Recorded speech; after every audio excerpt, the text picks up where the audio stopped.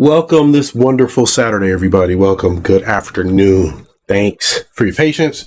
We wasn't late or nothing. We was just, lounging, getting ready for the show. Yeah, so I want to thank everybody for being patient with us. Yeah, but my shit's already muted. But yeah, to the channel. But yeah, let me make sure everything is monitored over here. So we got everything. I just got to get up one time. Oh, go ahead, man. Do your thing. Do your thing, bro. Do your thing. You know your phone? All right, we'll get you. We'll get you. But no, like I was saying, Monkey, like shit, since he's going to get his phone, hold on, let me make sure this shit is going. Are we here? Oh, yeah, we good because we got the audio bleed going. Yeah. So, like I was saying, man, Michael Jackson, I don't believe he did this shit. I just don't. Carly Calkins spoke out about it. It was like, he never touched me and shit like that. So I don't think he did that shit, but the long story short, man, was he didn't have childhood. That's why he was doing that. He may not have. Mm-hmm. Macaulay Culkin might not have been his type. No. I'm just saying, it could have been a thing too. Well, what Goku said is right on the money because, like, I grew up the same way. Like, I often tell my daughter that I don't feel like an adult because I didn't have a childhood. Like, mom's sick and shit, so I had to take care of my younger brother.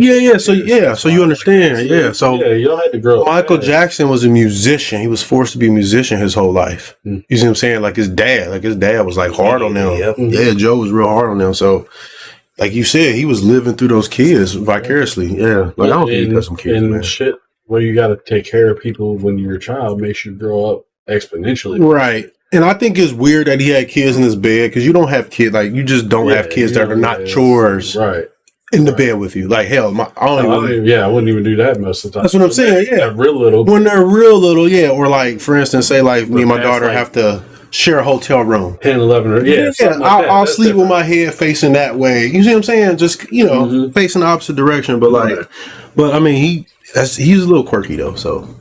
But welcome everybody. Welcome to episode 30 of the Goku and Kev Show. I'm your host, Kev the Galaxybender. And joining me as always, my main man and co-host, Goku Black. What's up, man? What up, though? And our special guest host, Magical Munkee. What's up, man? Yo, what's up, y'all? How you doing, man? Hey, I watched the first Annabelle movie again. I really like that movie. Oh, Annabelle's great. The first one, like the other ones I didn't really like, but that first one was really good. The first one was really like good. That devil thing. I could do without, but I like most of those movies. Supernatural horror is my favorite. My favorite shit. So I really like the stuff that follows the Warrens, especially. Yeah, because it's all connected. Yeah, it's all connected. It's Annabelle and what's the other movie? Is it Amityville? Not Amityville. It's some other movies that are connected to them. Yeah, I forget what they're called. I can't remember the name of them right now. Yeah, there's a couple of different ones that are similar. Mm-hmm. But yeah, so I'm a big fan of those. I've been watching those. I'm waiting for Nosferatu to hit, so I can put that in the Yeah, it looks really good too. That looks really good. So, did you watch the last fight of the Demeter? Dracula movie? No, I mean, is it good? Do I have it? I don't know. Well, chill. I might have just watched it on something. Mm-hmm. You know, check that shit for me. But yeah, the industry, man, they starting slowly to turn shit around. Like, there's companies they're losing, like gaming companies, they're losing a lot of money because like gamers are voting with their wallets for the first time. And people started to catch on. And like there's a woman who works. I urge people to check her out. Her name is Laura Fryer. Like she's been, I'm sure you know who she is because she's been on. They talked about her on Side Scrollers, but I've seen other people talk about her too. But she's been involved in the gaming industry like shit since we were probably before we even born.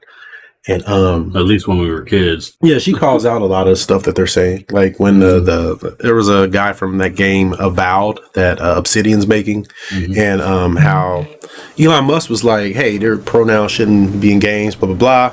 And like the dude was like, "Well, wait till he sees my game because I'm doing this to make him mad." And it's like, why would you act like a child? Right. Like, not only that, why would you risk all your team's jobs for your agenda?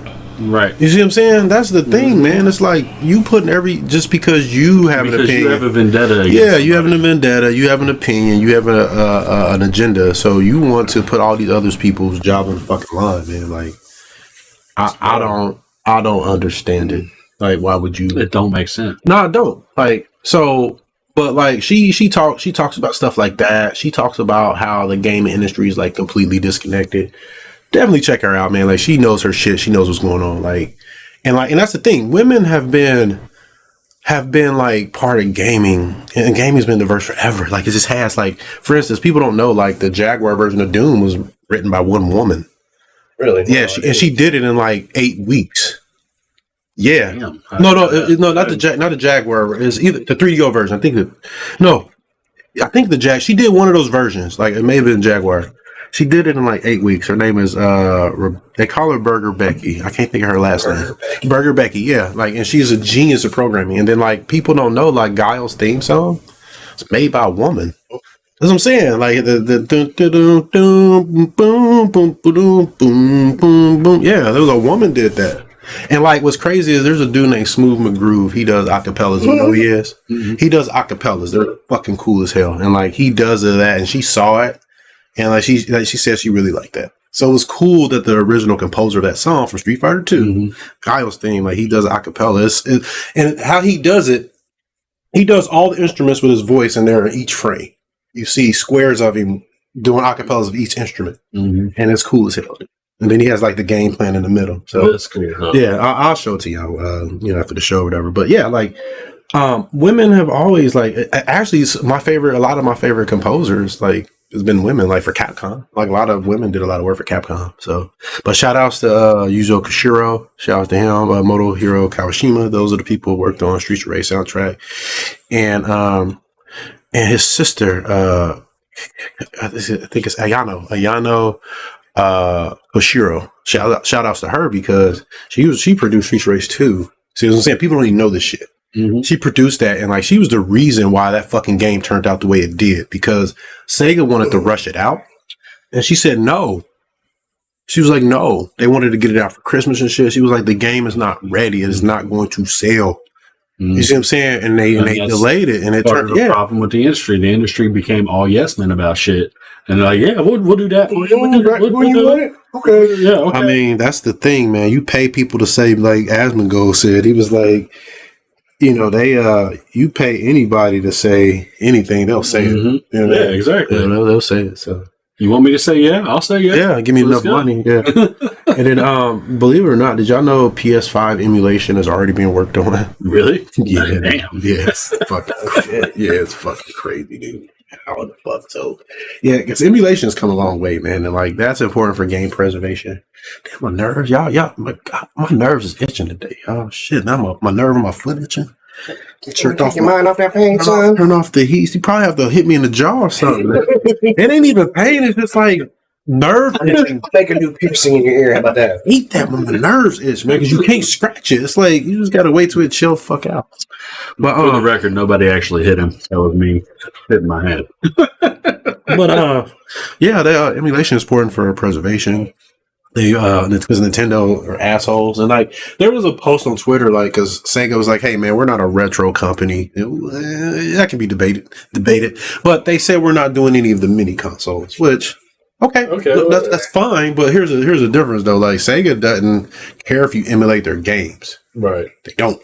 But they did at one point. No. They did the Game Gear. No. I'm saying they did mini console. No, I'm talking about like the NES Mini, SNES Mini, the stuff that, not handhelds. Oh, I see. But the little, they came out with those emulation consoles, and then you can mod them and put all the games on. You have one. SNES Mini. Yeah. Yeah, I've got the NES Mini. Yeah, that's what I'm saying. So Sega was like, we're not doing that. Because people wanted a Dreamcast one or Saturn one. Because they. That'd be cool. And here's the thing, like, and it's funny, like, Sega said that they're not a.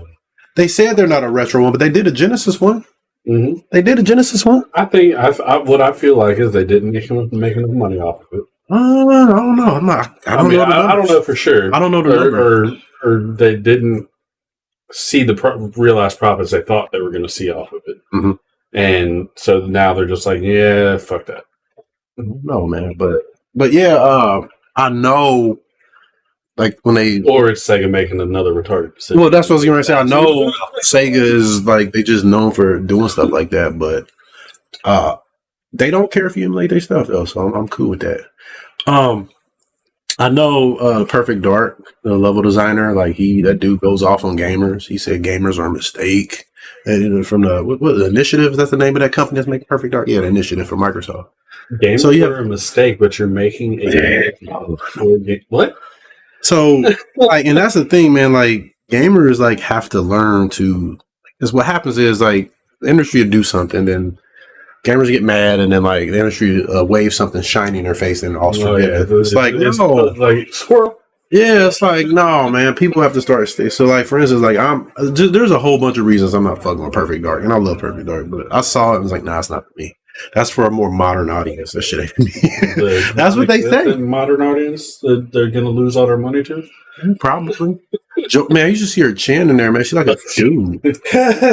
She dude, man. They took this beautiful woman. I know she's and pretty. turned her into a man. She's gotten worse and worse every iteration, dude. It's like season 2 Cortana. Well, I was so upset. Dude. I know they like with the main thing is Joanna, she's British, so like she's supposed to have a British accent, and then like in Perfect Dark Zero, they just removed it.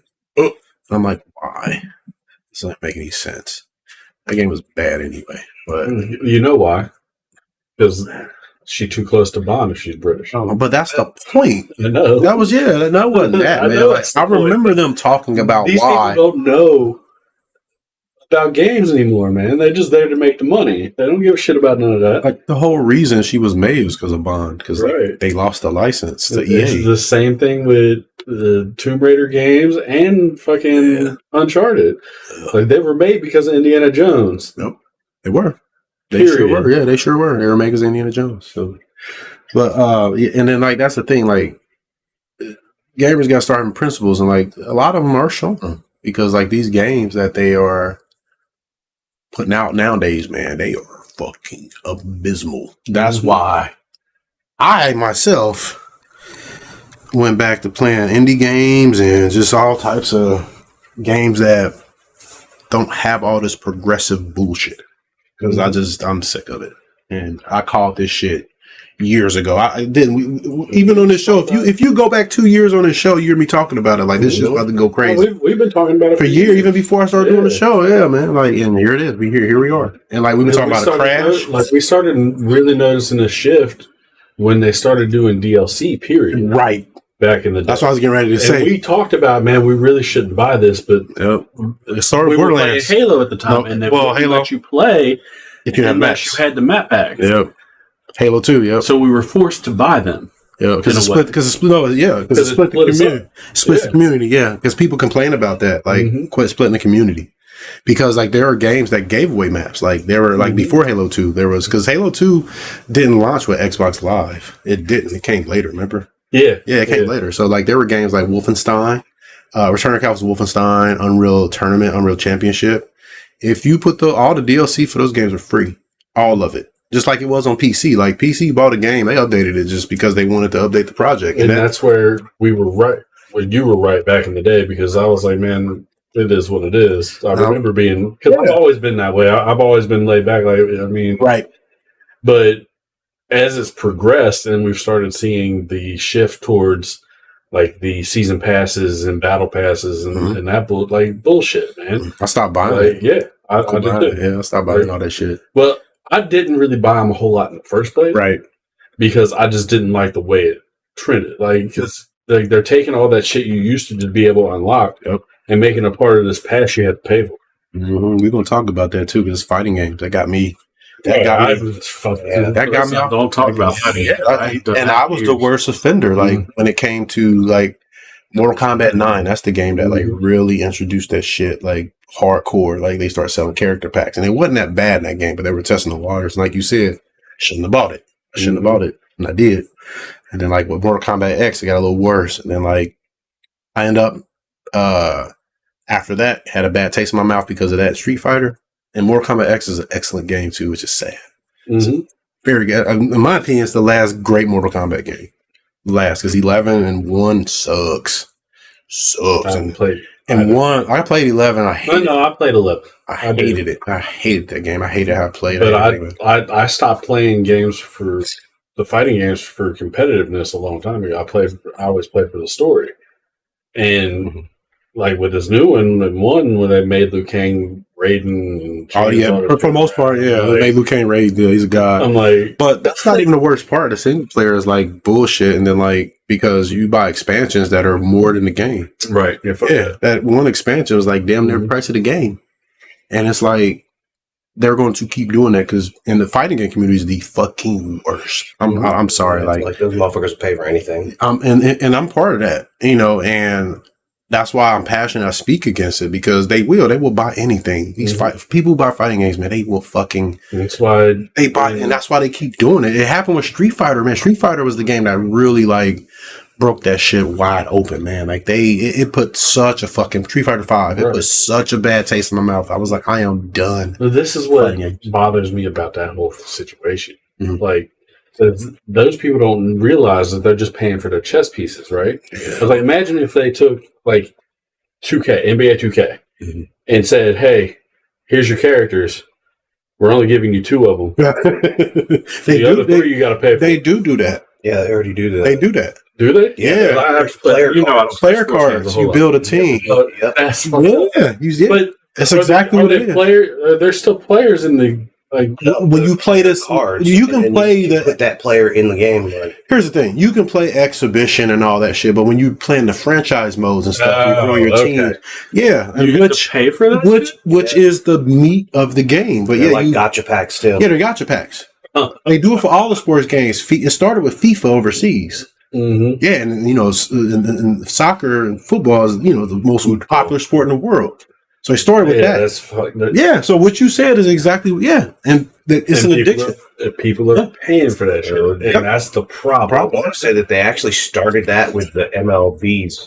No, it was Andrew Wilson. Well, yeah, you're right. It was, but I'm saying in America it was the MLBs, and then they went MLB. Basketball. It was Madden. Yeah, you're right.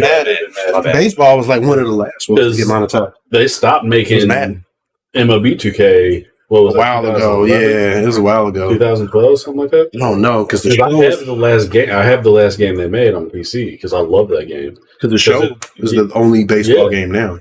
Because they had that. That's the one I was thinking. If you threw the perfect game, you won some money. Or I think it was $1 million or $1,000. Oh, really? Like that. Yeah. Like if you threw a perfect game in that game, you could win some money if you were the first person to do it. Okay, I got you. I might have heard about that, but yeah, like Andrew Wilson was the guy responsible for that shit. He was like the CEO of Electronic Arts. So yeah, he started that. So that's why you got the card packs, like you said. You got them. You paying for chess pieces. So yeah, like and back to what I was saying, like they will, man. Like, and here's the thing, like even if like the sad thing is new characters come out, you can't even practice against them. No. Because like, and the people are like, at least let us practice against them. You know what I mean? Let us have access to them in training mode. Nope. My mind is like, no, give me all the characters and sell stuff that is not connected to gameplay. Right. I don't care. I'm tired of that, man. Like, no, I'm fine with some cosmetic shit. If you want to pay for that, that's on you. But the paying for a character that you can't even practice against in a fighting game, like that's ridiculous. That's why you can't even build a strategy to so you just the character. You can't go into training mode and test setups. Like, say you can't set the dummy to like do things so you can correctly punish. Look at the frame. You can't do none of that. And then you got people who paid that have access to it. So it's paying to win. That's why I stopped playing fighters. And I don't blame you, man. Because it was like I kept buying. I know. Oh yeah, Brawley came out. And this guy came out. Yeah, just so I could keep up because this is who I'm going to be fighting against also. Yeah. And gotta know the matchup. Stopped it, baby. I stopped at Super Baby. I'm like, I'm done. Gotta know the matchup. Gotta know fucking money. Fuck them. Right. Gotta know the matchup, man. What game was that? Dragon Ball FighterZ. Oh, really? Mm-hmm. Yeah, I was doing that with that. So, like, when it first came out, they had a pack that already had, like, 4 characters. And then they would just bring a new character, like, every month. Mm-hmm. Then they started adding new characters every 2 weeks. That's when I was like, I'm done. So I don't play it, so I don't know how the monetization was. The last time I really played a fighting game was when we used to play Dead or Alive 4. Mm-hmm. And Dead or Alive has gotten to be the absolute worst. Yeah, it started with 5, man. 5 is actually the best one, believe it or not. I've played 5. 5 is really good, but if you get 5 last round, that's all you need. You don't need the extra costumes for that. But man, it was like thousands of dollars in costumes, and then like 6 was even worse. Yeah, that's they like doubled the amount of money it cost to buy all the shit. You know what killed 6 on top of that? That it wasn't a sexy game. It was very mild. People's like, this is why we buy Dead or Alive. That's the difference. It's what Dead or Alive is built on. Yeah, like, it's like sex bread appeal. And butter. Yeah, it's sex appeal. Yeah. It's like jiggle physics. Like, you know why that happened? What DOA is? Let me tell you why it happened. They try to make it competitive, so they didn't want their game looking like that in the competitive eye in the main stage, and like that's what that game is, right? DOA volleyball, and that's the thing, man. Like the competitive aspect of fighting games ruins them because they make it for them, right? Only them. Think about it. All them changes they'll change a character just to make you re-engage to relearn it so you can play it longer.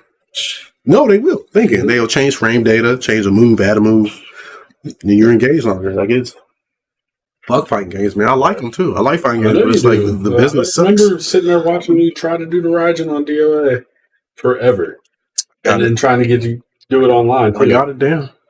I know you did. I mastered that. I probably practiced that thing for like 50, 60 hours. If not more.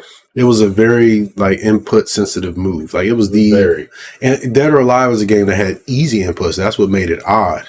It was you had to do a circle, left, right, down, up, and then an X. It was crazy. And then you had to know when to do. Yeah, so like what you had to do is grab. You had to do a 360 grab like Zangief.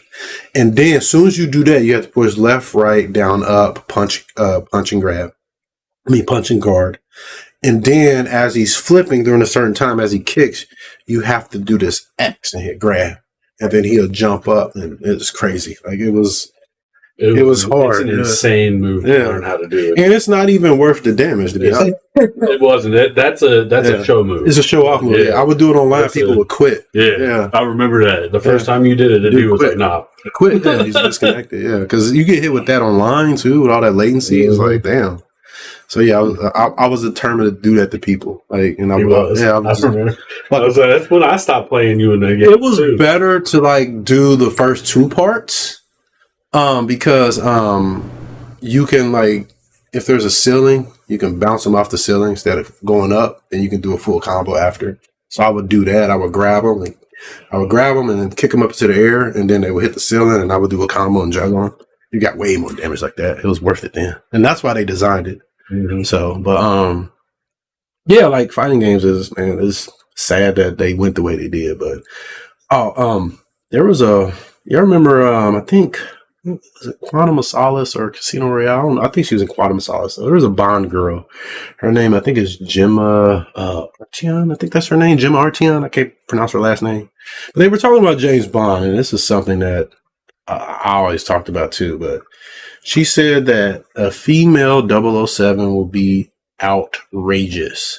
Sometimes, and this is quote, sometimes you just have to respect the tradition.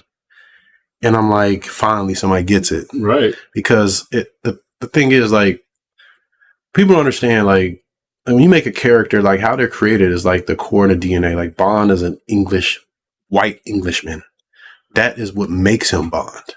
It is. It is. And when I heard they want to do this with Bond, make him black, I'm like, no, I don't want a black Bond. You don't. I want the smooth white man in that suit because that's who I know him as, and that's okay. Because that's you want Pierce Brosnan, you want I want an English version. Sean Connery is the one that I always. Yeah, he's the best. He's the best. My favorite too is Sean Connery, Daniel Craig. I like Daniel Craig. Daniel Craig was awesome. But Pierce Brosnan was Bond when I was younger. Like, Pierce Brosnan is the one who looks the most like James Bond in my mind. Right. Like exactly. I read the Ian Fleming novels. Like I read a ton of them, and like reading those, looking at Pierce Brosnan, that's who he looks like to me. But my favorite overall, like is Connery, but Daniel Craig is like so good. But that's who he identifies as, a British guy. And like even when they changed Samuel L. Jackson, we talked about this. I didn't like that when they changed Nick Fury to a black dude. I was like, this is strange. Oh, yeah, we've had this conversation. It's like, why not just create a black character? It's like because they did that with Blade, right? Too. right? Mm-hmm. Blade was always black. Dude. Yeah, Blade. He was always He black. was a white dude in the Spider-Man. Nah, he was a black dude. His skin, his skin was a real white light. No, they made him look more vampire-ish. Yeah. Oh, really? Yeah, you know what I mean? Okay. Yeah, because like I swore they did that shit with Blade. Yeah, his mom was black and like she was bitten by a vampire and she was turned. But yeah, he was a black dude. Okay. So, but he looked weird just because like he was a vampire. You know what I'm saying? His skin was, vampires are fucking weird. Throw water on it, he can bathe at least.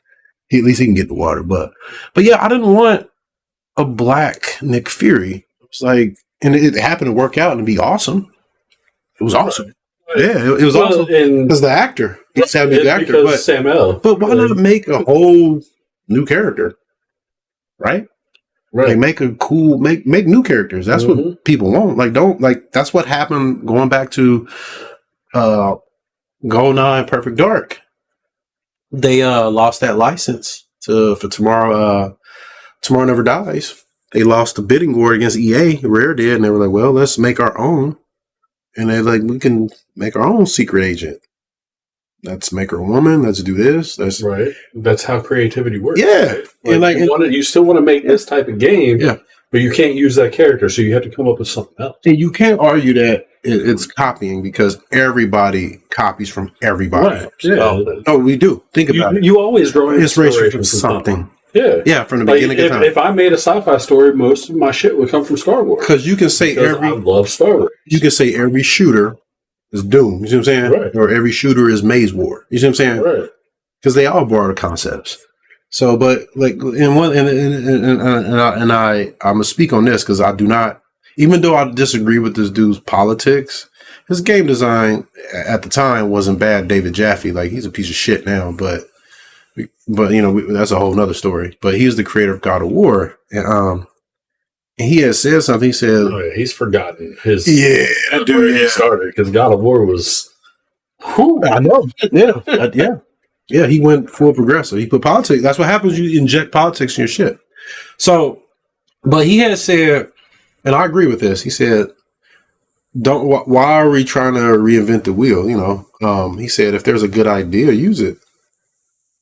And like, that's how coding works. Like on programming, coders don't want you to, like if a problem's been solved, use the solution.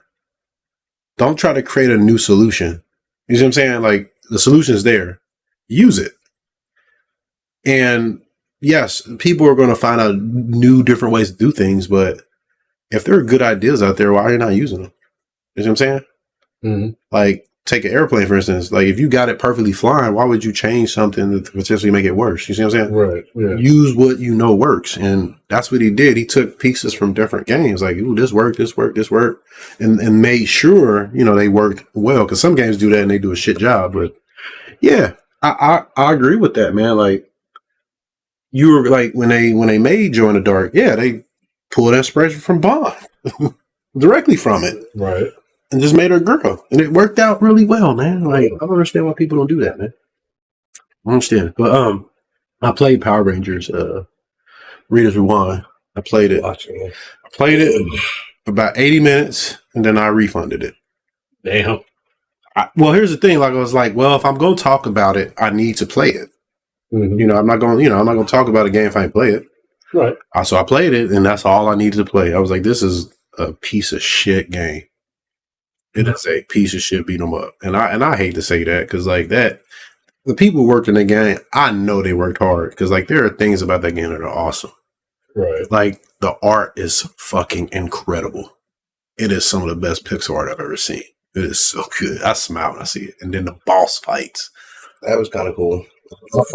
And when you get in the Megazord, he was getting cracked at first. Dude, no, like Steph was playing with me. She was the one getting cracked, so I had to take the controller because she didn't know how to. You're playing Punch Out.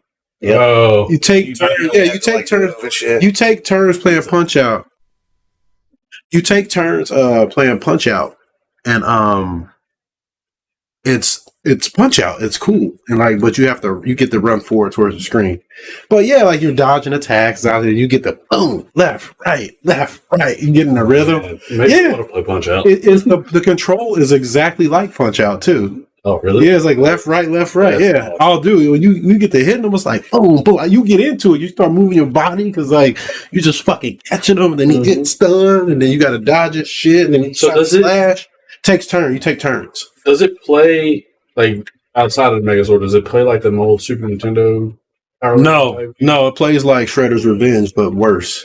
It plays like it borrows like everything from it, but it just plays bad. Like it's not very responsive. All the Rangers are exactly the same.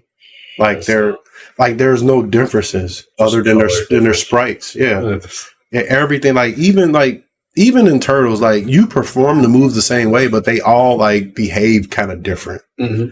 Like they're different. Yeah, they're different characters. Yeah, well, not this. Yeah. No, this is they're exactly because I expect Tommy to move differently than Jason and Kimberly. Yeah, it's different. They should be faster. You know, something. Yeah, something. There's no differences. Like no differences. Like none. Even their whole combo, they ended the same, but it's just a different weapon.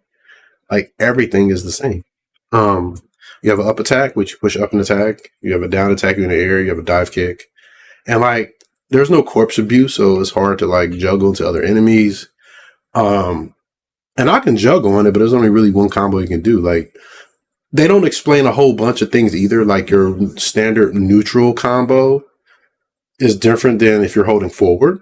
You get different animations and different properties, but it's the same for everybody. So, like, if you just neutral mash attack, you eventually end with some kind of launcher. And then if you hold forward, you'll knock them back. Mm-hmm. So, like, and I'll do 3 hits. And you have the roll attack like you do in Shredder's Revenge, too. So I'll do 3 hits to knock them in the air, roll back, and then do the little dash attack out of the thing, like in Turtles, a roll attack, and then you can cancel that into a punch and a dive kick punch, and then you can cancel that into a uppercut and then come down. But that's all you can do. Like it's not a whole bunch you can do. Grabbing feels off, like it's not responsive. Like the sound is awesome. That kind of makes me sad. It sounds awesome. It looks awesome. The Megazord, like if they just made that a game, that'd have been awesome. Yeah, Punch Out. Yeah. Dude, that man, I was excited when I played that. Dude, I was like, give me more of this, like that shooting shit where you're driving around on the individual Megazords, the individual Zords. That looked kind of fun. That shit was boring as fuck, man. Yeah, you holding a button and just. It was not engaging. It looked like you were able to move your Megazord, dodge stuff, and he had a cursor that he had to keep on the enemy. It was like 2 things you had to focus on. And it was fucking boring because I was just holding a button and just dodging, and it was not fun. The Megazord was awesome. And then like you get on the fucking roller coaster and you're shooting, it was the same thing. It's like they made it like Battletoads. They focus on like making it too many different types of games instead of focus on the combat. Like they need to get in there, and they updated it too, so it plays a little better than it did when it first came out. But they need somebody who understands combat. It's not engaging. Like it's in my mind, it's no different than the Sega Genesis Power Rangers the movie. Because and that's not a bad game. It's not a bad game, but like every character is literally the same. They're just palette swaps. And they got different voice clips. You know what I mean? And like I expected more from this game. Like, yeah, you don't have to have them do 1,000,000 hit combos. That's not what I'm looking for. But the game is like it's clumsy. It is a very clumsy game. Like I will not be playing it again unless they Mayhem Brawler it. Because Mayhem Brawler was awful when it first came out. Yeah, it was. And they took the feedback from the community and they fucking fixed it. And Mayhem Brawler 2, oh my god, I played the demo. Oh my god, it is such a different game than the first one, and I like that. It is very different. Like, it is confusing to play. And I'm happy about that, because it's something new to learn. Right. They're doing something that I haven't really... And it'll hold your interest. There you go. The thing. Yeah, I'm like, man, this is and the combat's slower, which is, you would think, it's more methodical. There's the frames animate, like the animation is like, oh man, they put a lot of frames animation into it. So yeah, but as a person that's into beat 'em ups and things like that, you want to be able to learn and create because I know you want to do the longest, most damaging shit to these characters. I do. Yeah, we'll spend hours practicing just to do it. But yeah, like they give you tools to do that. They do. It's like, wow, like there's a lot. I felt good. I was like, I can't. And I stopped playing it because like I don't want to burn out in the demo. I played it like twice, but with 2 sets of characters. And then I was like, all right, I'm going to quit. Because they got grapplers that can do combo grabs and shit. I'm like, okay, if you got to beat him up and you got a grab guy, man, I'm tired of these simple grabs. Like, let me grab the character like King and Tekken. And let me slam the shit out of them, man. Let me do multi-throws. Let me jump and do air throws. You see what I'm saying? Like, and then make the AI compensate for that. You can make the game push back. Right. There's ways to handle that, but let the player have some fun. Do I want to grab a dude, run into a pile of enemies and just boom and suplex and you know what I mean? Like, because they did that with Aro. So, Jitsu Squad, and I loved it. He can grab you, punch you a couple times, suplex you, and then fucking power drive you. A whole pile of it's like you grab that one, grab another one. Yeah, he can do more. He can grab him, boom, and then you can suplex him, and then if you're good enough, like I can time it, I can fucking suplex. I can grab him. I can combo to the grab, punch him, then suplex him, and combo out of that. Like it's like now, not every game needs that, but if you Mayhem Brawler is a superhero game to the really casual beat 'em up player. Well, I mean, like here's the thing, every beat 'em up doesn't have to be like that. Like they can be more simplistic. Like for instance, there's a couple. Yeah, but the more simple you make it, the more engaging it has to be. Well, yeah, because like people are going to lose interest quickly if it's not. No, you're not wrong, but what I'm saying is like not every game needs like 50 hit combo. Well, yeah, no.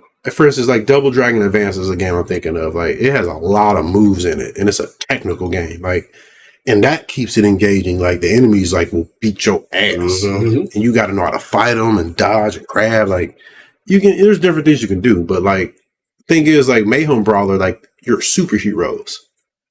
So yeah, so that's why they're letting you get crazy with it. It kind of doesn't make sense. Like for instance, you go back and play X-Men Arcade. It's very boring. It is fuck that game. I don't want to play games like that. Like that's 1, way 2, too simple. No, it's not 1, 2, 3. It's 1, 2. Yeah. And you get them on the ground, hit them a couple times.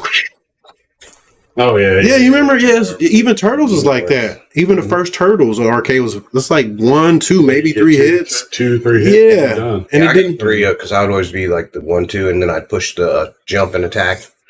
And that'd be on 30 otherwise. See, and like Streets of Rage fixed that. You can do more. You can go 1, 2, 3, 4, 5, and then 6. Boom, I'm chain that shit together. But yeah, man, like it's like.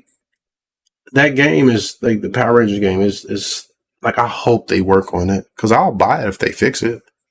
Yeah, I will. Yeah, because they updated it and I was a little bit excited for it honestly. I remember that it was the nostalgia because I remember playing the Power Rangers the movie game and I think there was another Power Rangers. There's a couple of them. Yeah, fighting one. Yeah, there's fighting ones. There was side scroll Super Nintendo. There were side scroller beat 'em ups. Yeah, and then like the second one you can jump to the background and it was two. It was 2 players. The first one was 1 player because I played the first one because I beat it and I liked it. It was pretty good. It reminded me of those X-Men, Children of the Atom, and not Children of the Atom, X-Men, the Apocalypse.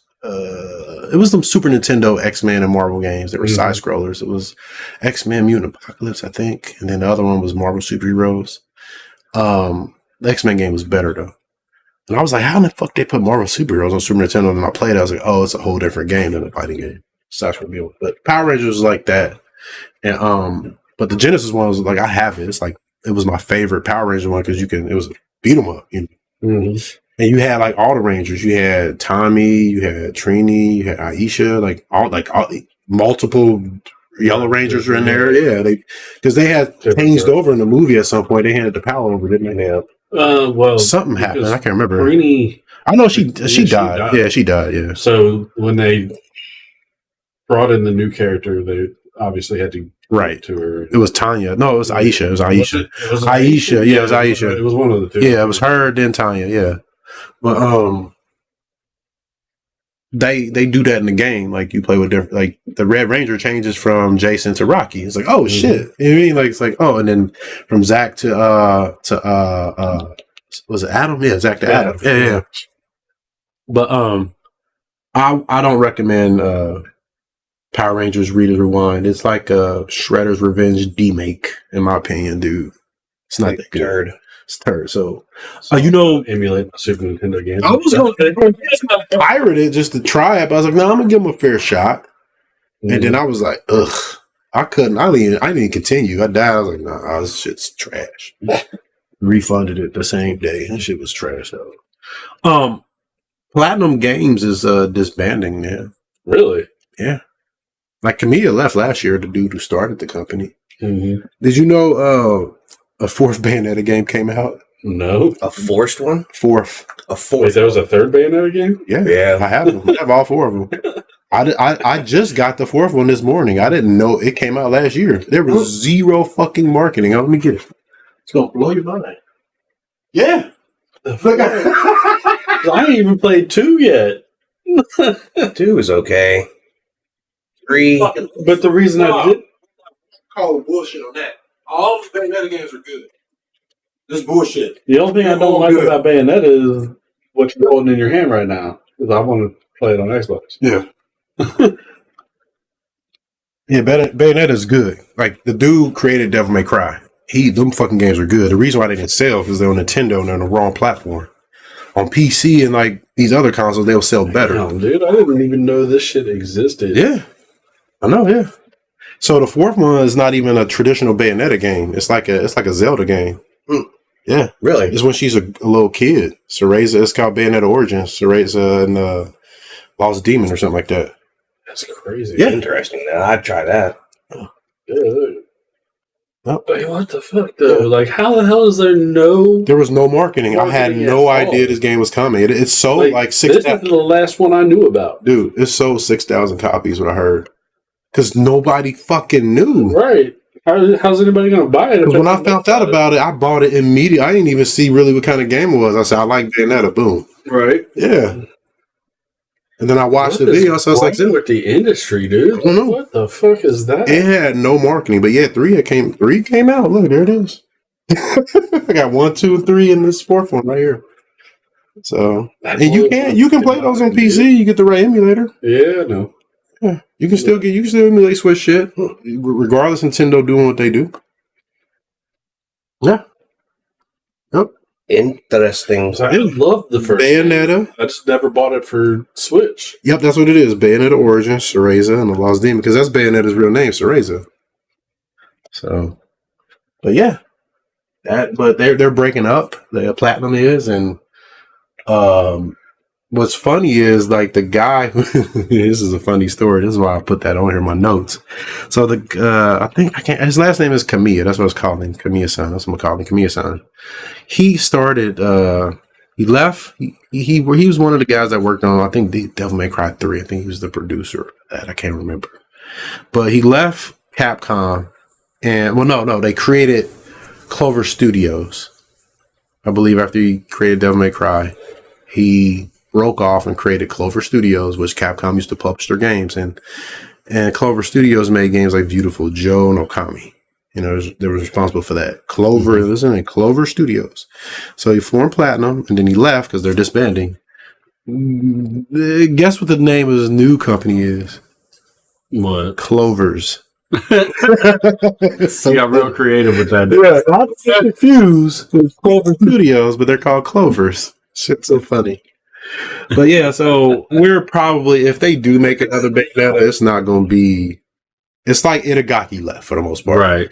And most of the teams are broken up. So Philly's a bit. We're gonna play one for Platinum Games. Gotta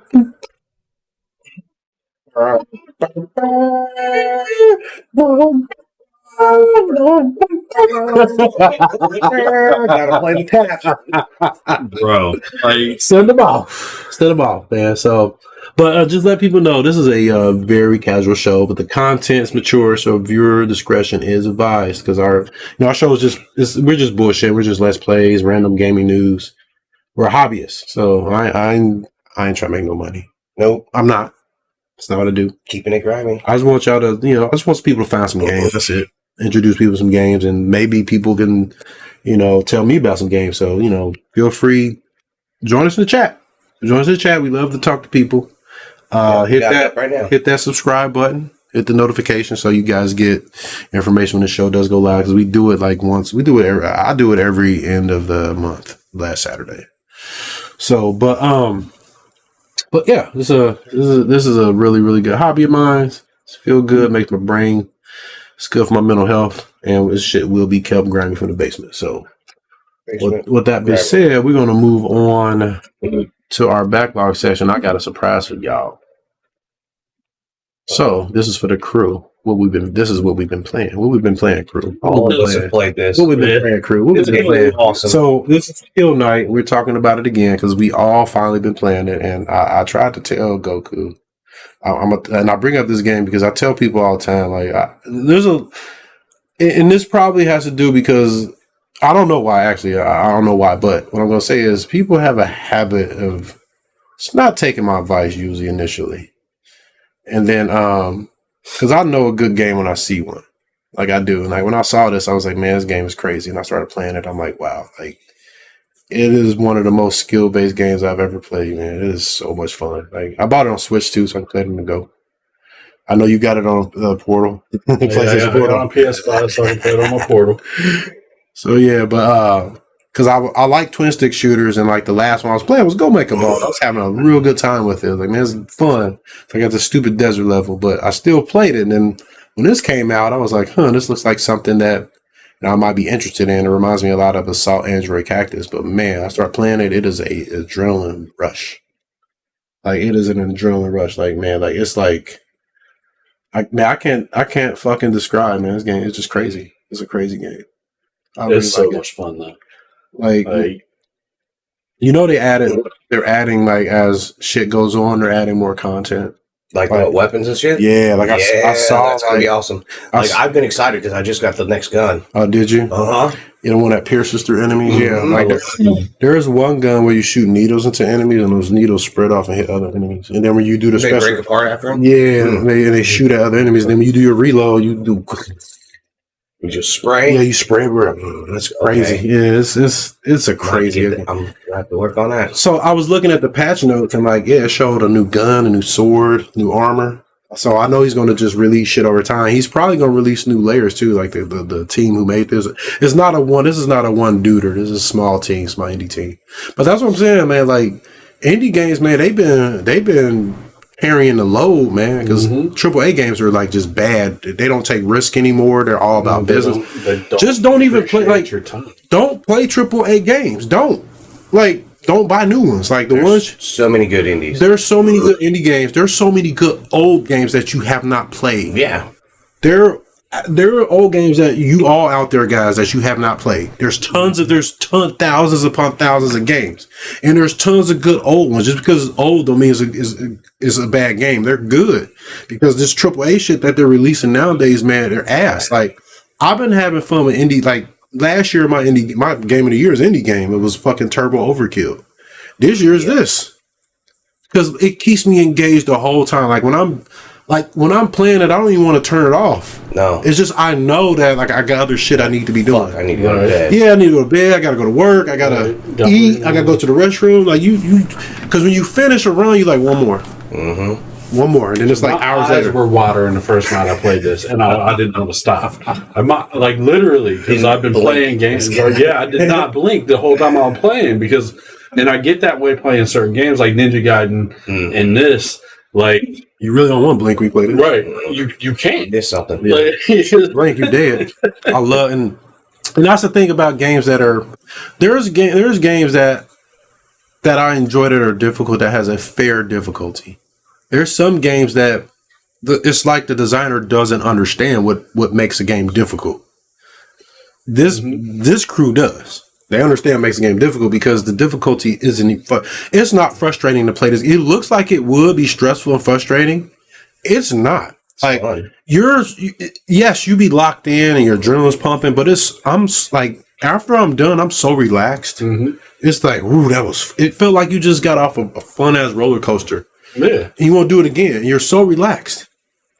It's such a crazy game. Like if people like twin stick shooters, man, like if you don't like twin stick shooters, it's not going to change. I think it's my brother on that. I would say. Here's the thing. I know this is what I'm going to say. I'm not going to say don't try it. This is what I'm going to say. Like, if you don't like twin stick shooters, like, in my mind, I don't think it's going to change your mind. Because my dude Darius that came over, he likes, he doesn't care for twin stick shooters, and like this wouldn't change his mind. But my mind is like, I think there might be a demo. If there's a demo, just try it. That's what I say. Like, if you don't like twin stick shooters, don't buy it, because you may not like it. But if there's a demo, try it. Because like it is a crazy game. Like how it works is like you get a loadout, and it's not a roguelike, so the game is not wanting you to die to power up. The game, death is punishment in this game. It's not powering up. And that's why I like it, because the game respects your time. It does. It respects your time. It's like, hey, if you're good enough, you can get through this. You can play this game for the first time. If you're good, twin stick shooters, you'll ace every level, like if you're good. But that's the thing, like you have to be really good. And it doesn't. Make sure you do the tutorial. The tutorial, because it teaches you how to play it. But like the game, like it respects your time by it doesn't gate your progress through randomness. Mm-hmm. That's the thing. Roguelikes do that. Like they gate your progress through. You have to wait until the game decides that hey, you got what you need to get through. And to me, I'm gonna just put it out there, that's lazy game design. It is. I understand why to do it, because it can artificially extend the life of a game. You see what I'm saying? It makes you play more tries. That's how I feel like Slay the Spire. I'm addicted to Slay the Spire. Yeah, I play it all the time. But I will be powerful as hell, and I'll have a strategy down that will dominate, and then randomly I'll just get hit by something. Like it won't let me draw the cards that I need. RNG. Or whatever. And that's why I don't like RNG, and that's what roguelikes is. It creates RNG. Like, and I'm not a fan of that. And here's the thing, I do like some roguelikes. Like my favorite ones is Enter the Gungeon and Go Mecha Ball. Yeah. Those are the two roguelikes that really good games. Yeah, that I can tolerate the roguelike aspect. And then like Streets of Rage 4, I really like the roguelike mode in that because it's not the focus. Mm-hmm. So, but yeah, like this game, man, it's straight skill. Like you can complete challenges to unlock weapons. Like, cause it plays a lot like if you play Geometry Wars, Assault Android Cactus. But as you play, you get points to be able to unlock armor, relics that might give you passive abilities, new guns, swords, because that's what your loadout is. And you can it uses the Gears of War reload mechanic, but when you do it, it doesn't only power up your gun, because you can use it for your different weapons. So and you can also unlock different weapons through different challenges, and that's what I really love. Like you can, like, for instance, one layer you might have to grab 200 health points. Mm-hmm. You know what I mean? Or you might have to keep your kill chain up for, the whole layer or something like that. The funnest challenge I did was I had to, you collect those blood crystals and your attack goes up, your blood level. So you had to make sure you didn't lose a level. Yeah, that's what I've been working on. Oh, it's fun. Like I did it until I played that until I got it. Like I didn't want to buy the weapon. I didn't buy the weapon. I said I want to earn it, because it made the game fun playing that way. Mm-hmm. And then it taught me, like I didn't realize that. Oh, this is how you keep it up. This is how your gun actually becomes more powerful. It taught me that. So it was really neat, man. I really like this game. I really like it, man. So I definitely recommend it. Like it's my game of the year, easy. So Kill Knight. That's how they say it. Kill Knight. I call dude Brother Knight. That's what I call him. Brother Knight. Well, yeah, when they walk him out, it's like all holy and shit. They look like bishops or escorting him, and then like when they give him his guns, they kind of like bow away, like, oh, he's the yeah, and then they reverse arbiter. Yeah, they throw that motherfucker in the hole, and then he down there. He's like, "Oh, these motherfuckers!" He hits the ground a couple times. He punches it, and then he looks up like, "Shit, all right, well, start killing."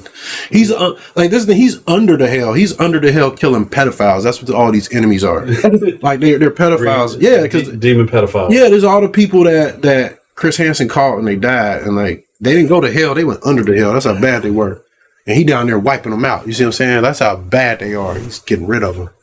So, but yeah, you're under hell. That's what's crazy. The story is you're under hell. You're where all the rejects go. Some of them, if you that there are different layers of hell, dude. If he's under it though, that's the thing. Like if you get kicked out of hell, I only know one being that's been kicked out of hell, and that's Hulk. Because like he was too dangerous when they separated him from Bruce Banner. Do you remember Hulk? Oh yeah, it was in Hulk versus Thor. Yeah, and like Hulk, like Banner died, and he was happy because he could see his wife, and then like separated him from the Hulk.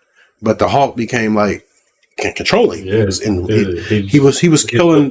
He was in hell killing everything, and then they kicked him out. Yeah, he was that destructive. Like Hulk's fucked up, man. He's one of the most. His regenerating ability is greater than Wolverine's. People don't know that. Like once it works better because Wolverine's is always on, but Hulk's is very situational, and it's based off how much. It's crazy because it's like based off how much damage you do to him. Just heals the more damage you do to him, the faster he heals. And like I remember reading, Thanos was talking about like how he would fight Hulk. Like you have to understand how to fight Hulk. You have to keep him from being emotional. Mm-hmm. And most people don't know that. They see it. You like I gotta crush him because he's gonna. And Thanos said he will control the fight like that, end it quickly because you don't want Hulk to get mad. Yeah, even Thanos said that. He was like, I don't want Hulk to get because you wouldn't be able to stop him. They chained him to a moon, man. He just broke off of it. Fucking breathing space, man. The angrier it gets, I mean, literally that's what it is. Angry gets strong. Yeah, angry gets the stronger he gets. Like the angrier he gets, the stronger he gets, and the more damage he takes, the faster he heals. I remember there was a theory that like Superman punched him and turned him back to Bruce Banner. That wouldn't happen because if that would happen, you would separate him. Then you got to deal with Raw Hulk. And right, that's the problem. That's like saying he could beat Goku, or if you punched him, like that hard, he's gonna heal, making matter. Like Hulk he's like I read so much. The strongest Hulk, believe it or not, is Cosmic Hulk. There's a Cosmic Hulk, and like nothing can really stop him. Like he's cosmic. He has Galactus's abilities and shit. He's cosmic. And like even World War Hulk, and there's another Hulk that's stronger than World War Hulk. Like it's the same Hulk, but he's just like different versions of him. Like he gets cosmic powers. And like, why the fuck would you give Hulk cosmic powers? Watcher was feeling nice that day. Hulk has even had the Infinity Gauntlet. Mm-hmm. Yeah, dude, like you get that, man. That's fuck. And it was crazy is like Thanos is strong without the gauntlet. He is strong. Like he can check the Phoenix without it. Mm-hmm. Well, that's already that's where like I think the MCU didn't do justice. They made Thanos a bitch. They really did. They made him a bitch, man. That motherfucker was ruthless, boy. Yeah, he was ruthless. Like they showed the ruthlessness a little bit, but it was not on the scale of Thanos actually. He killed superheroes and was feeding them to the Hulk. Mm. He had a Hulk like on a chain, on a leash, like a dog. Hulk was eating, consuming, like not absorbing, like physically chewing them up and swallowing them. Thanos was feeding them fucking. Thanos was fucked up, man. And then like, I remember when he fought, he fought Silver Surfer, and like Silver Surfer had to wait till he became worthy to grab it. It was two of them doing the shit to impress like Lady Death or something. Yeah. It was like he wanted her to be his wife. It was mention of her. It was true. Thanos met his younger self. Like it's crazy. Like Thanos is fucked up, and then like him and his younger self came and like beat the brakes off of Silver Surfer. He had to fight both of them, like with Thor's hammer. Like, and it didn't do nothing. You know what I mean? And Thor's hammer is like something that, for some reason, really like can give Thanos. Legendary. Yeah, it can give him. Even with the gauntlet, it can give him power, give him a headache. But like, that's where the MCU. He didn't even have the gauntlet when he did this. Like, it was crazy. Like, he can reality warp and shit, man. Like, even Hulk can reality warp. Cosmic Hulk, he can shape reality, man. This Marvel characters written so fucking busted, man. Yeah, they are, but but that's what's cool about. Yeah, it's interesting to watch. They're so broken, man. This shit's crazy. Like that's why Marvel versus DC was such a thing. Like, DC was. I wish we get to see. They weren't OP. necessarily Superman is. Well, yeah. What I liked about DC, like it kind of the heroes are in check, sort of. Yeah. Most of the heroes are in check. They have checks on it. They're kind of grounded. They're more grounded. Yeah. Like fucking they're just more grounded. Yeah. And like their villains, I like them. They're more like relatable, I should say, because we get villains like that in real life. You know what I mean? Like they're motivated by things like greed and racism, and not taking over the world and some alien shit like usually Marvel does. Yeah. So, but I really liked DC because of that. Like that's one thing that really I like their villains better than Marvel's. But what I really would like to see, and they need to make this happen, is a Deadpool Deathstroke movie. That would be cool. They need to do that. You were talking about that. They need to do that, man. Like DC and Marvel need to get together. And thank you for not spoiling fucking Wolverine and Deadpool. That movie fucking great. I'm the master of not spoiling shit, man. I'm not gonna spoil it for anybody. Yeah, because that movie is so good. It was so good. Somebody spoiled. I was on Twitter. Somebody spoiled something for me. I was like, it was a Simpsons Christmas episode. Somebody spoiled that for me. Don't do it because I didn't watch. I'm not gonna spoil it, but like you should probably watch it. Like I put it up there. That's what prompted me to get all the Simpsons. Oh, this year? Yeah. There's a Christmas special that just came out. Yeah, I have it. I put it on Plex. Yeah, I'll look for it. And so I was like, all right, it's 31 seasons. I got it. It was like a terabyte or something like that, man. It was a lot. Terabyte for a terabyte. 31 seasons, man. It's a lot. Yeah, it's a terabyte, man. But yeah, check out Kill Night. Yeah, it's a good game. All right, moving on. We've been bullshitting too long. We're gonna move over to Monkey. All right, let's see. Yes, we gotta do that, and we gotta remove. So Monkey, tell me, oh man, what the fuck? No, nothing's wrong. It's just like the thing is down, and I had to move it up. There we go. Click on the shit. Yeah, come over. Yeah. There we go. So Monkey, what you been playing, man? I've been playing Ninja Gaiden 3 Razor's Edge. And which version you been playing, man? It's on a Game Pass, but I have it on. I'm playing. Oh, the Game Pass version is on PC. Get the fuck out of here. That's how I've been playing. How's this on Game Pass? That's crazy. Yeah, the Ninja Gaiden, the collection that they sold. How long has it been on Game Pass? It's been there for a while, actually. How's it still on there? I don't know. Normally they like take shit off, don't they? Yeah, every once in a while, but I mean, it's Ninja Gaiden. I mean, I'm not going to get to it in time because I got to finish 2. That's the thing. Yeah, I got to finish it. I had already beaten 1 and 2, obviously. So, like, this is the only one I didn't finish. Mm-hmm. So you didn't finish 3? No, I didn't. I couldn't, man. Like, and I'm right back to the spot I was in. I got there this morning. Did you? And like I got to the final boss, and I remember this. And Tiff actually came in when I was fighting it earlier, and she's like, "Isn't this where you were when you quit last time?" I was like, "Yeah," because I got so annoyed because like, and I don't want to spoil anything, but there's this. You got to build your Ninpo meter up to fight this boss, and your Ninpo meter is extra long, and you got all this shit happening. The boss is in the back. You got all this shit happening on the map. Plus, you have enemies that you have to fight to build your Ninpo meter up. That sounds like my kind of game. And while it's fun, it can get really frustrating because you know how Ninja Gaiden is. You can get hit by everything. Everything. Well, one hit leads to you getting hit fast. Yeah, exactly. Yeah, that's what happens. One hit costs you death.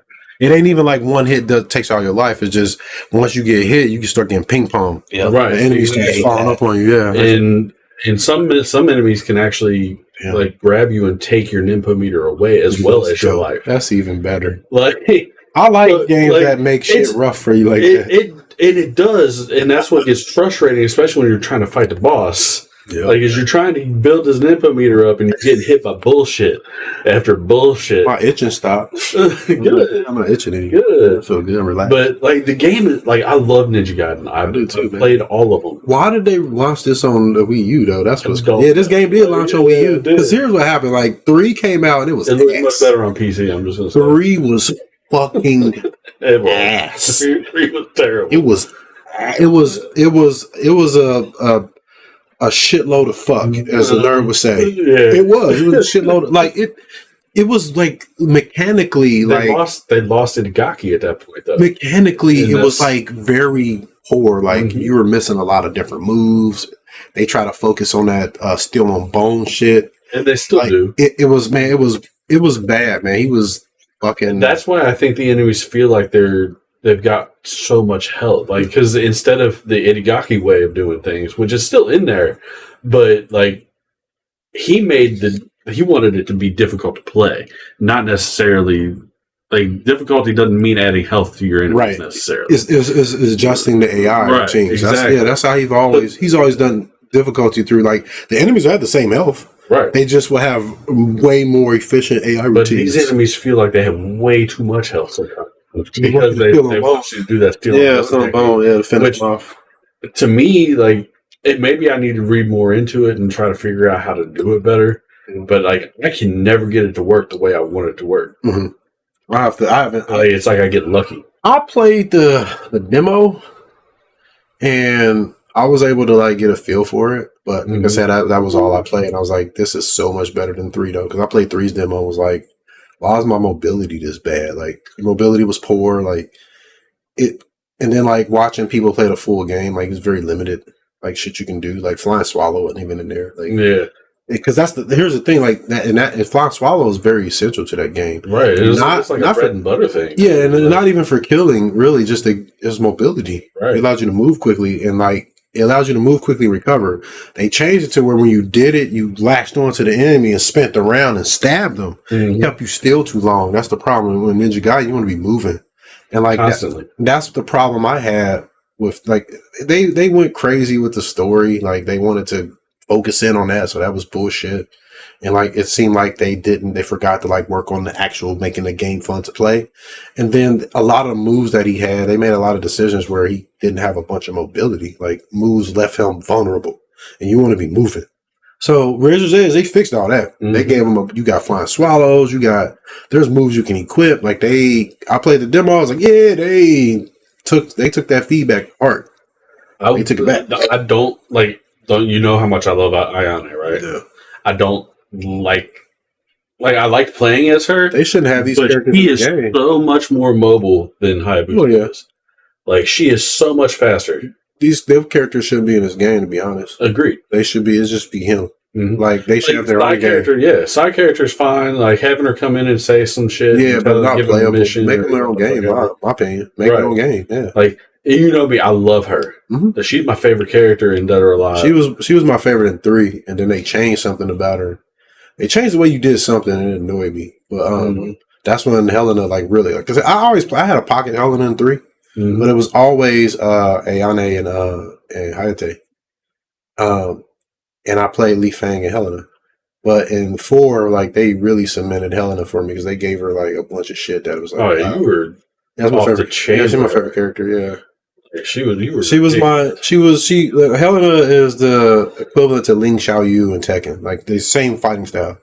It's the same discipline martial arts. Like somebody did a comparison video too. They have a lot of the same moves, and like 3 button games for some reason just click better for me. I don't know, but because I was a VF guy, and with Helena, like they basically modified her, made her like it gave her stances where she can crouch on her attacks. Like they made her a lot like Ling Xiaoyu, and it was just like she is the blender. Like you don't know. That's what made her dangerous. You don't know where she's going to hit you. You don't know, right? And that's what made you so difficult to fight. In any stance, you don't know. Like if I was back facing or Bakuo, I can hit you 3 levels and stun you too, and that was made it dangerous. And then I can stun you with 1 level attack and then launch you with another one. Because you see the stun for like mid or high, and then you will counter high. And some people will get into that. I get them to that rhythm. Because the only reason I know that is because I do it. And I have to break myself from it. Like, okay, if I see a high attack, don't react to it. Wait for the next one. You have to train yourself for that. Some people are reacting. So I'll stun them when I go low or high, and they'll hook. And my favorite thing is stun them low, and they go low, and I see it. Then I do his back kick, and he launches up in there with that back kick. Boom! Then your life bar is mine. You watched me do that before. So. Yeah. I stopped playing him in Dead or Alive at 3. I was done. I have not played Dead or Alive since 4. Yeah, 5, man. People did not want to trust me. Like as little as I played 5, you did not want to play me in that one because she was even worse. Yeah. She can do more. It was more shit she can do, boy, and I learned it all. I just like I love playing with Ayane, but I want her to have her own game. It messed up the pace of this game. It seems like, you said her mobility is different. Yeah, her mobility is way different than Hayabusa. Or they can do this. Like, does she come in like during like part of his campaign? Is that what happens? No, like she has a set, like her missions are separate. Okay. But is it all part of the same campaign? But yeah, it's all part. That's what I'm saying. Yeah. So in my mind, it's like, why don't you just make a whole separate campaign for her? Right. Like they did for like Virgil and Nero, shit like that. Mm-hmm. Make a whole separate, like for V, Virgil, and but like because V, Nero, Dante. Like you'll do a few missions as Hayabusa, and then you'll play as her, and like. Playing as her takes me out of playing as Hayabusa. That's what I'm saying, yeah. Because of how different it is. She moves. Right. Mechanically, like, she's very different. She is very different. Like, she does less damage, but she's so much faster. Breaks your pace, too. Yeah. Yeah, because you be in a rhythm of Hayabusa, and then, yeah. Right. That's what I'm saying. It seems better if they just have them separate. Mm-hmm. Like, you play with her the whole time, and then him the whole time. You can, this is what's happening on Ayane's side in the background. Yeah. You play that, do is they show it, and then you still keep going as Hayabusa. Because they do that in Resident Evil. Like, you play one character, and then you play the other one, because they're different. You know what I mean? Right. Yeah. I don't know. Like I said, I like playing as her, but it's like, man, it really fucks me up when I go back to fighting as Hayabusa, because my timing's different. They put them in Muso games. Mm-hmm. You know that, like Dynasty Warriors or really? Samurai Warriors, yeah. I didn't know that. They put them, these dead or alive. Like you see Ayane, Kasumi, shit, Hayabusa might be in one of them. I want to find that one. Yeah, they're in the Samurai Warriors or Warriors Orochi, I think, is the one they're in. Because here's it is, like Samurai Warriors and Dynasty Warriors are the same game made by the same company, but one is Japanese, one's Chinese. And then there's one that combines all the Chinese games. I forget what it's called. I forget what it's called. But then you have the opposite one that's called Warriors Orochi, is the Japanese version where they mix all the Samurai Warrior games, and then that's the one they put like Ninja Gaiden characters because it's Koei Tecmo. Right. And then also there's one with fucking Soul Calibur characters in it.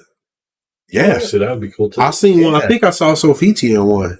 That would be cool. I've never really played like Dynasty Wars. Because the enemies just like what Itagaki said. Like I actually watched an interview like 2 days ago when he was talking about action games. He was like, most action games, he said enemies are targets. He said enemies shouldn't be targets. They should be there to kill you. Yeah, they should be threats. Yeah, threats and not targets. He said most action games you play, enemies just sit there and let you beat on them. And they were showing Devil May Cry, and they were showing Muso games where literally the enemies just wait for you to well on them. Yeah. And it's like Ninja Gaiden, now they coming at you the whole time. All the time. Even the dogs. And Ninja Gaiden 2, I got killed, but the first enemies, it was like the second set of enemies. They got exploding kunais in their mouth. Yeah, man, he made them fucking ruthless, boy. They still are. Just so you know. Yeah, that's what I want, man. I don't want a game that just has enemies just like, all right, hit me. It's like, why am I playing it? Make it hard. Make me work for that, man. Come at me. Come at me, bro. That's the thing, man. Like, you know me. I put games on the hardest difficulty to challenge. Yeah, man. Not this game. Not this one. Yeah, I'm playing this on normal, and I'm getting. I play it on normal. Yeah, I play it on getting my ass. Whooped. Play this on normal. Like I don't have time to play this on the hardest anymore. Because you'll be here too long. Well, it ain't even that. It's just you'll be here long, and like our life expectancy is. Yeah, I don't have. We're aging. Yeah. We're not old, but we're aging, and there's other games to play. That's the problem. So. And crew, anybody out there, do not feel bad about putting the game on fucking easy. Don't. Yeah. I typically play my games on normal to fucking very hard, but there are tons of games I play on easy. Like the thing is, like I will only turn up the difficulty if the game isn't pushing back. Right. I'll turn it up just so it pushes back just enough. And back in the day when I used to do that, like first Ninja Gaiden on Xbox, I played through on normal. Mm-hmm. Then I bumped the difficulty up. I did it through all the difficulties because I was that addicted to the game, and I got so used to playing it that it wasn't pushing anymore. Like right? I was dying. Yeah, you do. I turned the difficulty up to have it push me. Right, and the enemies changed, and it got more difficult, and that's what I wanted. Right, like I feel like this game, like because of they break the pacing with Ayane, the characters feel like they've got so much more health than they should. So it's not balanced to do that. Yeah, it's not balanced. The director left, the head guy gone. Yeah, that's why you see the difference. Yeah, it still has his DNA in it, but like because he was there, right? But it's like they didn't know what to do with it. They tried something and it didn't work. Yeah. I mean, and a good thing is you can say they tried something different, right? Because people always say people don't try something different. They did, it just didn't work out. Yeah. No, I can totally get behind that. And understand that That and the thing is, like, the same applied to Kill Knight. Like, I started playing it on Switch. I put it on night because I'm like, I've played this shit on the levels that I've beaten. I play them on night now because it's like I needed to push harder, and I'm dying. I was like, yes, and I get further and further and further. That night I first played it, I was like, beat that first layer, and I was like, yeah, this didn't push hard enough, and I turned the difficulty up. And it does, yeah, because they added that. Did you know that? They added difficulties because, well, they didn't add difficulties, but they added the option to be able to change it. Yeah, you had to finish it on, and I like that, honestly. Right? Yeah, because it taught you to play it. Yeah, it creates the replayability. Yeah, engagement. Yeah, it teaches you how to play it as you go. Right. Yeah. So, but you can just change it anytime. And that's how Ninja Gaiden was, the original one on Xbox. Anyway. Right. Gated it. Yeah. Like, you had to beat it because you learn how to play the game through playing the game. Right. Like you get used to do it because combos are a thing, and like it's a huge thing in this game, especially. Like you got to be able to do them. Yep. And I actually sat and learned combos in this game. You cannot mash these combos, boy. Right. You can't. And now, like, the Azuna drop is just muscle memory for me. Like, I just do it. My favorite thing, man, dude, I can't remember. Do they have triple flying swallow in here? I believe so. I know I've done it like twice. And like you know how you jump on somebody's back and jump off whatever that move is called. It's called the what is it called? I can't remember the name of it. It's not Shadow Step, but like something step. If you hit attack right afterwards, it'll attack that enemy. Oh, off of them? Off of them. Badass. Because I do that a lot. Yeah, awesome. Because I constantly bounce off of enemies. Yeah, you go. Yeah, you can fly and swallow off of them. Right. Yeah. And then you can do 3 flying swallows. Yeah, it is so good. I remember I first did the triple flying swallow in Ninja Gaiden 2, dude. I was like, I just stopped for a second, right? It was like this blood dripping off the sword, and and I'm just looking like, holy shit, you can do that? But you can get fucked up trying to do it too. Enemies will stop you, man. It's crazy. Like, yeah, I'm good. Nope. Ping, ping. That's where I miss Itagaki with these, man. Yeah, man. And like, I'm glad we're getting a Ninja Gaiden game, but I really want Ninja Gaiden. Well, here's the thing. I understand. I want it, but I know it's not going to happen. Well, here's the thing. Like, at least not in the way that. Right, I'm saying you will get it, but it ain't gonna be with the game you want. Right, exactly. It's not. It's not gonna be. Look at 3. Right. It's not. It's okay. You know, it's a fucking really good action game, but it's not 1 or 2. Right. It's not gonna ever be that because he's not working on it. That's what I'm saying. Like, you might, it might be a good thing that they're not doing this. Right. Yeah. You know what I'm saying? We don't know. Yeah, we don't know. But Raised Bound looks awesome, man. That shit looks fucking incredible. Like, it's they taking it back to the 2D games. Yeah, because that story, like, see, there's the flying swallow thing I was talking about. That's what they replaced it with, and it kept you still too long, so enemies was ganging up on you, because they don't wait to attack you in this game.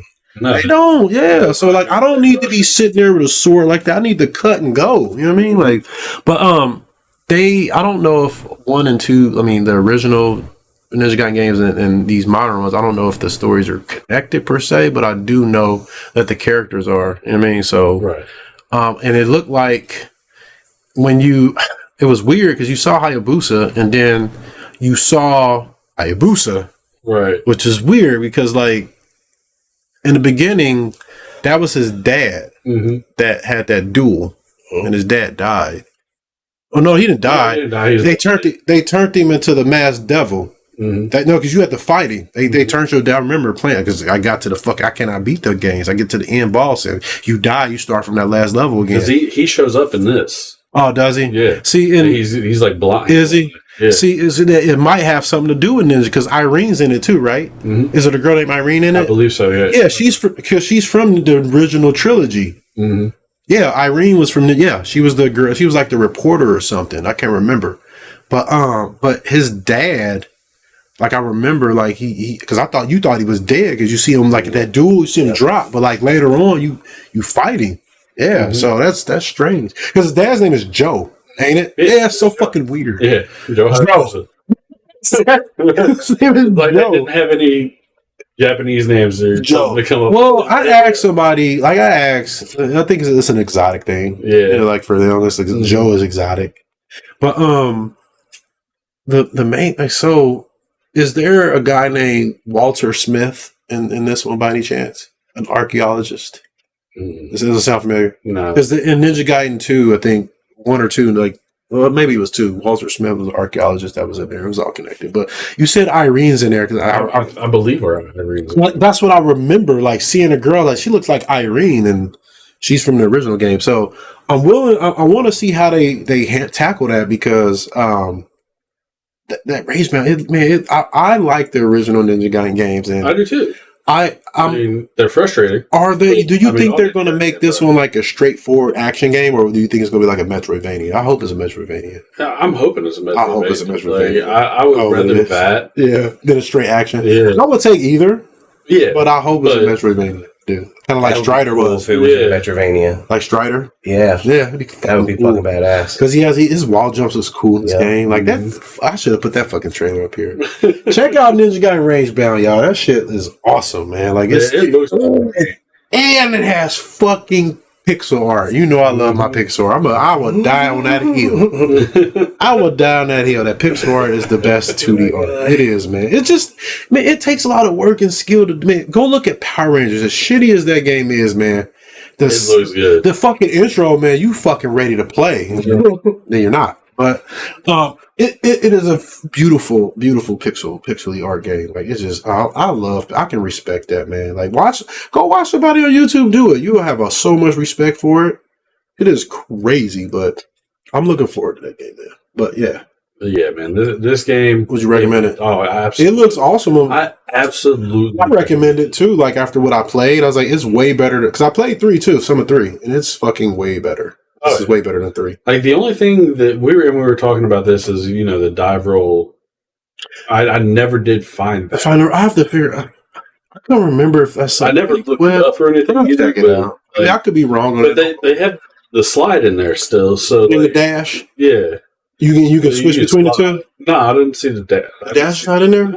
But I use the slide more often than not. Because the slide hits enemies too, doesn't it? It kicks them. You like slide tackle them, yeah. Okay. And it kind of stuns them, and then you can go into a combo.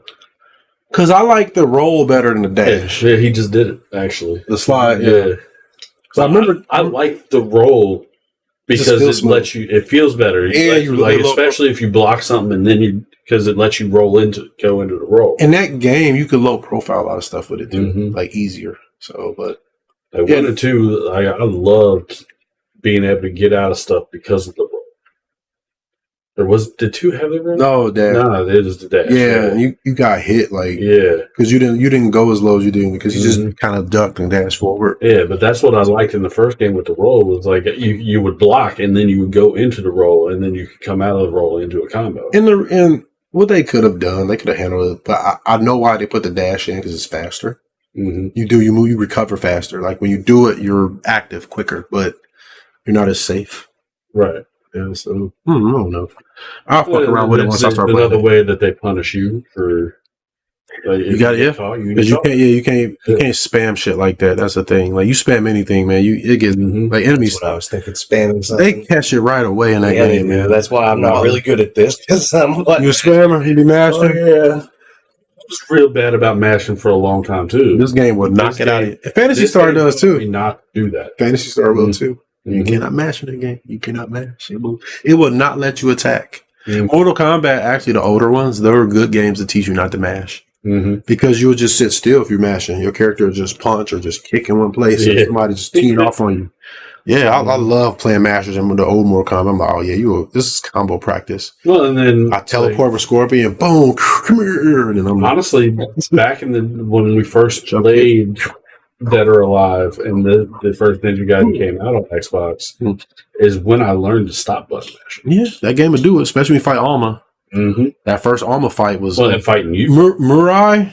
Bastards. Murai, like that was man. They challenged you early in that game. Oh yeah, Murai was like he was easier at the end because you knew how to play the game by that point. Though, yeah. But like if you go into a game starting out, the first boss is Murai, and you don't know what the fuck you're doing. People was returning that game though. I kept fighting him. I died a lot too. Second time I figured out how to fight him though, especially because you use the room to your advantage in that fight. Like you could beat him real easily if you use the walls and do the. I forget it's called the whatever that flip move. Yeah, I forget what it's called. Blade into Teary. No, that's called the.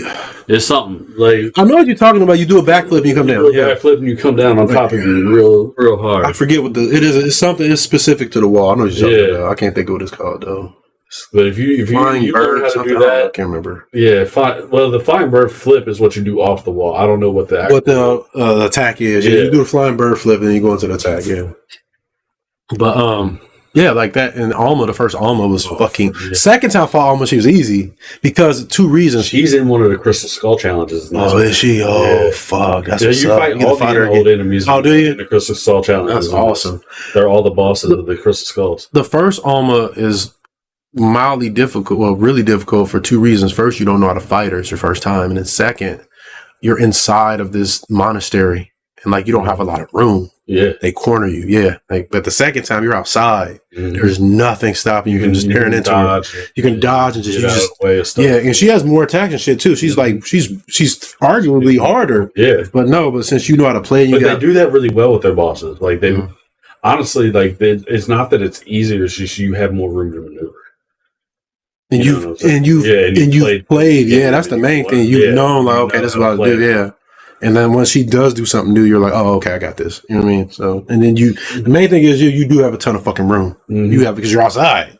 There's no pillars, no nothing you have to worry about, rolling into. Like, this is the easier time. Like, you're much more relaxed. You got more skills. You're powered up. You know how to do. Yeah, you're like, you're ready for her. You're like, oh, come on, let's go. You remember the first ass whoopings? Like, I think almost too. Like, honestly though, the first time you fight her outside, that last time, I think I beat her like the first time when I did that. But when she actually transforms, that monster, that's what I'm talking about. Yeah, beast. That's what I'm talking about. Yeah, it throws you off for a minute, but once you, you're like, let's. You can get her in one run, absolutely, because you're so used to it at that point. You look like, oh shit, because that's what I'm talking about. When she transferred to that fucking monster, I was like, holy shit.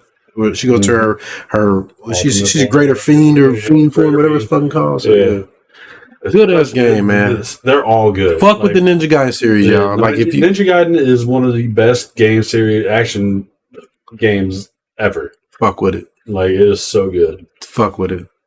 All right, moving on. We done sucked his dick too much. Yeah, we sucked his dick enough. We really did. All right, so Goku, what you been playing, man? All that juice right now. What you been playing, Goku, man? I got a couple mixture games. Because you're a mobile expert. So no, that's not. That's an expert. No, we need that. Like this show is about all kinds of video games. You play mobile games the most, so you're the expert. Yeah. So talk to us, Goku. What is this? Tell people what it is. Like it's kind of a 4v4. You got to tell people what it is, man. Oh, it's the Star Wars Hunters. Star Wars Hunters. I don't know what it is. Game I've never. Yeah, that's what I'm saying. We need the mobile expert here. Tell us what it is. I would say it's a third-person shooter. Like, and it's a 4v4 kind of rumble kind of setup. Oh, so it's a versus game? Yep. It's like PvP. You are a strange individual. I know, man. And against other humans? Yeah, well, it's weird. Yeah. That's weird for you, man. I know. I played. It's like K-Fight playing a multiplayer. You know what I mean? K don't like, you like co-op. You know what I mean? I do. And so it's like, if you can get a couple people there's a reason though I think Kay stopped playing. There was a situation that happened. I remember he just it turned him off to the whole. At least that's how I feel. Oh shit! Like I've just never known him to like multiplayer games. Well, he used to play shit with us. But I didn't think he really cared. A couple people to play with though. That's the biggest thing. I still use Discord. Oh, so I can team up with people. Yeah. Okay. And so that's the most important way to do it, because after a certain level, you actually, because at first they'll just have you playing against fucking bots. No lie. But then once you get past a certain level, you are playing against real fucking people. Yeah.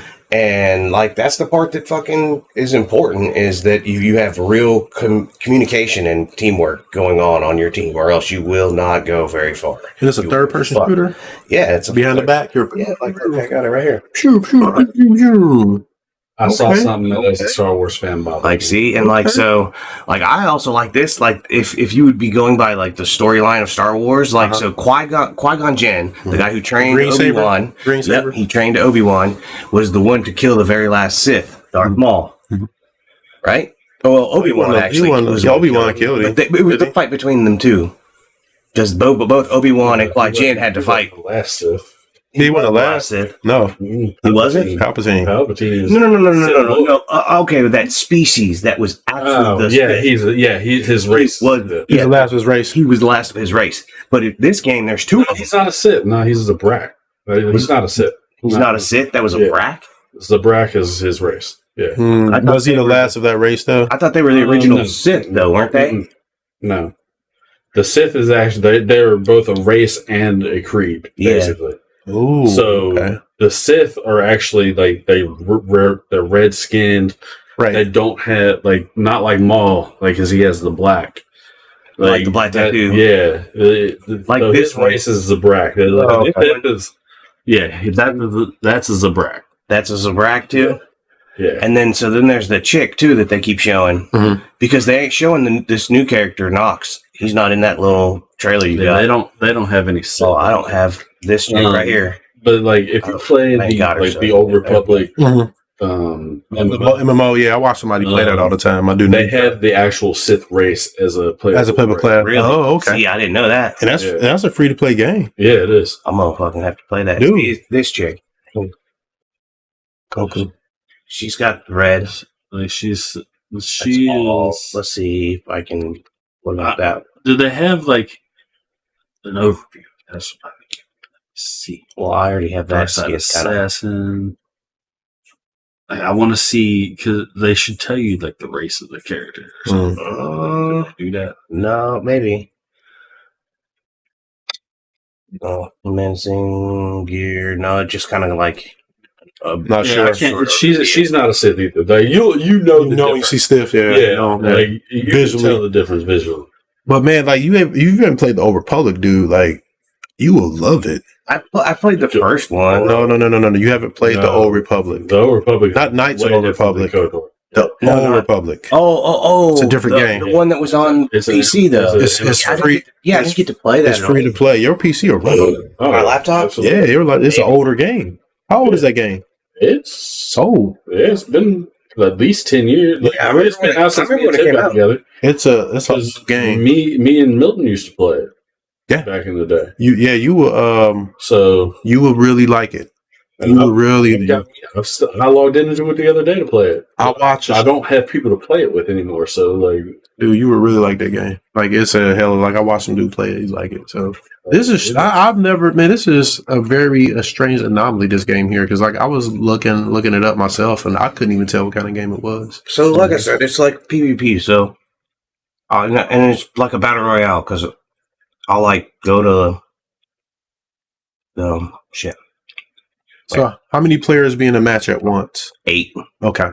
They all drop in. 4v4? Yeah, 4v4. Okay. So it's like right now there's the event going on. It's the scrap salvage. So I remember how that one is you'll randomly pick up a piece or two of scrap, and then for killing people, they always will drop something. Okay. Actually, I think that's really how the first couple pieces of scrap, you shoot somebody else on the opposite team, they die, and they drop scrap. You go pick it up, and you got to throw it in the fucking little saver box. Oh, so there's objective and shit. Yeah, that one. And then there's just a straight brawl. Where it's just team deathmatch. Yep. Eliminate enemies. Score points. First the team to a certain score. Why is that droid dressed like a Jedi? It is. It has lightsaber, everything, bro. It's weird. Why does a droid does it have force abilities? Yeah. That's weird. What the fuck? That's like a cast using text. That's like the computer being able to. Yeah, it's not supposed to do that. It's use the force, is it? No, it's not supposed to. It's a robot. Yeah, it's a robot. Yeah. The only time that is okay to me is there was this character named Callista that was a love interest of Luke, and she actually was able to tap into it or something. She used the force and somehow injected herself into a computer system. Oh, that's on ship. That's cool. But she ended up something happened and she ended up getting the body back. Oh, and okay. she becomes a creature called Abeloth. That's kind of cool. Later on at the end of the old expanded universe before Disney took over. She became this huge threat to the galaxy. That's what I was getting ready to say. The reason why that droid is a Jedi because of Disney. Right. That's Disney Star Wars, man. As an old EU fan, fuck that droid. It ain't been Star Wars hasn't been the same. I haven't opened him up yet, so I don't even know how he fights. It don't. He said, "Don't make sense." It don't. Disney, stop it. I mean, what the fuck? Oh man, I feel so bad. Can crank out some money with. I feel so bad for Star Wars fans, man. Is Disney hasn't figured out that the reason Star Wars made money is because of the vision George Lucas had. The time he took and created this whole thing. He said he wouldn't do what they did. No, he said that like publicly. They saw it. They literally told him that they were going to follow his vision. Nah, they didn't. And then didn't do it. Didn't. Yeah, they didn't. That's why he sold it. Yeah. Right. Well, here's the issue. Because he was tired because, he's been working on Star Wars for fucking 40 years. And Laura Fryer talked about this, the woman I spoke about earlier. Definitely check her out. But she talked about this. She said that the problem is most of the game industry doesn't want the way it is now. Mm-hmm. They don't. It's a few people that are in place of power. Minority of people. Yeah, there's the majority. There's a minority of people who are in power who are causing this shit to happen. But it's changing slowly but surely because like you can't sustain it. Like because you're going to lose money. Yeah, you can't. Like it's just if you have no money, what do you do? Right. You keep putting out crap products, people are not going to buy them. Yeah, man. Like, that's just how it is. And Disney needs to learn this lesson, too. Yeah. Like, especially when it comes like Marvel and Star Wars both. They will. Because even the Marvel shows are crap compared to what they should be. Yeah, I know. Like She-Hulk and Kathleen Kennedy, though, came out and said they didn't have any source material for Star Wars. Force is female, bro. You had an entire expanded universe that you could have used. I know. And now they're just picking and choosing like Vulture and shit out of it. Like I could go on about this all day. Oh fucking I get it, man. Star Wars is my shit. I know. Like I'm glad you like the game. Fuck that droid. Fuck Fat Thrawn. Like, don't get me wrong, I like Ahsoka this as is a just show. Something I kind of just like fuck with. You know what I mean? Like I'm not being all like, bro. You ain't got to explain yourself, man. I'm just saying, like we don't give a fuck what you play, bro. And I'm like, I wasn't even interested in him. I want to be the little chick one. She looks fucking cool. Yeah. And that's like I said, I have no issues with liking the game. Don't get me wrong. There's just things as far as Star Wars lore that I've been a Star Wars fan since I was a child. Mm-hmm. Like I've been reading books. Shit came out before we were born, man. Yeah, I watched the movies with my aunt and my grandma when I was like 4 or 5 years old, and I've been in love with it ever since. 1977, I think, is when the first movie came out. The Last Hope, was that what it was? Yeah.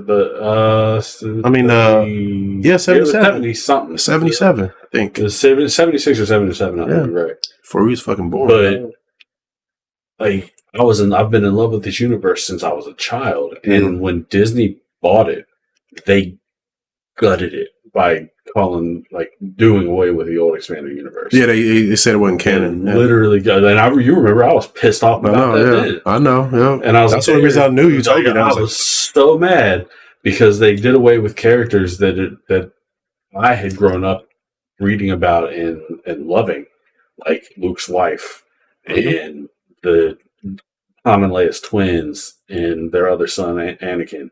They named their third child after Anakin Skywalker. And like there was just so much lore that went into that and then she comes out and says, oh well, there's no source material for this. There's a ton of it because George Lucas was involved in all of it.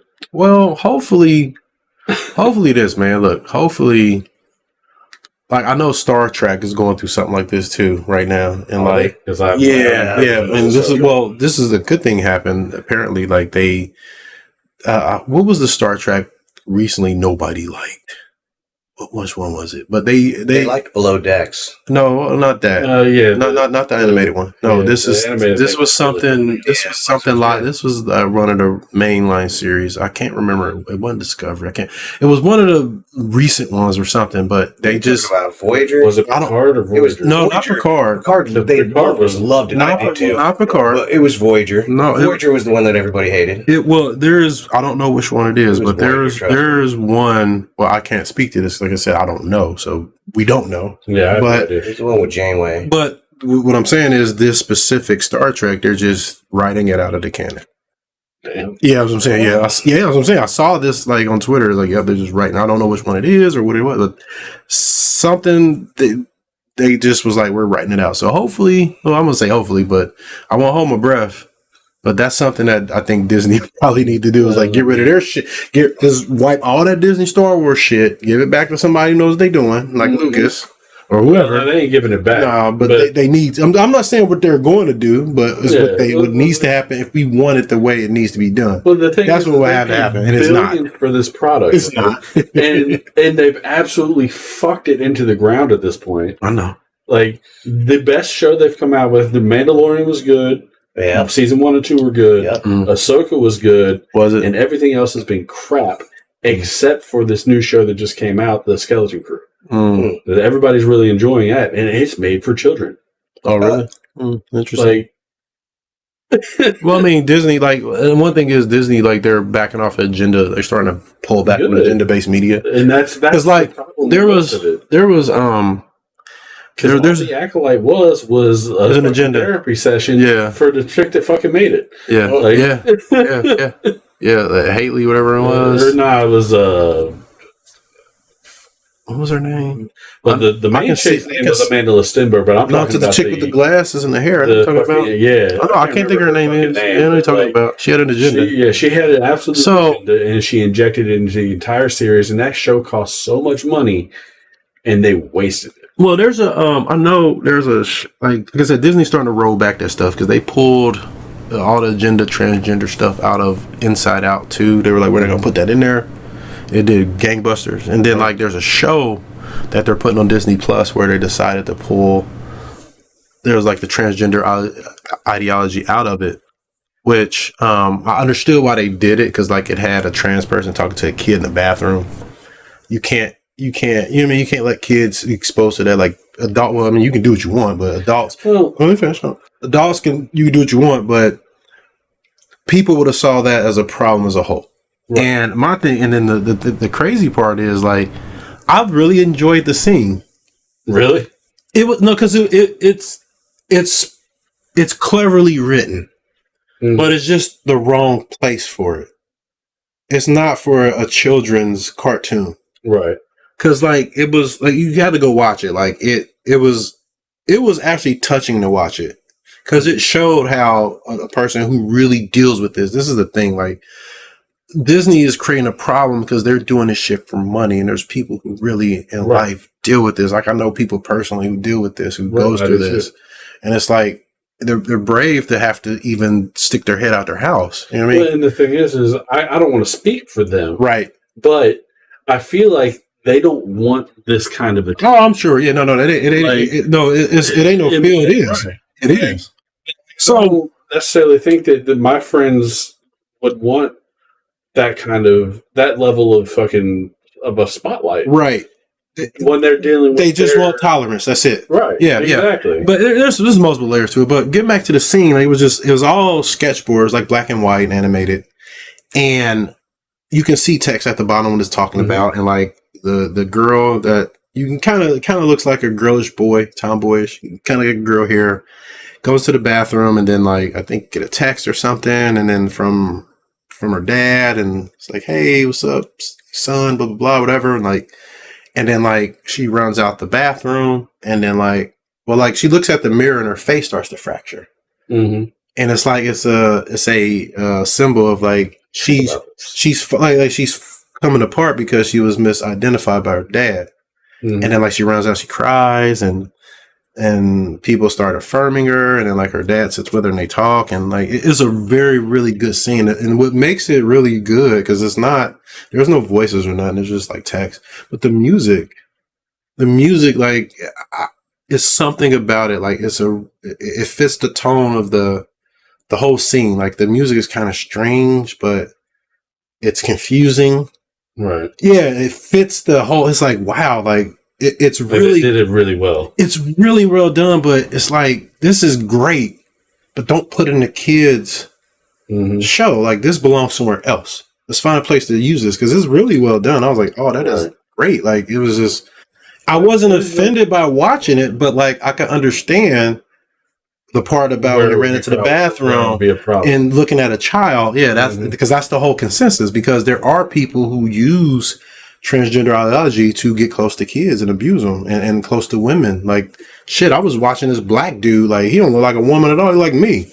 He looked ugly as me. And like, he was able to identify as a woman, go in prison, rape women and get them pregnant, all that shit. And it's like, well, and that's the problem in general, is because you always have those people that are going to take advantage. Yeah, and that's the problem. And like, Disney is exacerbating that. Right. And that's where I think people get that shit twisted. Like when you or I, as normal people, just talk about this shit, it's like, we don't hate them people. No, we want them to live their lives however they want to live them. Right. Like, if you're happy with who you are, but I should, like, my niece came to us and said, "Hey, I think I'm trans," and I'm like, "What makes you think that?" And she's like, I feel different. I was like, "But you're a 13-year-old girl at this point. Like, you don't really know. Yeah, your brain's not fully developed. You need to at least wait until you're an adult to figure this out, because next week you could feel differently." You know what I mean? Shit, man! Like, dude, when I was a child, I used to fucking think that. Like, I used to fucking run around my mom's clothes and shit, and I used to think about that. Like, am I a girl? You know? Right. Like, but then, like, something happened when I got older. Nobody had to influence anything, but like, I just came naturally to like what I like. You see what I'm saying? I was like, oh, this, like, when and that's the thing. I liked girls. Right. At that age, I liked girls. I didn't realize, like, I liked girls. You see what I'm saying? I acted like them at times and played with girls' toys, and I liked looking at girls. You see what I'm saying? But when I got to a certain age and puberty happened, it was like, oh, I really like girls. That's what this is. Right. You see what I'm saying? Like, it and that's why, like, it's and important. Then the dress up shit just went into PSO. Yeah, no, like, you're not wrong. You're 1,000% not. That's why I do it, because I do enjoy women's things. But me, like, I like having sex with women. So, you know, that's and I like fucking. That's how you know you're straight. Well, I mean, that's just what it is. Like, it's not something that I, you know, think about. It's just, that's how I feel. Right. Just like they may feel same way, right? Right. So, exactly. but that happened as I was older. You see what I'm saying? As a child, I didn't know what the fuck I was doing. You know what I mean? That's the thing. Children are so easily influenced. Right. Correct. Yeah. Like, even at 12, 13, or 14 is when you're the most vulnerable. Your brain's vulnerable. You're trying to figure shit out. And that comes back to the whole Disney thing. That's why I feel Disney should leave politics, identity politics. That's why we have this whole conversation. Leave it out of entertainment. And then Disney said that. They said they put out a statement and was like, hey, we're going to focus on just entertainment. We're going to leave that up to the parents. And it's like, that's what it should have been the whole time.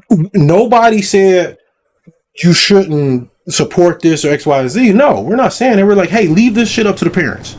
Right. Leave it up to them. Yeah. When the parents feel it's right to explain it, or the child has questions. Yeah, that's up to the parents, man. Yeah, Disney. That's not Disney's role. Your job is to make games and movies and shows. Exactly. That's it. And it's not the parents' role. It's not anybody's role but the parents to discuss the shit. Now, some parents are shitty, and I get that. Right. But but children also, like, they realize when their parents are wrong. Mm-hmm. Oh yeah. They know. Oh, they know. Mm-hmm. They know. They know. Like, I'm not a parent. I don't. Like, oh, trust me. I am. My daughter knows. She knows. Nephews, like, when our niece came to us and said that shit, we're like, no, like, you need to focus on figuring out being a child. Right. Like, you don't worry about that first. About this right now. Yeah. Because like, sex at that age, because sex is. Truth be told, sex is just to make babies. That's what it's for. It's designed to reproduce, and that's why we as humans we want to do it again. I mean, we as humans we do it to enjoy ourselves selfishly and satisfy ourselves, but that's not what it's for. You see what I'm saying? And that's the thing. And that's why, as a child, sex, man, like, no, like, yes, talk about it, but you shouldn't be doing it. Is like, no, like, because you're not even ready to do that. You know what I mean? Hell, we don't let kids vote. We don't let them smoke. Right. We don't let them go to war. Right, because your frontal lobe is not developed. Mm-hmm. You can't even decision make correctly. We had to do that last one. Yeah, so the thing is, that's why it's important to have these conversations. Like, I've not talked about it because like I have not talked about it, and it is wrong for me not to have talked about it because this is the thing I want out of entertainment because it belongs in the home. You know, along with families and stuff like that. This shit doesn't belong in entertainment, man. It don't.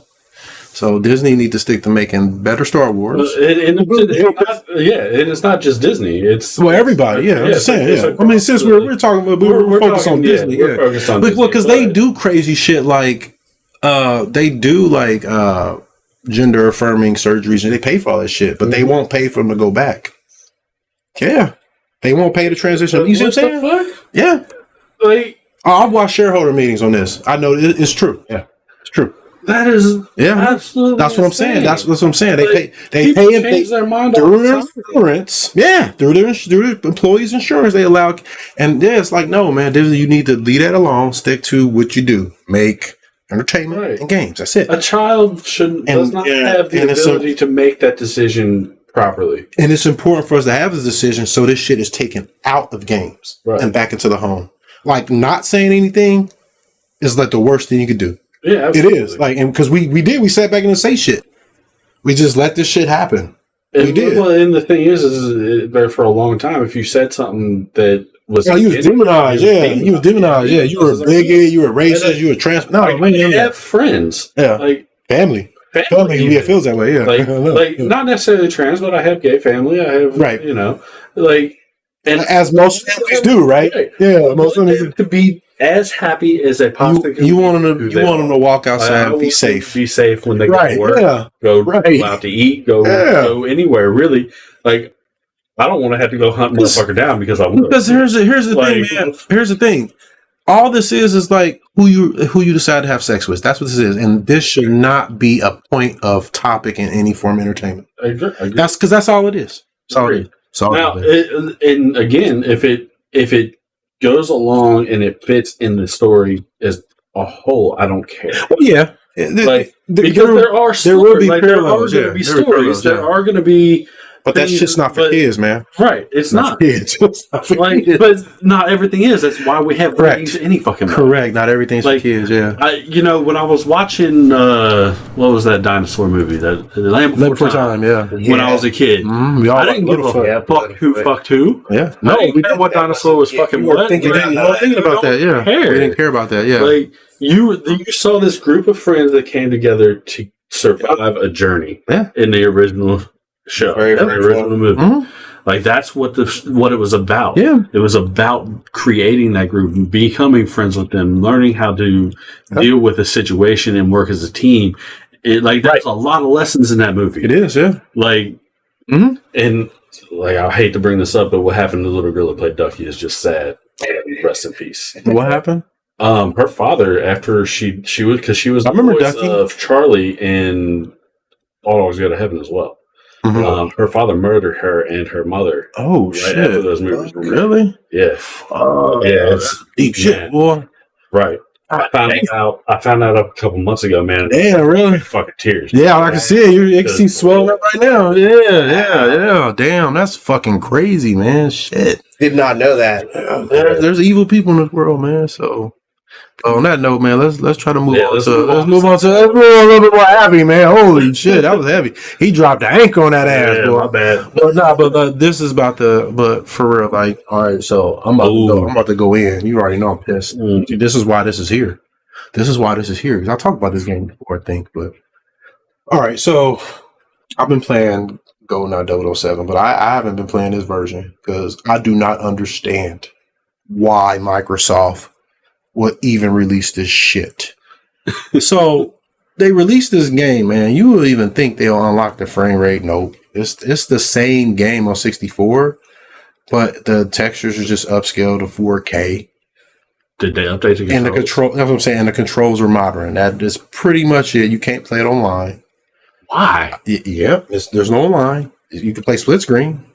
Oh no, that's what I'm saying. Like this is the perfect game to have multiplayer online. No online. I don't want to play deathmatch against you. My fucking house. No, you can't. No, let's go. None of that. Snipers.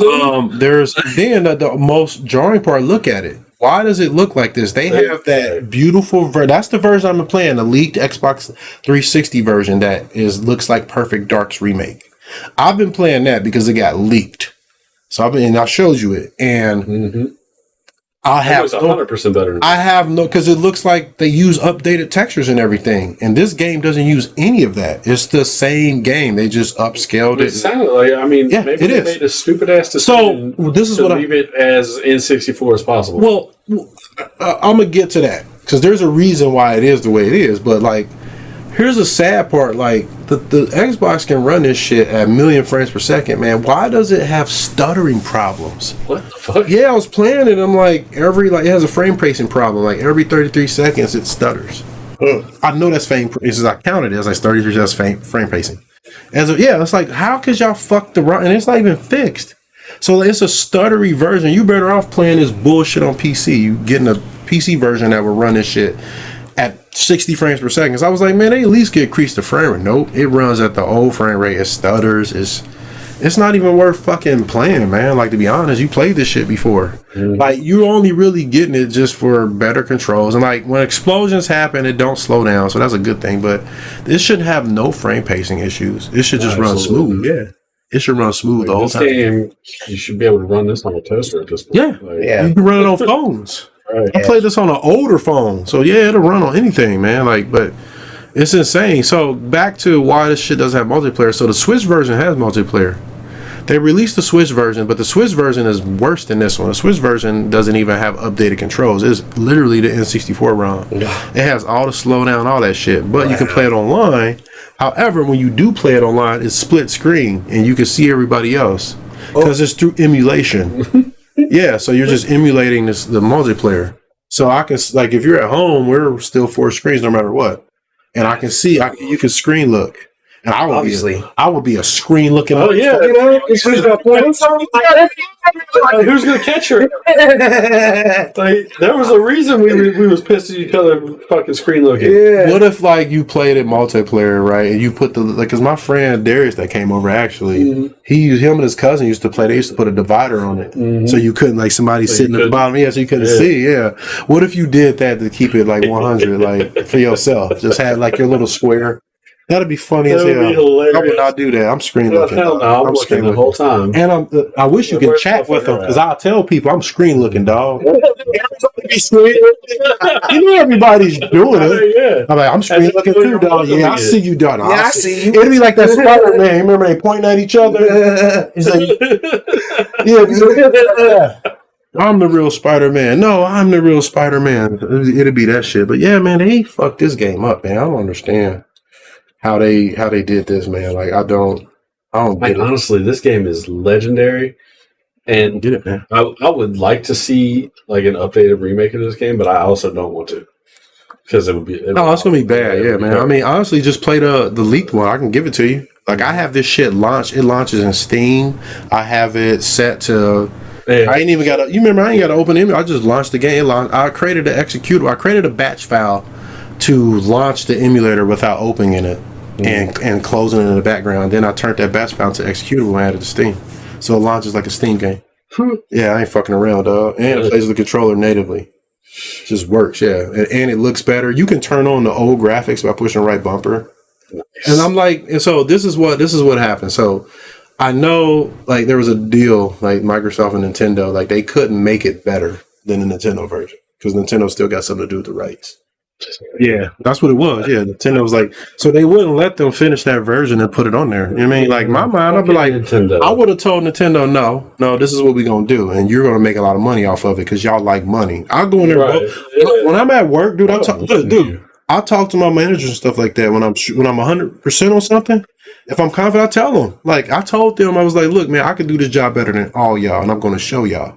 Because I said I am the best. That's how I got hired. I said I'm the best person for the job. I said I can do it better than anybody in this company. And I'm 100. I can. I know I can because I do. And I would have went in there and told them, like, no, this is what we're going to do. You're going to make a lot of money. And you're going to be happy doing it. Because we're going to finish this version and put it on Switch like we were going to do on Wii years ago. We're going to put it on there. We're going to add the multiplayer. We're going to use the Azure servers and let you make money. We're going to put it on ours. And we're going to make it crossplay. And we're going to handle it all. And you're going to smile and go to the bank. And that's how, and then the meeting's over. That's how I would have did it. Yeah, I would. Yeah. I mean, you're not wrong. Yeah, I'm like, we're gonna do all the heavy lifting. Somebody at Microsoft didn't do. We're gonna develop it. We're gonna support it. We're gonna do all that lifting. You guys ain't got to do nothing but slap your name on it and accept money. That's how I would have said it. I would have said it exactly like that because people corporate talk and that's bullshit. No, be straight to the point. He do. Be like, I'll be like, look, I tell people at work, I'm gonna say the part out loud that everybody's thinking. I'm gonna say it. Y'all like, look, I'm sure y'all like money, y'all like yachts, y'all like Cuban cigars, y'all like all that shit. We gonna get y'all more of that if y'all just do what I say. You have to go in there like that, man. You have to, man. So what up with it? We got my man Spicy Life 314. That's my main man Lord Crumb. Shouts out to him. Thank you for joining. But yeah, man, this is crazy that they botched the GoldenEye. I don't even recommend installing this shit on Game Pass, man. Just fuck this game. And I did too. I installed it and was like, what the fuck? Because what I was doing is I was doing like trial runs because like I'll play it offline and I'll go online and stream it because I had the better looking version. And I said, this shit ain't even worth playing offline, man. I said, this shit is stuttery. I'm like, why is it frame pacing every 3 fucking minutes, man? This shit sucks. But every 33 seconds, like it was terrible, man. Like I was like, "Fuck this game." So that's why it's here. Like people love this game. No, like GoldenEye was the shooter back in the day. And people, so here's the thing: people was like, "Well, it didn't age good," and blah blah blah. So here's the thing: like, it didn't need to. Well, the thing is, like, the reason why they say that because it looks like shit. I'm telling you, if they put that other version up here, it'd have been fine. Like it'd have been fine. I'm sure there's people that modded this game to look fucking like the Doom thing. What the fuck was that called? Brutal Doom.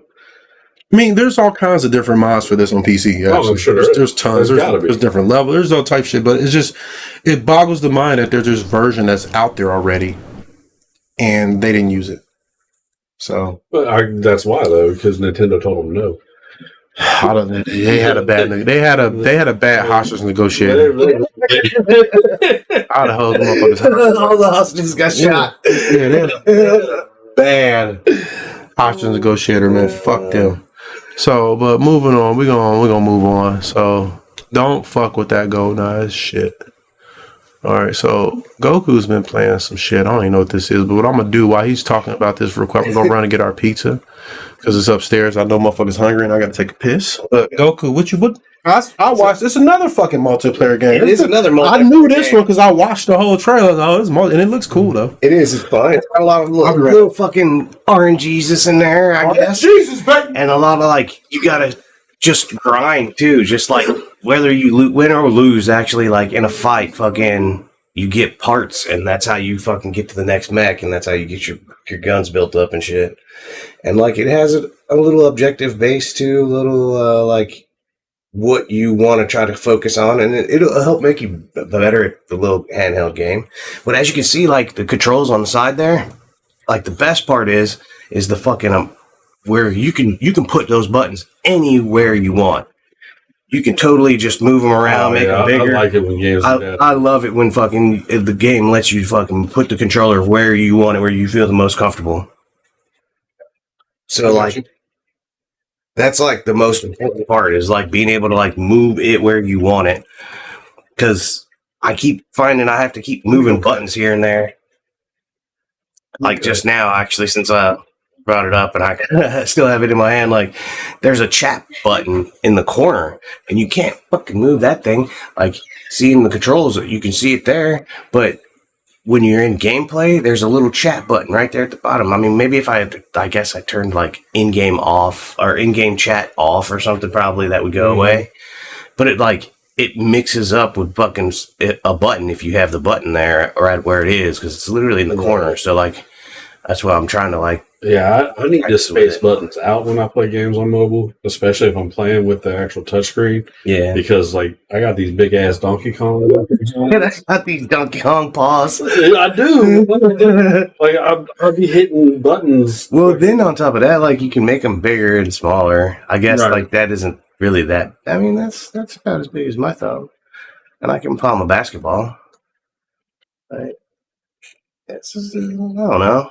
I guess you said you have Donkey Kong paws. So my hands is like, I feel like they're just like wide. and I mean, that's another thing is like, I've really been thinking about trying to get like one of those, like, I don't know. I would probably get the ones that are like just one piece where it's almost like an analog stick. Mm-hmm. And you can use that to be able to like look around. And then there's like little small buttons that you can move to wherever you want them to across the screen. Go ahead, gentlemen. So when you do, like, you can pick exactly where. Go ahead, gentlemen. Yep. You can pick exactly. Right, sorry. You can like move it so that you know what I mean. Like if the buttons don't move, like if you can't move the buttons where you want them to, you can move the controller. Like I seen it, dude. It was cool as fuck. It was on the internet. One of those like. I guess it was a Kickstarter, probably. Mm-hmm. Like, you know, hey, fun. I mean, most of the reason I don't play a whole lot of mobile games, especially mobile games like where you have a lot of movement, is because I don't like using a touchscreen. I want a controller. Yeah, and I haven't tried that yet. I know I can Bluetooth. I do it all the time. My controller to my phone because I was doing it for another game that I'm like. I still moderate the Discord for them. Bro Royale. Mm-hmm. And it's like I don't really have to do much because I got that bot that just kind of watches over it, and it's not that active. I think there's only like actually there is like 1,500 people or something in that Discord, but it's like they're just little kids because it's a little kiddie kind of game, and there's like the couple of really serious adult gamers that are on there, but it's mostly just like. I don't know. Right. It's a weird community. Like, I only play like RPG type mobile games for real. Like I play that Star Wars. I play the Galaxy Heroes game. I have that on my phone at all times. Mm-hmm. I log into that every once in a while and do shit. But I'm to that point in that game where it's just like all I can do is build up and unlock the rest of the characters. You said you had a. Oh, what was that? Knights of the Old Republic. The Old Republic. Yeah. No, it's just called the Old Republic. Mm-hmm. It's an MMO. So it's an MMO. Is it still like run like the way that the like? It plays just like what? It plays just like KOTOR. No, WoW. Wow. Yeah. Okay. So it's like a point and click. Yeah. You have your abilities. It plays just like World of Warcraft. You can still move. Yeah, you can move a WASD. Yeah, you move. You can set over the controller if you want. I'm gonna have it on the controller. Yeah. I'll use keyboard and mouse. It's just simple. Mm-hmm. I would. I've got my. I got a laptop. I don't use a mouse. Yeah, it's got that weird little touch into it. I could, but you can plug it. That's what I do. I'll plug mine into my laptop. You can set it to. That's my work laptop right there. I plug a mouse into it. Yeah. I mean. I don't know. You can use a controller with it, though. Yeah, you can usually use you can do that with anything. Yeah, exactly. I've got it set up now where I just turn on my laptop and or turn on my controller. Then after I turn on the laptop, then I turn on the controller, and then I just go sit back down because it's connected to the TV, and I just sit there and I can use the fucking one analog to fucking move the mouse. The other one actually will scroll over like as though I'm using tab. Mm-hmm. Well, like I did hear Monkey say something about him not liking the touch pads on phones and stuff like that. He said he's got big monkey paws, and sometimes his fingers get in the way of the screen. I just don't like it because it's not tactile. Mm-hmm. I need to feel it, but a lot of mobile games now just use a controller. And that's what I was saying. I haven't tried that yet. I know Kyle Mobile uses a controller. Yeah, I know that one. Yep. And I was just telling him Bro Royale did it too. So some people play with a big tablet. I've seen people do this before. Yeah. They have a tablet that's on a stand. It's about like that big. They play like this. It's like keyboard mouse, dude. It's crazy. I'll see motherfuckers tear it up. You know what, dude? That Star Wars game, it said 3-finger, 4-finger, and 5-finger. Tablet mode? Yeah, playing. Yeah. So like that would be crazy to play like with your whole like you know what I mean, 4 fingers and your thumb to move around, like that's crazy. Yeah, I've seen people play like that. They move and then they use the other hand swipe, and it's crazy. Yeah, because actually it was more like they had the thing. It looked like it had it set down because you would have like 2 fingers on one side and then you had 3 on the other. That was the way the 5-finger one was. Well, I've seen he was streaming. He had a microphone. Yeah, he had a camera on him. Then he had like had a string going too, and then like he had the tablet like this. It was about like that big, and he was just playing. I was like, damn. Oh, that's a cold motherfucker. He'd have tore my ass up. Like, I'd have got play games like fucking Fruit Ninja on touchscreen. That's what that's for. I mean, my thing is, man, it'll be real good for it can work really well for strategy games, turn-based RPGs. RPGs, turn-based and real-time strategy because you can drag. You know what I mean? You can pinch and zoom. And drag your units. So easy like that, yeah. That screen is, RTS. Playing anything, it'd be badass. It's fun, actually. You're right, and it is really good. I play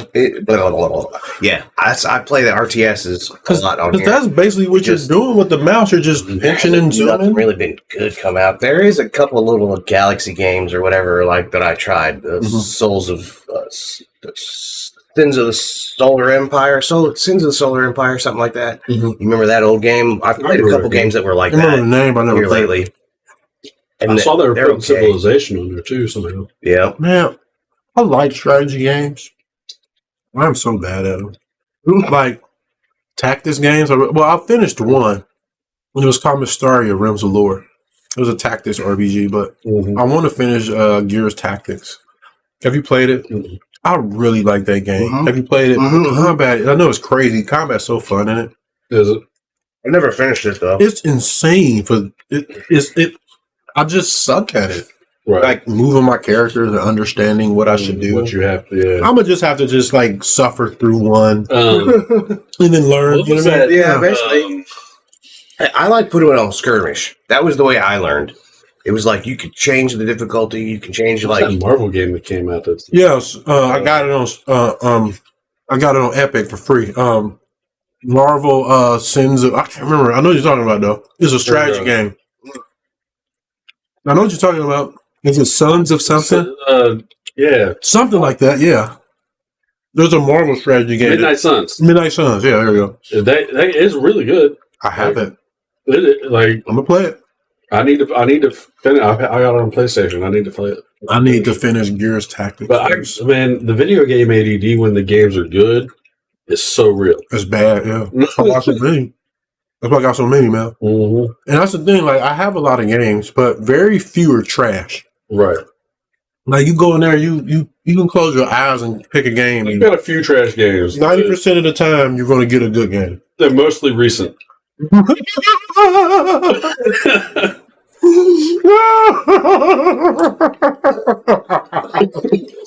I mean, you're not wrong, man.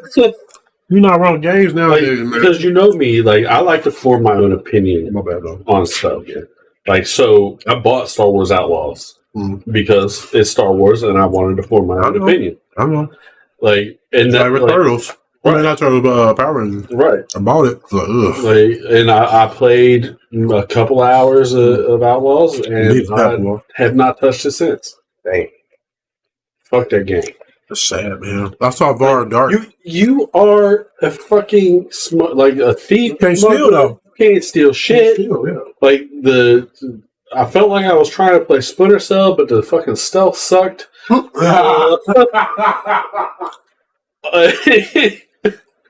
I just moved it. Did they? I moved stuff all together instead of fixing it. Instead of fixing it, I just got rid of it. Yeah, I watched the video and they just removed it. Yeah, because it sucked, man. That's what happens. You DEI your company, man. You get shit like that. As I heard, there was a dude talking about Ubisoft. He was like, "Yeah, this shit is man. This game looks awesome. It looked like Mech Assault, man." It does. But like you totally got off topic here. But I know. I'm like, damn. I'm watching fucking missiles and shit fly around. This game fucking go. You get some pretty good weapons and fucking motherfuckers be banging it out, dude. See what I would get mad at is and they're not showing off a lot of their secondary moves. Like that's what makes matches fucking really important. This is what will piss me off. I can already tell you because like these people have been playing it for a while, and like I have the same experience I had with Hawking. I have to play a bunch to understand it, and then that's the thing with any multiplayer game. That's why I play games. What this reminds me of a mobile version of Hawking. I loved Hawking. That game. That's what this basically is. Yeah, that's what you see. That I said that though. And it has that RPG kind of stuff. background and everything, but it's like you have to play matches to get parts so that you can't upgrade your shit at all. And that's how, honestly, it should be. Yeah. Play matches, get parts. And then, like, I'm sure you could probably give them some coins, get them faster. Yeah. But, I mean, it's free, so you can't complain. Yeah, you know what I mean? Like, that's the only time I'm okay with it. Right. That's what I'm saying. Call of Duty. If the game is free, I'm fine. Call of Duty should be a go ahead and run game. your advertisements. I'm going to say no. It's like just grind it out. KOTOR is this free or not KOTOR? Old Republic. I keep saying KOTOR, but Old Republic is free. Yeah. Like, and there are limitations because it's free. Like, they limit the amount of credits you can carry. But you can pay to put it in a bank or something. I'm not sure how it you can pay exactly. I know you can pay the whole board. Yeah, that's just the way it is. If you get a subscription, you unlimited amount. You get an unlimited amount. Yeah. I mean, because that's what it originally was. Exactly. It was originally a subscription game. So, like, if you were playing it that way, that's probably how you really. And honestly, like, I up my subscription. See, every once in a while, just so I get. Because you get cartel coins and stuff to purchase stuff with when you buy a subscription as well. And in my mind, man, those are the games that, like, MMOs, they were the ones that, like, okay, I get having to pay a fee because, like, literally you have to, they're updating the game like constantly, like 24/7. Like, there's been work done on it. So, like, I get those type of games, right? But, like, for, like, if I'm buying, like, Doom, right? I don't. MMO practices for first person shooting. Yeah, it shouldn't work. Yeah, it shouldn't be like that. Yeah, it shouldn't happen. Yeah, so you know exactly what I mean. But yeah, this shit reminds me a lot. You see how dude was flying and then he hit with the sword? That was cool. Yeah, this shit reminds me a lot of the dude with the sword. I just ain't never done that. It looks it's on PC too, ain't it? I think this is on PC. Is it? It might be. Yeah, because if it's on PC, then you can play with keyboard and mouse. It should be crazy.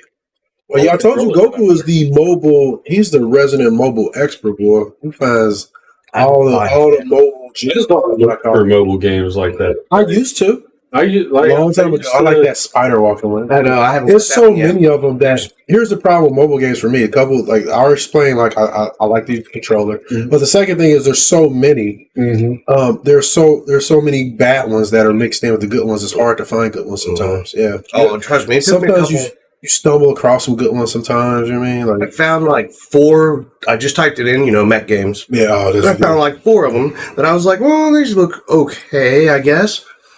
And this was the final, because the other ones, they had different kind of objectives and whatever, and it was also, some of them were PvP, and there was one that was PvE. But that one looked just horrendous, dude. Like, it was like,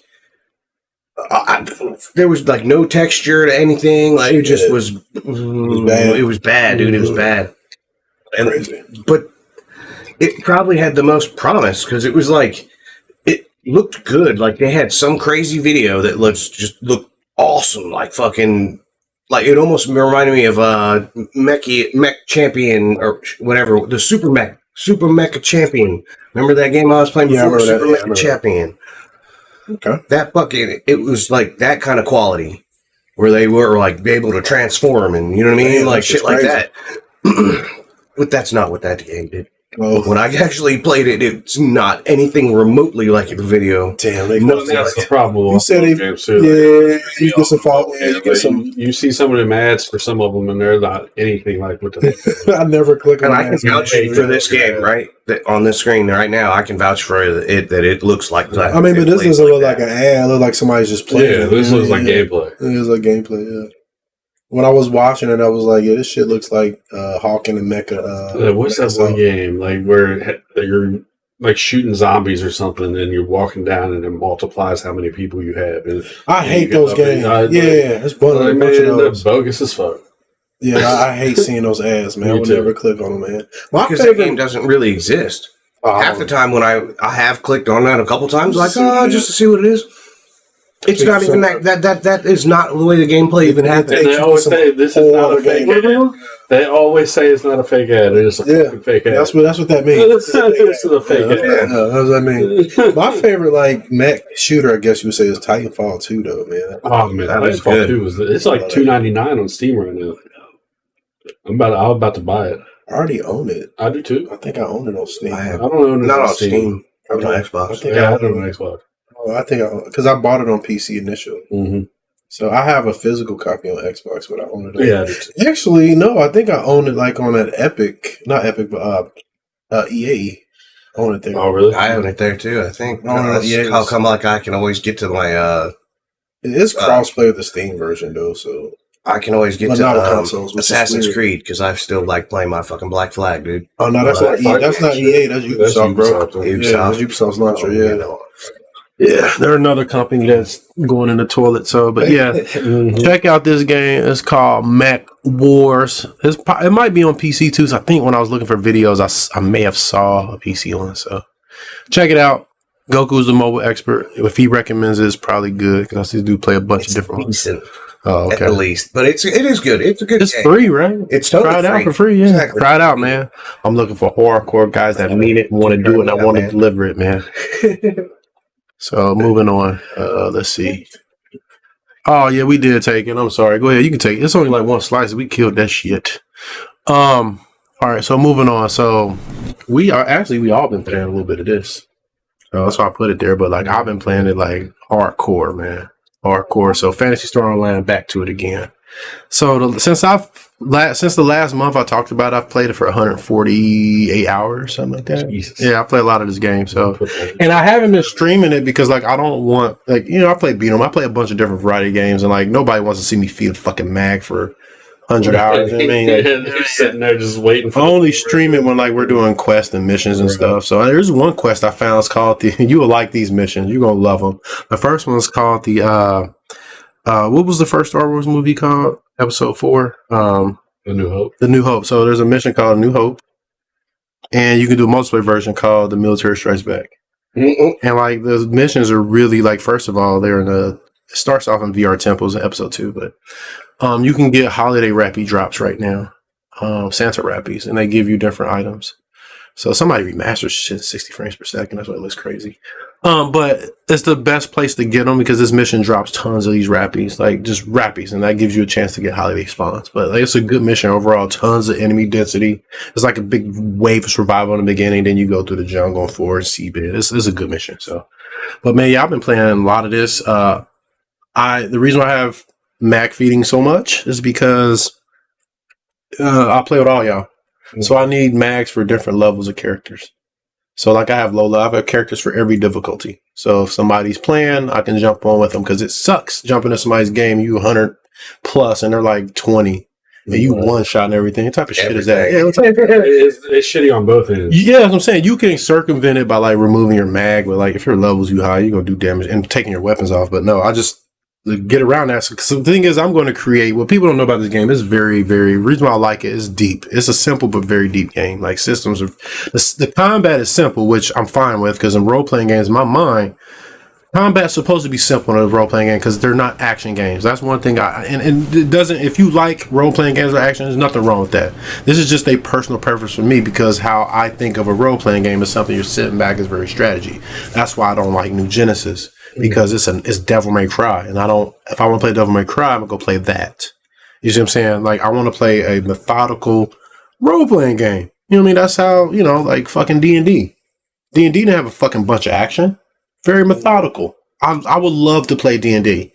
I've never played it, but I would love to play it because I like strategy. Believe it or not, people think only reason like I don't play them game wise because I just suck at them, but I like it. I love it. So we need to play some ball. That's what I'm saying. Yeah, I'll play that, man. That's what I'm saying. I like. And versus Diablo. And here's the thing: your combat, you can have good combat in a role playing game that's not like over the top. You can like this game has very simple combat, but it's satisfying. You feel enemy, especially when there's a bunch of them. Like you get a great sword, you just you crit them. Like it feels good, man. But the systems are very complex when it comes to character creation, system ID, section ID, because how you name your character affects everything. How your mag grows, how it affects what type of drops you get. Man, it affects a lot of shit. So when I'm building mags, like who you give them to, like what character class and stuff, this first 10 levels affects all that shit. So that's what I like about it. And then like role playing games, like my first role playing game, really, like ever that I played through and through, was probably my first one I ever saw was it was a Genesis game. No, it was Beyond Beyond. It was a PlayStation game. I saw it. I thought it was boring because it was turn based, and I didn't understand at the time. What the fuck is this shit? I want to run and hit stuff. You know, I want to run and fucking hit something. Mm-hmm. So then I played this. It was this Genesis game at Funko Land, and it was like turn based. I was playing. I didn't understand it. Like we were just sitting there, and I was like, "What the fuck is this?" I didn't know how to play it. I'm like, "Why can't I run over there?" No man. It didn't make sense. I was like, "Why can't I fucking run over there?" And then like I watched my brother play Final Fantasy VII. It blew my mind. I said, "Oh, this is how they're played." And then I bought Shining the Holy Ark for the Saturn. That was like my first role playing game. It's turn based. It's made by pretty good games for your first one. Shining the Holy Ark is my actual first role. Yeah, it was a good one because they went on to make Golden Sun. They made Shining Force. They didn't do Shining Wisdom. They did a bunch of different games. They became Camelot, and so I equate role playing like with slow, methodical, thought out combat. Not hyper action. In my mind, that's an action game with role playing elements. It's an action RPG. Yeah, like the new Final Fantasy, like which one you played recently? 15. Yeah, that's not a role playing game; it's an action game. But fucking bunch of and I think that's cool. But don't call it a role playing game. No, there's no turn based in that game. Yeah, zero. Really? Zero. There ain't none. Final Fantasy quit being turn based after 10, bro. Mm-hmm. Yeah, that's what I thought. That's the last one. Well, no, because 12 was. Was it 12? No, I thought 12 was like more MMO. You had party members. They moved, but it's still like you had a gambit system. Yeah, it was different. It was different, but it wasn't complete. Yeah, that's when they started to get away from it. That's what I'm saying. Yeah, and then they just like fuck it. You know what I mean? Yeah, it was full on. You're never sitting there like this anymore. Yeah, and going ding ding ding ding ding, waiting for your turn. You love that because like Legend of Gaia, they did all kinds of crazy combos and shit. Then they would jump back. It was because you can do more with it. You can make that shit cinematic. Well, and that's cool. What I like about like Star Ocean.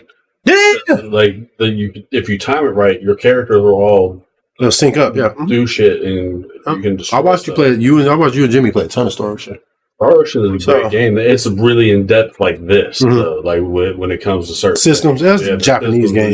Yeah. Like there's probably so more much to it. I'm sure it's probably more. Yeah. I'm sure it's more. So, Like this game, I love this game. But the crazy thing, the reason why I also showed it here is because what I found out last month, like really right after last month's show, is I happened to be on the Hunters Guild Discord, a Discord for this game, and I saw something said crossplay. I'm like, huh? And I went to click on a Twitch stream, and like I'm thinking it's a video. Like, okay, let me find out what they're talking about. And I can't fast forward one. And I'm like, oh, this is live. And lo and behold, they're announcing crossplay for this game. So, Xbox and GameCube got into it again at the right time. Yeah, so Xbox and GameCube is crossplay already because they're the same version, the same server. But Blueburst is a whole different version of the game. They're making that version crossplay. So that and I just stumbled right into it. It was crazy. So. Yeah, so how it works, I don't have all the details, but I do know like you'll be able to use your Blueburst exclusive gear into episode 1 and 2, and like you only be able to people won't be able to play episode 4 because Blueburst is episode 1, 2, and 4. Mm-hmm. 3 is a separate game. Yeah, it's like a card game. I have it. It's a card game. Yeah, I have it. So episode 1, 2 is GameCube, Xbox, and Blueburst will be able to go into there and play, and you can create the lobby to allow Blueburst players or not. Mm-hmm. And then you won't be able to use Blueburst exclusive gear. But like, say if you found like a Dragon Sword, somebody Blueburst had a Dragon Sword, they'll be able to give it to you, but they can't give you like a Vivian or a unit version 101. The item will say like a restricted item or something like that. But they're still working out on some of the details and stuff. But yeah, you'll be able to jump on and you can, but all your gear, like that shit I mentioned, restricted gear that you can't give to a episode 1 or 2 player, you can still use it. You can come in and use it. And it's going to be helpful for some of these fucking missions that they got on there, dude. Like the mission me and Steph played last night, we played it on normal, and it's an episode 2 mission. Episode 2 is hard anyway. It's my favorite episode because it has new enemies and different composition enemies. But we were playing it, and normal was hard. And my character is like can play. The character I was using could play hard, but it's there's a lot of like information they have on the site when it comes to the crossplay stuff, but more details will roll out. But it's just incredible that this is a world first that they're able to do this, man. Like, it's crazy. Like, it is. You can already see Bluebird's people in the lobby because their name would be Blue. But it's just insane being able to walk in, like log in from my Xbox and then just see people, a whole lobby full of people talking and having. I wouldn't expect this game to be. It's 24 years old. Yeah. It came out 2000, man. Phantasy Star Online came out 2000, man. It's an anomaly, and it made me so happy because like came out, I was starting high school, bro. Like I was getting ready to graduate. You know what I mean? Yeah. I was a junior. Like I was junior high school. This game came out. So, what's even crazier about the game? Like it's literally a world. You can still play the Dreamcast version. That one's not gonna be crossplay though. But yeah, the game's 24 years old, man, and through Insignia, that's another thing. You can play the Xbox version, and that is strange in itself to be able to log into original ass Xbox. My uncle Raymond came over and saw that. I was like, this is strange. Mm-hmm. Do you still have that stick where I can soft mod the Xbox? Yeah. My cousin Tiff, I need to mod hers because she has original Xbox. Okay. Because she wants to get on too. Because she loves, bro. She plays Guild Wars. She plays all type of shit like that. So yeah, I still got it. I never modified anything. It's still on that. I'll borrow it from you, but I like 4 of those. I can give you one. But I want the one where I can just plug it in and mod it. But yeah, if you can do that, that'd be great because she'll need it. But yeah, you can go back and play all those old Xbox Live, and that's why I was talking about the old DLC and stuff, man. Mm-hmm. Like you can just download it; it was all free. So, but yeah, this game's gonna be crossplay. It's so much fun, man. That's why I was so excited about it. It wasn't even for this. Like this, I didn't even know. I had no idea. I did it for Ninja Gaiden. Well, yeah, like I remember. Here's the thing. This is how it started. Like I saw the video and watched a little bit. Well, I was watching it, but I wasn't like engaged. But I was like, man, this shit seems like it'd be time consuming hard. But I was like, it looks cool because you get to play the old shit. And I was like, I'll send it to Monkey, and I wasn't expecting you to try it. I was just like, hey, he might look at this and just think it's cool to look, you know, this is cool. But you just went in and tried this shit and said it was simple. And then I was like, okay, I wonder if they got Phantasy Star. And I was like, that has to be impossible because it has to connect to a server. There was a hunter's license. Nope, that was the first game, one of the first games supported. Yeah, and like that's the thing. Like, when you sent me the video, the first thing that popped in my head was Ninja Gaiden because we lost the RDM. Yep, we got that back now. And we got it back now. We got that back now. I ain't really played it because we've been playing this. Yeah, no. But like that was my main reason. That and Halo 2. Because fuck the Master Chief Collection. Yeah, no. I seen you guys playing that Halo 2. That was cool. Yeah. The only thing is there wasn't a whole lot of it's not. Yeah, it has to pick up more. Yeah. Then weekend nights is the best. And start playing it. We've been talking about it. So there's been more people playing because like I played Xbox. I was playing with some people from Finland. They were playing Phantasy Star Online. There was a couple people. And, like it was funny because like they told me I talked too much. It was funny. They didn't say it like that. I can actually read what they said. Yeah, I remember seeing what you. Yeah, I'm gonna read it to the chat though. This is what they said, and I own this too. I tell people I talk too much, so they ain't know. You make up for people like me who like talking out. Like, well, here's the thing. Like when I'm around new people most of the time, I sit back and observe, and like. I kind of judge people. I'm a social butterfly. I'm a social. I judge whether or not I'm gonna be able to have a conversation with you. I got you. Is what it is. Like, am I gonna be able to get along with you if I express my opinions and views on stuff? Because like a lot of times, most people don't like. They can't take you. Like what I'm just saying. Like in people because they don't necessarily agree with the status quo on a lot of shit. I got you. No, I mean, and that's the thing. That's why I can get along with you, Will, because like if we disagree on something, that's whatever. You know what I mean? So, that's okay. But then that's the thing. Like we don't necessarily disagree on a lot of things. Yeah. But the things we do, we don't make matter. It don't matter. We don't make it a point of contention. Yeah. Like people like. Religion is the main thing. That's the main thing. And I'm hardcore, and like we get along fine because we don't bring it up and talk about it for real. It ain't a thing. I know it ain't his thing, and he knows it's thing. I don't have a problem with people that are religious. Right. I just like you can be religious and not push it on other people. Right, and that's what I don't do.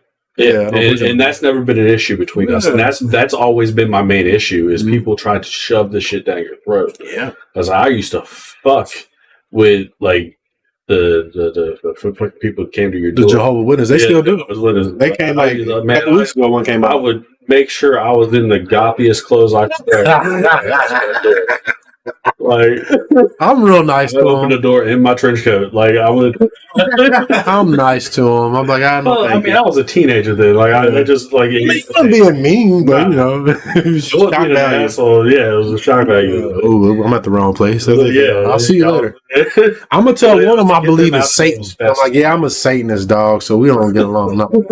I couldn't even say that to them. My soul went for a I couldn't like. And honestly, it's not that I don't believe in something. It's just that I don't agree with the fact that I don't agree with organized religion. And that's okay. Is my thing. And that is totally fine. Like, and that's the thing. We never let it get between us. Right. It's not a big deal. And that's why like a lot of people can't, you know, I guess I don't like dealing with me. Right. Yeah. That's why I sit back. You're headstrong about it. And me, I'm like, it's not a big deal. So, but this is what they said. Like the dude was like, "Yo, it was fun to chat. It was pretty late because it was like 4 a.m. their time, and it was like 6 p.m. my time because they're in Finland." Yeah. He was like, "It was pretty late. And we were tired already, but chatting was great. Ha ha ha! You Americans speak so much. It's nice." So, and I told him, I said, "LOL, bro." I said, "You ran into a rare American that talks way too much because he likes to hear himself talk." Glad I could oblige. You know what I'm saying? Yeah, that's what I told him. So yeah. So it's wild that you find so many people playing this shit, man. So if you guys if you got an Xbox, Insignia is the way to go. You know, check that out. But if you interested in Phantasy Online, there's ways to play it. You can play Blue Burst, which is direct on PC. I'm gonna play a Force character on Blue Burst because you get those 10 extra slots at the bottom. Oh yeah. Yeah, and I'm gonna map them all the skills. Mm-hmm. Yeah, I'm gonna map them all the skills. So because Force character, you want to use all your text anyway. Well, yeah. I'm gonna just have all text. The Blue Burst is gonna be my Force platform. That's a good way to do it too, especially because. You've got the Orb Weaver or whatever too, don't you? Yeah, I can set them, or you can go into Steam input and set them to buttons. That's true. Yeah, it's just there's like I can hold L and have action palettes and stuff. Yeah, you can add. Like here's the thing: make your own wheel too. And the GameCube version, like you pull the trigger and there'll be a wheel, and you use the analog to move. Oh yeah, Steam input. Yeah, you can. That's cool too. Yeah, you can create. You can do all kinds. So you can create a wheel for all your. I just like my little. There's tons of stuff you can do. The little the keypad. Yeah, that's what I use. I use a key when I play shooters because I don't need the whole keyboard. I don't either. But yeah, you can do it that way. You can play the Wii version. That's probably one of the simplest ways. Just soft mod your Wii. It's real easy. It took me seconds. Mm-hmm. You get to cut the red or the blue wire because you gotta use a program called Hackney. You can install Dolphin. It's the Wii emulator. That's the way to do it. That's on PC. Yep, a lot of people do it that way because you can install extra shit on it. I was going to try to do it on my phone. I have Dolphin already on it. Did you? Yeah. I mean, shit. It may wrong. I don't know. It might. Shit. You can patch your ROM. Like I have all kinds of different patches. Like my mag would tell me when it's hungry. Well, you know what's funny is we didn't really have to do this with the Xboxes to do this either. We could have emulated. Yeah, but like I like having a controller. I can do all that shit. But here's the thing: I don't want to have to turn on my computer to play it. That's all the time. You know what I mean? Like I don't like. Sometimes I just turn on my console and I'll just be feeding my Mac. Mm-hmm. See, and then I just like playing the Xbox version. Like I like that version. Mm-hmm. You know what I mean? It's just because it's the first one I went online with. Because I didn't go online with the Dreamcast version. I didn't because I didn't. We had dial up at home and. Parents wouldn't own it. And we had that fight. Yeah, you remember that? Yeah. Yeah, that was a battle. I couldn't do that.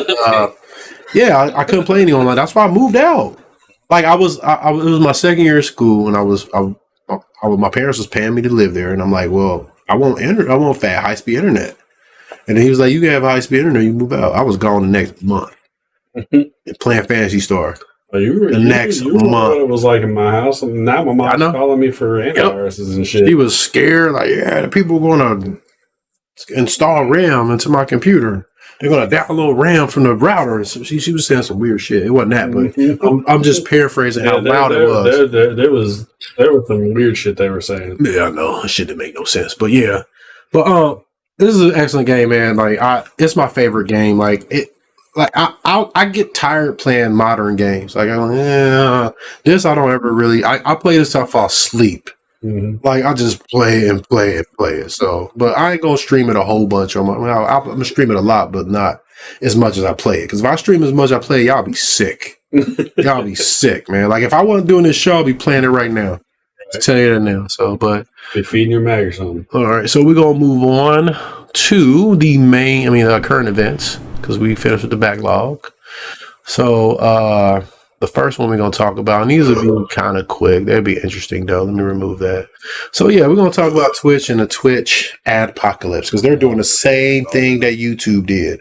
Because, like, there's members that are, like, there's advertisers that are advertising with, that advertises with Twitch. You know, like, big advertisers. You know, like, let me see who I got down here. I got them down here somewhere. There's Amazon. Amazon owns them. That's the thing. So like people advertise on that platform like JP Morgan, Chase, AT&T, Dunkin Donuts, like big people like that. They pulled their ads due to antisemitism, like people, doing that shit. You remember I talked about that girl saying crazy shit, talking about she wish she's gonna make a cake about 9/11. Shit like people like having these political views and shit like that. Companies are pulling money. So what's gonna happen? Like this is gonna hurt Twitch too, because like YouTube is way bigger than Twitch. Mm-hmm. Way. They're the biggest social media platform on the planet. Did you know that? YouTube is. YouTube is? Yeah, YouTube's number 1, Facebook's number 2. Facebook. Like, what the fuck is Facebook? Or is one Facebook's either number 1 and YouTube's number 2 or vice versa. They're very, very high up. That doesn't surprise me. Twitch isn't been around forever. Twitch isn't. So they can't afford that. But like advertisers have pulled from YouTube years ago when they call it the Adpocalypse, and like it's harder to make money on YouTube now because they have to go in and change everything because these advertisers are like, man, I'm not gonna have my money. My ads running on people who are racist, people talking about this racist shit. I'm not going to have my ads playing on their content. So they have to go in and modify that. So, and then the thing is, YouTube is a video hosting platform. Twitch isn't. So I'm not sure how they're going to do that because on YouTube, when you live stream, there are no ads. There are no ads when you live stream.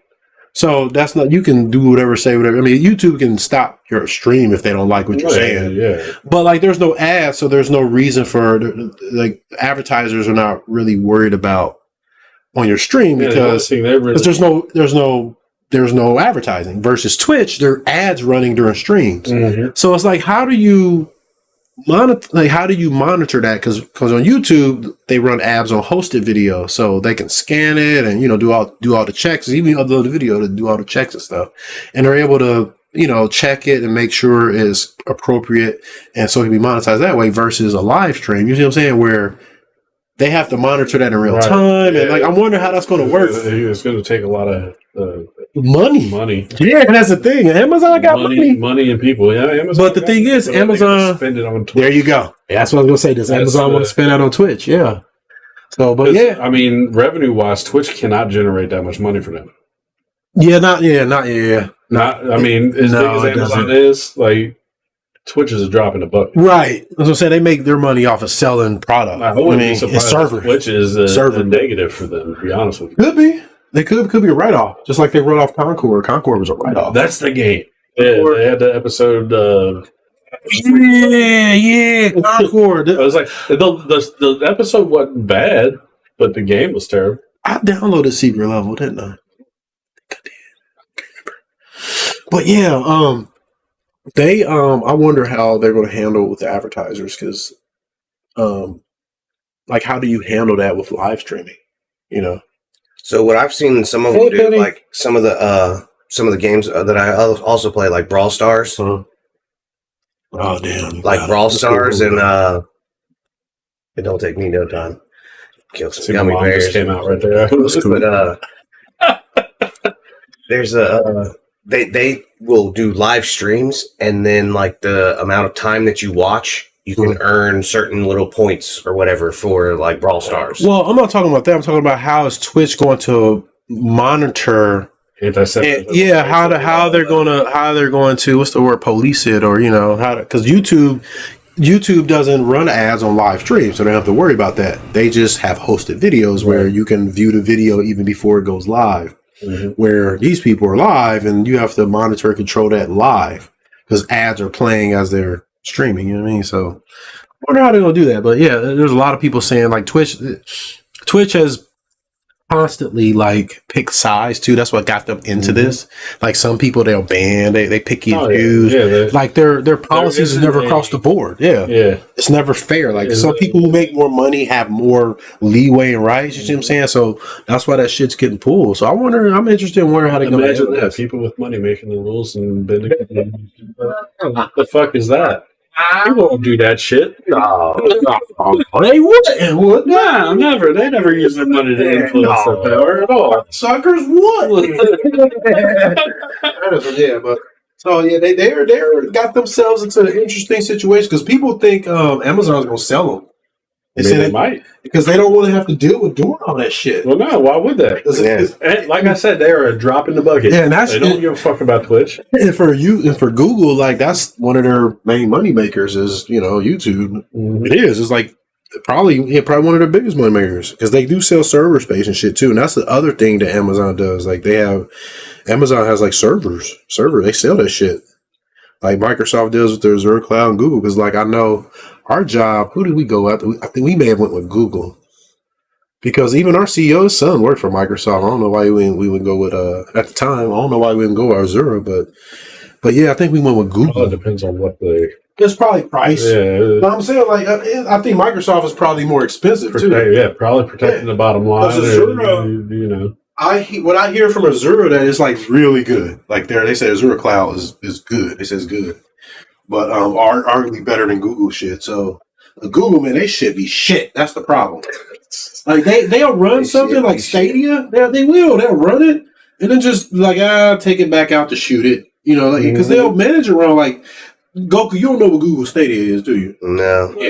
Yeah. Monkey does. Google Stadia was some bullshit. It was a streaming service, right? Where you stream games like Game Pass. All right. It was a streaming service like that, but you had to pay for each game that you streamed. Yeah. So like you subscribe to a streaming service to have access to to be able to play the games, but then you had to, instead of subscribing, like you subscribe, but on top of the subscription, you had to buy games. Yeah. You subscribe to use the service. Yeah, you subscribe to use the service to be, and this is because they try to model it, and I know what they did, because NVIDIA has this with their shit.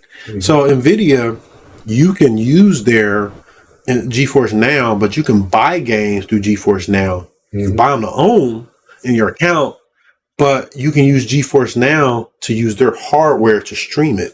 You see what I'm saying? So, it worked on GeForce Now. This is why it worked, because when you bought that game, you also got a copy on Steam. So you owned a copy, where Stadia, when you bought it there, you didn't own it. Right. When they shut it down, you just lost it. That's what happened. Even now, you don't own the shit. Well, that's what I'm saying. That's what happened. People bought all those games. They don't own them no more.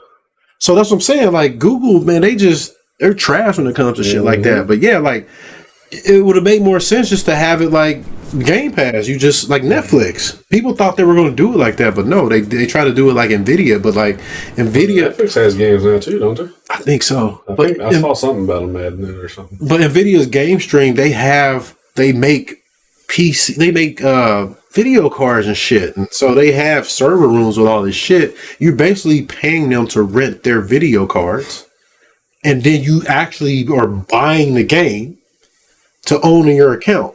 So like, say if like, for instance, GeForce Now went away, you own that game on Steam.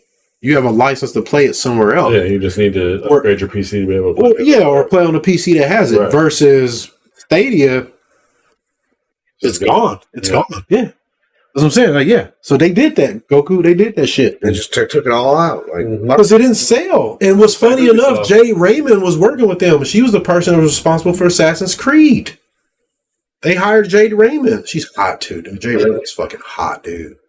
I mean, I'm just saying she's pretty. Like, it's okay to say she's hot. I mean, I don't want to jump her bones. You know, it ain't my bones to be jumping. No, I don't. It ain't my bones to be jumping. You know, but she's hot. That's what stuck out about her. It's like, whoa, she's into this shit, and like she had a good like mind for games and shit. But you know, everybody make mistakes. She going to Stadia, that was a mistake. I mean, getting away from Ubisoft was probably the fucking right thing. But yeah, that's right. Especially when you look at them now. But I mean, Ubisoft doing the same thing as Stadia, though. When you think about it, they're fucking taking their own. Look at the crew. Well, they get ready. Yeah, Ubisoft, man, they're thinking that the family's devaluing the company so they can like sell it and buy it back cheap or something crazy like that, man. So probably that company's Tencent might buy them though too. That's the other thing. Tencent. See, here's the thing. Like, what's crazy is the progressives don't know that Tencent. If they own your shit, you're getting no transgender. You ain't getting none of that. You're not, because China don't. Tencent's a Chinese company. China don't care. China don't care. Yeah, they're not on that. Like they kill a t-shirt. They kill people for that stuff. So you don't want them owning your shit. You don't. You know, I'm tolerant and I accept everybody of all walks of life. China does not. They do not. They don't. Their government, they say it, and I get it. You know, they rule with iron fist. Communist China. That's what people call them, right? Because they're communists. Yeah. China. Yeah, whatever they say, they march to the beat of their own drum, and you don't say nothing to them because they got too many people that will fuck you up. That we could put out all our troops today, kill most of them, and they'd have just as many to go. I mean, the thing is, we will have to like drop bombs, and that would just cause world conflict. Yeah, it's stupid. Yeah, you just don't fuck with China. We would have to actually obliterate their country. Yeah, and then like that wouldn't bode good for the world at all. I mean, because truth be told, we need China. We do. They're the world's manufacturer. They are. We need them. So, but yeah, Twitch, man, playing favorites. It was like they banned Asmongold quick, but they took forever to ban that chick. That rhymes. See, black people, we just do it, man. That was they were extra quick with Asmongold too. They was extra quick. That motherfucker, before he got off the phone, he was banned, dog. Before his stream ended, they were like, "Yeah, you gone, dog." But the chick, man, she said a bunch of crazy stuff. Yeah, planes crashing and PTSD for the military. Plane and shit. Yeah, what the fuck? Like, this is crazy. So yeah, so Twitch, fuck you. I don't fuck with Twitch for real. I mean, I go like YouTube lately. Well, lately it's been working pretty good. Like YouTube and because the problem is YouTube is not XSplit. I found that out because Tiff has the same problem, and you have the problem that I get too. You don't know it though. I saw it when you were playing Kill Night. So for about 2-3 minutes, your stream cuts 30 frames per second, and then it picks back up. Really? Yep.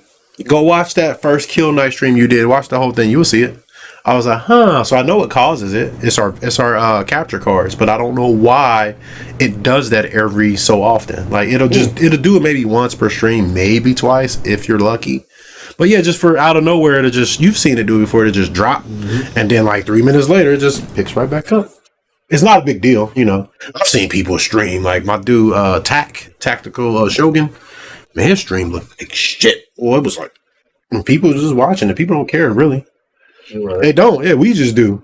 Right. Yeah, I know. People don't care. We're perfectionists when it comes to gameplay. Well, I watch this dude. We want people to enjoy what they're watching. Well, here's the thing. One of my favorite things to do is, this is going to be a long show. And Merry Christmas, everybody. Merry Christmas. Happy holidays. But no, like there's a streamer that I watch. His name is King of Spades, and he's a grimy like this is what his stream is. I love looking for streams like this where it's just it's grimy and it's like us, sort of. So his stream is, he got a camera that's just on his TV, and this dude's playing Super Nintendo emulators, like fighting games. And like, I love it, dog. I watch them all day. Because it's what I would be doing if I was, back at home chilling, playing Super Nintendo, Street Fighter. He'd be playing Turtles, Tournament Fighters and shit like that. And he sit back, he plays with people sometimes, and when the screens transition, because you know how the screen goes dark, you can see like the camera, you can see him sitting back there. You see people in his fucking house running around. It's so amateur. I like that because we got so much regular produced shit. I'm sick of it. I mean, so I like watching like just some homebrew shit is what I call them, mom and pop streams. That's what my streams is really. I mean, they look professional, but like it's a hobby. Mine's more hobbyist. You know, they look professional, but like for real, like I mean, I'm a hobbyist. You gave me some shit like the Phantasy Star. Oh yeah. Like, man, I really like that. I don't like seeing the black shit on the side. That's when I'm gonna work something into that for games that I do play in 4x3, but Phantasy Star is when I play the most. But Twitch, I don't even shop at Amazon no more. I don't like that. Fuck them. I do. It's hard to put them down. I Walmart it because I can because Twitch. Here's Amazon. Like they try to fuck me on. Their customer service has gotten worse. Mm-hmm. Their customer service gotten worse. Returns are bad. That's what happened. They try to fuck me on return, and I had to like issue a chargeback and remove my card from the account and tell my bank do not remove them from my virtual wallet. Yeah, and then like they did this to somebody who worked for a law firm. So like I had they reached out to me and like I'm part of a class action. Like yeah, because they wanted you to take a picture of scan your ID and upload it to some weird site. My bank was like, don't do that. Like my bank told me, like, no, don't do that. Mm-hmm. They said, do not do that at all. They said no. They said no. They said just we'll charge it back and you'll get it. And that's what happened. So, but no, I don't fuck with them because they shady. Like they've gotten worse over the years. So I Walmarted up. I don't ever really have to return. And here's the thing, like I do not do a whole bunch. You can go look at my account. I do a bunch of returns. The only time I would do a bunch of returns during Christmas. Because like that's what it is. Yeah, but other than that, it was a hard drive. I bought a hard drive and it didn't fucking work. That's what happened. I sent it back and they were like fucking around, not trying to get my money. And I bought another one. Right. Again, like before I even sent it back, I bought another one. Like, because I put it in and I was letting it copy. One of my hard drives had died. Yeah, that's what it was. I ended up going to the manufacturer site and just buying it. I was like, man, I'm not fucking with Amazon. But like my hard drive had died, so I was copying it, and then like it was some error at the end. I'm like, oh fuck, I gotta send this back because I'm not about to. It was like a 12 terabyte. Mm-hmm. So I ended up going to Western Digital to get it. But yeah, that's what happened, man. I don't fuck with them no more. It was like $280 or something like that. Yeah, I was gonna give me my 280 motherfuckers. Yeah. All right, so moving on. Oh, this shit. What are we moving on to? What am I moving on to? What is this shit? What is it? Oh, XDefiant? Mm-hmm. Oh yeah. Good old Defiant. Good old XDefiant.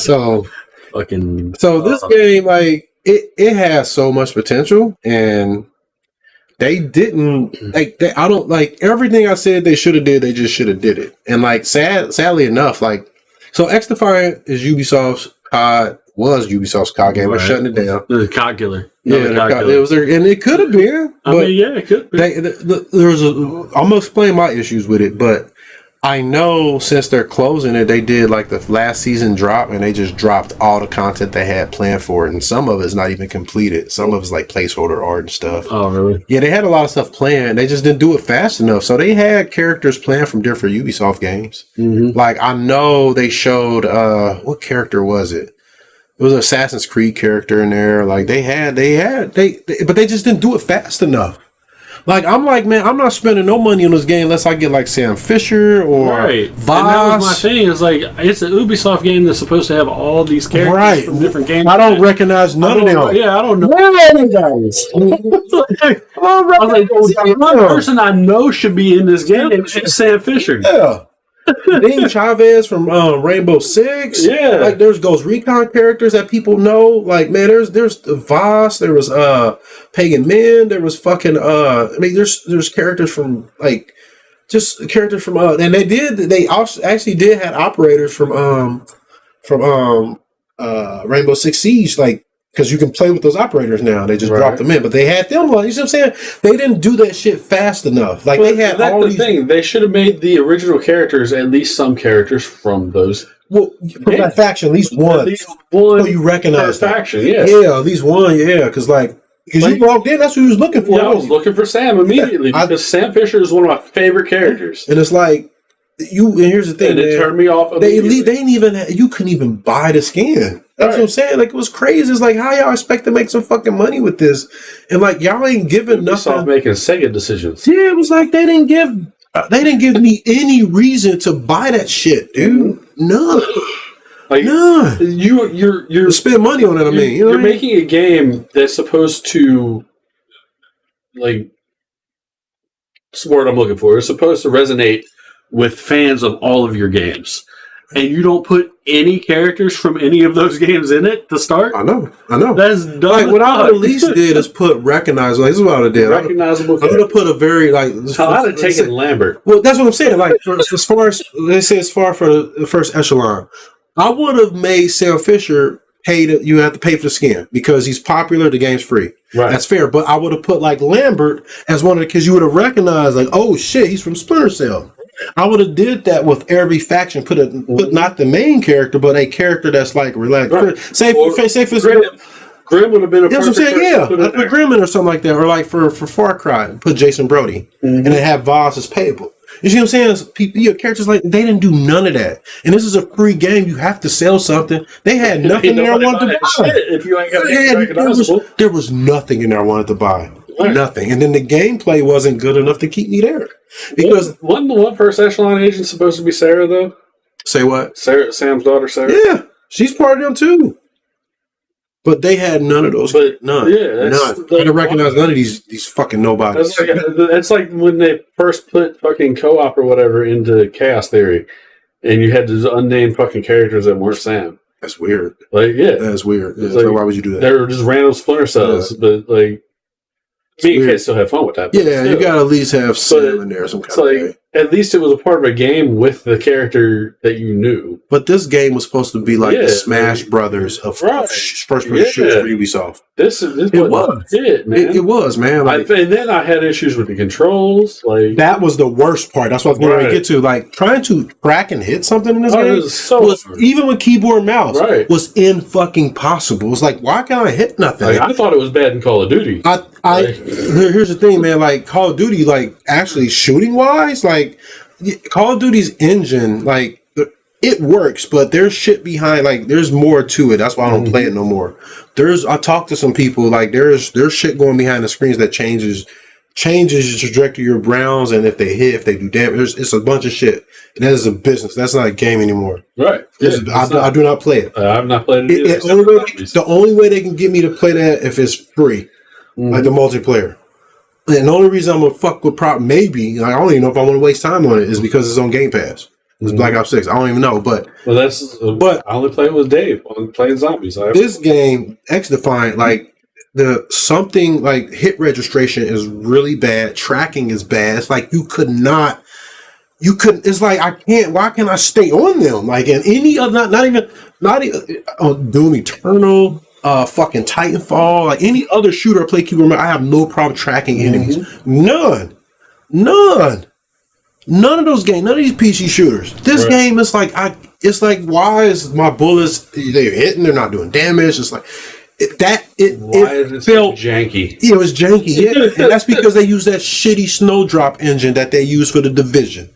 They used a co-op shooters engine for this shit, trying to save money when they should have just fucking used Unreal like everybody else do at this point. Yeah, look, they fucking could have just used id Tech. They could have used the Doom engine because that's what Call of Duty's fucking built on. It was built on the Doom engine. Yes, it's been modified, and they probably a lot of that code's probably been written out of it. But that's the foundation was id Tech. And they could have fucking licensed that. They could have licensed anything, man. Fuck, they could have used free ass Unity for this shit, made a better game. Fucking, I think Turbo Overkill is made on Unity, and that game looks incredible. Yeah, this free engine. They use this shitty ass Snowdrop piece of shit. That's why y'all out of job. Like, whoever made that dumb decision, because it feels awful to this game feels so. And then the other thing was, man, like it has accessibility issues. Like shooters that do this, developers, if you make shooters, like, oh my god, you need better QA people. All developers do that fuck this up. It is not hard if you aim down the sight, because I have cubital tunnel syndrome on my arm. I've had surgery on it. It hurts to hold buttons down. It hurts over time because this fucking, you see it, that nerve is inflamed. So when I ADS, I am not trying to hold it. I want to click it and toggle. And when it's toggle, I need to be able to sprint out. You can't unless you untoggle it. And the game this fast, that millisecond gets you killed. It means something. Yeah. And like every other shooter, even Call of Duty does it. When you ADS and you sprint, you come out of it. When you, like, even if it's because you can circumvent this by having hold, but this, my arm hurt. It goes numb after a while. It burns. I'm like, I can't play this. I even sent them a video showing it to them. They ain't even fixed the shit. So I said, fuck this game. I installed it and left it at that. And that's why they ain't got no job now. Fuck them. Fuck them, man. It's bullshit, man. Yeah, because you were super excited about it. Yeah, like anybody that we played with that likes playing competitive shooters and likes some Ubisoft games like Splinter Cell, Far Cry and all that shit, man. We love those games because it's what we grew up on. We grew up on it, man. We literally grew up on the game. When you announce a game like this is supposed to have characters, the Smash Brothers shooter. Right. I know, but it wasn't like that. It was not that. Anything. Like, you don't recognize a fucking character. Hell, you don't even recognize Sarah because the dude from the Aiden, what is his name? Aiden Pearson. He wasn't even in this shit. And I don't even play Watch Dogs. And I know his name. Right. He wasn't even in it.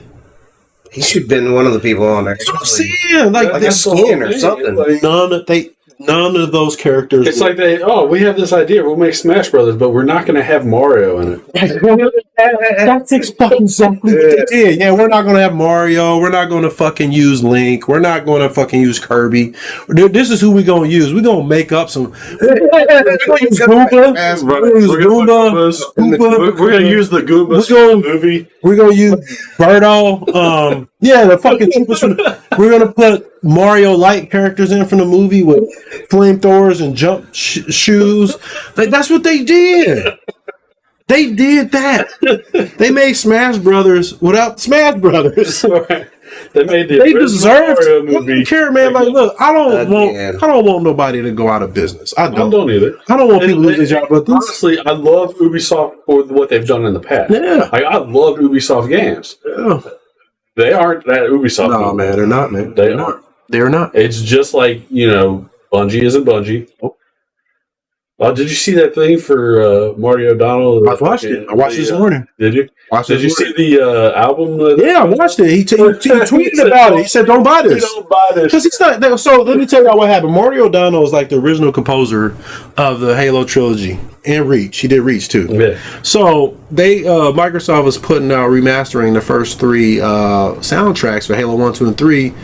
And on vinyl, and they ain't even paying this motherfucking dude royalties. None of the original people. Yeah, they're like, fuck them. Yeah. So it's like Marty O'Donnell went on Twitter and was like, don't buy this. And people was like, got it. Right. Yeah. Because people love Marty. And you know what's crazy is I was getting ready to buy it. I was thinking about it too. No, I was, because I bought my daughter, I bought her the BioShock collector's edition because she likes vinyl. Mm-hmm. I bought her that for Christmas. I was like, shit, I can play this on her because we got our vinyl player. And I was getting ready to buy it. And he said, nope, they lost the sale. Mm-hmm. They lost the sale. Hey, they lost the sale. I love Marty. And he's against this bullshit, man. Like, he went on the side scrollers talking about it, man. Like, yeah, this is crazy. Like he was talking about Keith David and the other guy. He was like, we didn't look at that shit. He said we didn't hire them because they was black. He said we hired Keith David because his voice is cool. He has the coolest voice in film and animation. He's the Arbiter. Yeah, and that's not we didn't necessarily like the Arbiter. Like having to play as him, but we loved him as a character. Loved him as a character. Yeah, that's the because thing. Keith David. And then the thing is, Keith David made us enjoy playing him. Exactly. That's what happened. It turned our opinion around. His voice. Yeah, because when we first, so we was like, "What the fuck? We want to play this guy?" But by the end of it, we was like, "Oh, he's cool." Right. He was like, "He's cool." Yeah. Like I want to go back and learn about him. Yeah, Arbiter's cool as fuck. Yeah, and I actually wanted to play as the Arbiter. Yeah, I was geeked up. We wanted Chief. We wanted Chief. Chief, we wanted to play as Chief. We wanted to kill fucking aliens. That shows you they hired him not because he was black, because of that performance he delivered. Mm-hmm. You will not know what his ethnicity is by listening to him. You don't. You have no clue. And you should. Because it shouldn't matter. It doesn't matter because he's a fucking he sounds and Keith David sounds cool as shit, dude. He does. He does. He does it. Everything. Man, that dude is blessed. He's been gifted with good voice. With a voice. Him, James Earl Jones, all them deep voice dudes, man. All of them, man. They've been blessed, man. Who else got a deep voice like that? Morgan Freeman, yeah. All them dudes, man. Them deep voices, man. Shit, even if you somewhere, dude. But that dude could have been a voice actor. What's his name? I can't remember his name right now. Don't tell me. There's a lot of people, man. But the dude play him. The dude play Hans Gruber. What's his name? Him too. Die Hard. I can't think his name because he played in Harry Potter too. What's his name? Alan Rickman. Yeah, because he was my favorite actor. He was an actor from. I didn't know he was like part of the Shakespeare Academy. We had our conversation about the Last Boy Scout. Oh, did you watch the Last Boy Scout and Die Hard? The Last Boy Scout is such a good movie. It is a good movie. Damian Wayne is a quirky dude. Yeah, isn't he? Yeah. He's quirky in that movie. Very quirky. Good character too. Mm-hmm. Really good character. Him and Bruce Willis played off each other really well. Yeah, they did. Yeah, they did. It was really good. Yeah. I enjoyed every piece of it. Bruce Willis is Bruce Willis, man. Like I feel like he's the same. What do you think my favorite part? You have to know what it is. Come on. Think about it, man. Come on, you just watch it. My favorite part is when he throws the football and his dude in the face. That's my second. That's when a dude's in the chair and he's trying to get that girl to blow him. Yeah, and hits him in the face with it. He's like dropping on her ass. That's probably my third. My second favorite is when he throws the ball at the end. That is really good. My first is when he has the puppet. When Bruce Willis has the puppet. Yeah, and he's telling. Puppet. Have you seen The Last Boy Scout? No. Let me shut up. Dude, you need to watch. Let me shut up. Right. Go watch it. It's one of the greatest action movies ever. Yeah. The puppet. I'm not going to say what the puppet scene is, but it's my favorite scene. You won't know because there's a couple of puppet scenes. This one will be. He'll know. You'll know. It pops off. You'll know. That's what you're talking about. You'll know because it is the best. That is. Sure, they could have put Bruce Willis in this shit, man. You know what I mean? Like they didn't put nobody in this shit. Look, it's just frozen. Look, because the game. I know it ain't frozen. I was like, the game sucked that bad that the trailers froze. It's just, man. Like I wanted this game to be so good, man. I did. Oh my god, a lot too. I did play it. I gave it a chance. They updated the controls a little bit, fixed them, and it just. But it wasn't good enough, man. But like you said, the tracking and even keyboard and mouse was bad. Like I couldn't hit anything. Couldn't hit nothing, dude. It was like, what the fuck is it? And then like I would play. They made the hitbox a little bit bigger at one point, didn't you? The problem was the hitboxes were small. Yeah, you couldn't fucking hit them. The first echelon character. Yep. Who should be in stealth most of the damn time. Yep. And I couldn't get the drop on nobody. Like it was like some of them skins. The strategy was some of them hitboxes were too little. Mm-hmm. They were little, and like your bullets would just go. It was like this is crazy. It was just and I played Titanfall on PC. Had zero problems hitting anything. And that game was faster than this. Mm-hmm. It had way more mobility in this. You're running wall, motherfuckers bunny hopping. I like to stop and hang out right in front of the door, fucking come in the door. I'm right above you. That's my objectives. My video that I made, my highlight video. That door that they come in. Yep, I fucking hang on the wall, aim down. Yep. Use the hook. Come right in. I got to drop down on them. What you saying? The highlight video I made. There's clips from Titanfall. Yeah. Like you can hit shit with no problem. He was up in the air, just jumped, and I just popped him. Like tracking was not an issue. I don't feel bad that this game's dead. It needs to die. I don't really feel bad for Ubisoft at this point at all. Well, here's the thing, man. I don't want people to lose their jobs. I don't want but they are making decisions. And the sad thing is that. Like I said, the guy who produced this, man, he produced Modern Warfare 2 and 3, and but then he produced Ghost. There you have it. That dude that said there's a dog in it. You remember him? See, that's the one that I like the most. Actually, I didn't like the story of Call of Duty, but I like the fact that they stopped doing zombies just for at least one game. No, they did. Well, here's the thing. No, they've always not did zombies every game. Yeah, the Modern Warfare games have always. Yeah, the Modern Warfare games have always done Spec Ops and Spec Ops Survival. Mm-hmm. It was never zombies. And then Treyarch always did zombies. Yeah, they were. Yeah, my favorite one was Spec Ops and Modern Warfare 3. Boy, Modern Warfare 2 had great Spec Ops, but 3, oh my god, because they had Spec Ops and Spec Ops Survival.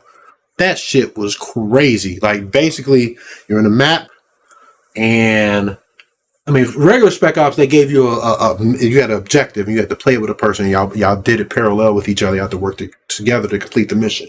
And like shit's just happening, motherfucking choppers and shit coming in, y'all running, and it was awesome. And then Spec Ops Survival was like you're on a fucking map, and fucking forces were coming in, and helicopters and tanks, and y'all gotta fight them off. And it was fucking awesome. I was like, this is way better than zombies. So this shit, PvE. Yeah, it's PvE. Yeah, Modern Warfare 3 was, dude, it's like my favorite one. It was the best one, man. Like you get points to go get your loadout, shit like that, and like you got to take out these tanks with mines and fucking helicopters. You got fucking what's that, javelin launchers, and it was fucking troops coming in, like they flanking y'all and shit. It was crazy, man. Like it was, and it wasn't just Zombies. It wasn't that, and I like zombies, but I like to have a change. You know what I mean? I actually liked I hated that shit, that Area 51 shit they did in Ghost. I hated it. And I thought they should have done Area 51 a long time ago, but I felt that they did it the wrong way. Because when you give modes like that too many objectives, like people, like you got to think the crowd that you selling that game to. Like we ain't trying to think. Right. We're idiots. We're fucking idiots. Like that's your problem, Goku. You too cerebral. So really, that's what it was. That was a cerebral mode. I didn't play it because of that. I literally was like, that's the thing. Like, I don't want to take this drill. Fuck this drill. I gotta think all day. I needed Goku to carry the drill because I didn't know what the fuck to do with it, and I'd have been shooting everything to aliens. But they should have been at Area 51, man. They should have been had that shit. They should have had it mixed in with like regular troops coming in. That would be cool. The containment got out. You know what I mean? The experiments got out. Yeah, it would have been. Why won't people hire me? I have great ideas. That shit was sell. That shit would. Think about it. Like you fucking playing survival mode. That's like zombies, but it ain't zombies. It's aliens, right? But you got fucking regular people. You're going in bases and shit. They're doing experiments. They're extracting the DNA. And they're making shit that you're fighting too. You see what I'm saying? And it turns on them, and then shit comes saucers. I mean, he said something. Yeah, have motherfuckers come back from their planet. Come back and then it's like a big war. You know what I mean? Like shit would be awesome, right? Yeah, and then you got mechs dropping in and shit. Like, to think about it, because they have mech suits in Call of Duty, man. They got that shit in there. Yeah, the gorilla. Yeah, they got shit in there. I know the name of that thing. That's from Gears. That's from Gears. Was that? Yeah, Gears is the gorilla. Yeah, but Call of Duty got some shit like that too, man. But that's what I'm saying. Like in Advanced Warfare, Advanced Warfare. One where you run not that one. It was Infinite Warfare is the one that had the robots. So some of them have something like that too. Because one of them they stole the fucking wall running and shit. Oh no, well, and tried to compete with. Here it is. Wall running was in Black Ops 3, and it was in Infinite Warfare. Advanced Warfare didn't have wall running, but Advanced Warfare had boost jumping. Oh yeah, and it had you can boost, you can double jump, and you can boost left and right. So, but I didn't care for it. I didn't care for none of those. But if I wanted to play Titanfall, I'd play Titanfall. Right. And that's what I did. And this is what I did. What's different about Titanfall? And this is what fucked Titanfall, because Titanfall 2 was released between Infinite Warfare and that Battlefield 4, I think, or whatever game was released that year. It was like a week in between both. It was Battlefield because it was like there's I don't know which Battlefield. Like it might be 4 or 1 or 3. I don't know which one it was at the time, but it was a Battlefield. Yeah. It was like Call of Duty, Titanfall, Battlefield. Or Battlefield, it was one of those right there. It was in between them, It was like 1 week was COD, 1 week was Titanfall, 1 week was Battlefield. All of them. I didn't get Battlefield. Or no, but actually I did get Battlefield. I did get Battlefield. I did because I bought Battlefield. Yeah, I did buy it. And then we got Call of Duty. I did buy it. And one of them had the fucking drop. And here's my thing: like I still have the Battlefield. I don't play it that much, but this is what I enjoy. Like I enjoy Titanfall 2 through and through. Me too. Like it was just good. Infinite Warfare, I hated the multiplayer, but that campaign was fucking good. It was. I wish you can take E3 from Modern Warfare. I mean, not Modern Warfare, Infinite Warfare, and put him inside BT. What's BT's number? I can't remember, but we just called BT. What's his number? BT 72. I can't remember. 72. Yeah, I can't remember what it was, but they needed to put him in as BT's pilot because they were the best protagonists that year. They were both robots. And like E3, I recommend everybody play Infinite Warfare's campaign just to experience E3, and then the ending will make you cry like a fucking. It just makes you play by yourself. Ain't no woman around. No, because it's fucked up. Like it really what happens in the military. Like your crew dies, and like you die. Like you watch them die. Like you play as them as they die, and then like the soldier that survives, she walks along that wall, and the fallen, you know, they show that because you know my grandfather fought and stuff too, and she sees him in the Nick Reyes. He's her commander. He's the last name on there, and she salutes him, and then she walks away. Then they read their death notes. Oof. Yeah, you see it. It's like. Damn, like, but that's good storytelling. Yeah, that's what has been. Brian Bloom wrote that. The Brian Bloom, he does movies and shit too. But yeah, like it hit. Like I'm getting goosebumps thinking about it because like it's people need to play that one like single player. Like the writing is because there's a dynamic where like because all your characters it's diverse too without the forced diversity, like. Your characters are part of a federation military, and all of you got your country's patches on. So it's cool. You see people from America, Lebanon, like from everywhere, UK, but they're all part of the same military of the Alliance. And it's Alliance versus Federation, I think. I can't remember who it was. It existed before. Yeah, before that shit. And then like E3N was a robot, and he was a soldier. And then like the dude from the UK hated him. He didn't like robots. He's all trust y'all. You know what I mean? Like, I mean, we've all seen our robots. But hold on, but at the end, he loved him. He did. He loved that robot at the end. But that's, he respected him. Yeah, he respected that robot, and then like because the robot sacrificed himself. Character building. Yeah, they don't do that no more. It was crazy. Yeah, that's why Ray just automatically knew how to use the Force. What was strange about it is like how's this written? It's a hidden gem of a story in Call of Duty. It's so hidden. It is so hidden. I was like, this is crazy. And then like, yeah, they all die at the end except Nora Salter, and she's played by Jamie Lee Hyder. You know what I'm talking about? She played on True Blood. She was recently on Law and Order. She's like light skinned. I think she might be Lebanese in real life. But yeah, it was played by her. She has a distinct voice. Your voice, you know, is real raspy. I probably know exactly. She has real filled lips, light skin, long dark hair. It's my archetype. It is. She's my archetype. But she has a raspy voice, so very, very distinct. But yeah, like it's crazy. Yeah, she's in her uniform. You know, the white uniform with the hat. And she has her gloves on, like the detail, like, and all that stuff is important to me because I see my grandfather's stuff.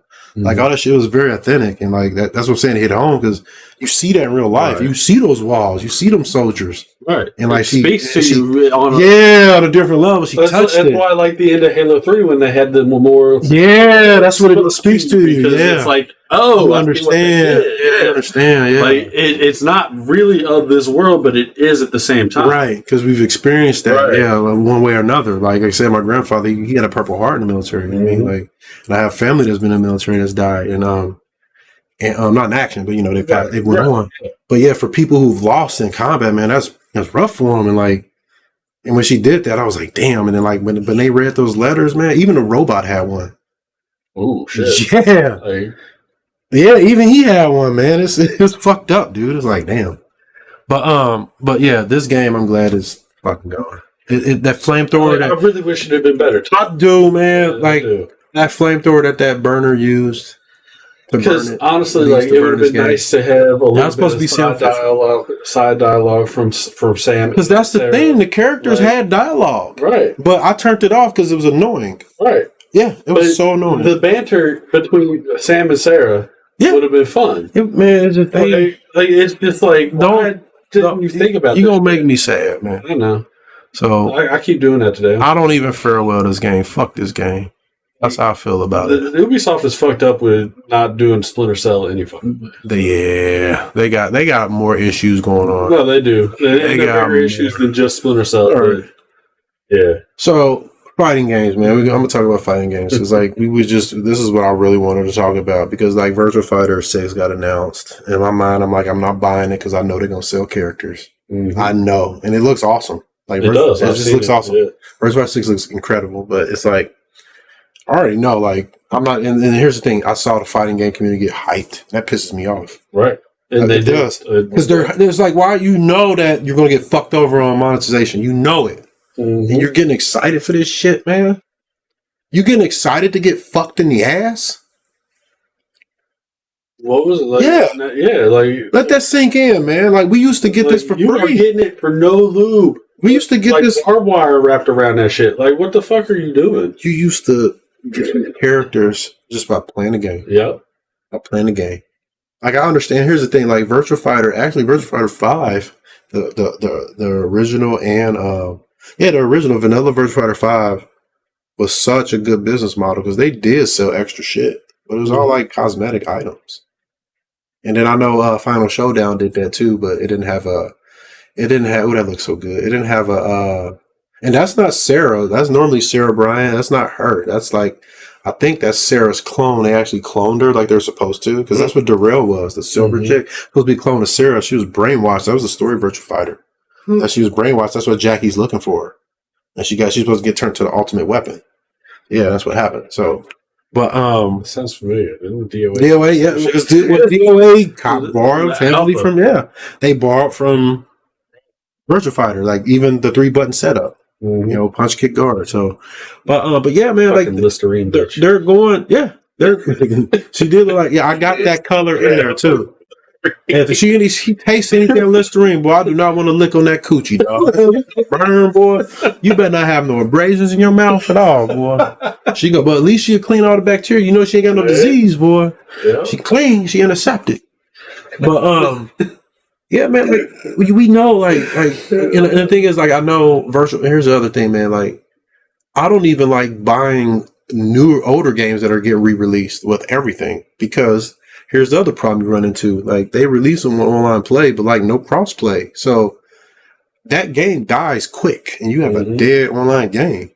Because like they're releasing like I played the beta for Virtua Fighter 5 Revo, and it's a good version. Like it has everything except a quest mode. They need the Virtua Fighter, like Sega needs to start putting those back in, like, because that's for people who want to play single player. And it's cool because what it does is quest mode teaches you how to play the game and gives you a bunch of missions like Soul Calibur's mission mode. Right. But instead of like that, it's like you're in Japan, you go around a different arcade. It's like a huge map with all these arcades, and like you go and compete against like ghosts of people, like, you know, of real people's ghosts and stuff, like their habits and behaviors. And it was really cool. You got different belts and stuff. It gave you a reason to play single player. It was really cool.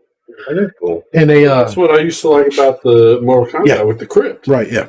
So they took that out. So it's just like arcade mode. And it's like, man, like I know it's only $15, man, but like I would have paid a little bit more to have that full mode in it. But the problem you run into, again, like if I get this, like, because Crumb may play it with me, and I think that'd be enough for me to pay $15 for it. You know what I mean? Like, because you go to the arcade, you know, a few times.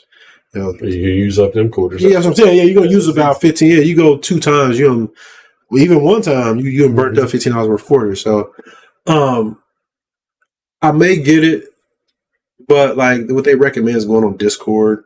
And I'm like, I don't want to do that for a fighting game. Like, if you make like Marvel vs. Capcom Arcade Collection came out too, and like, why isn't that crossplay?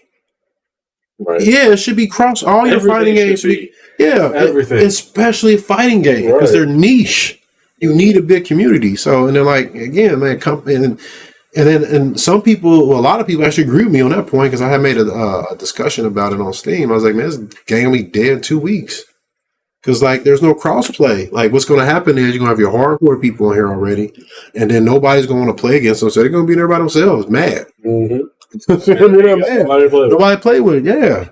They need to make the shit cross-play, man. Like, there's this crazy thing is, like, they only releasing this version on PC, which is, I don't get it.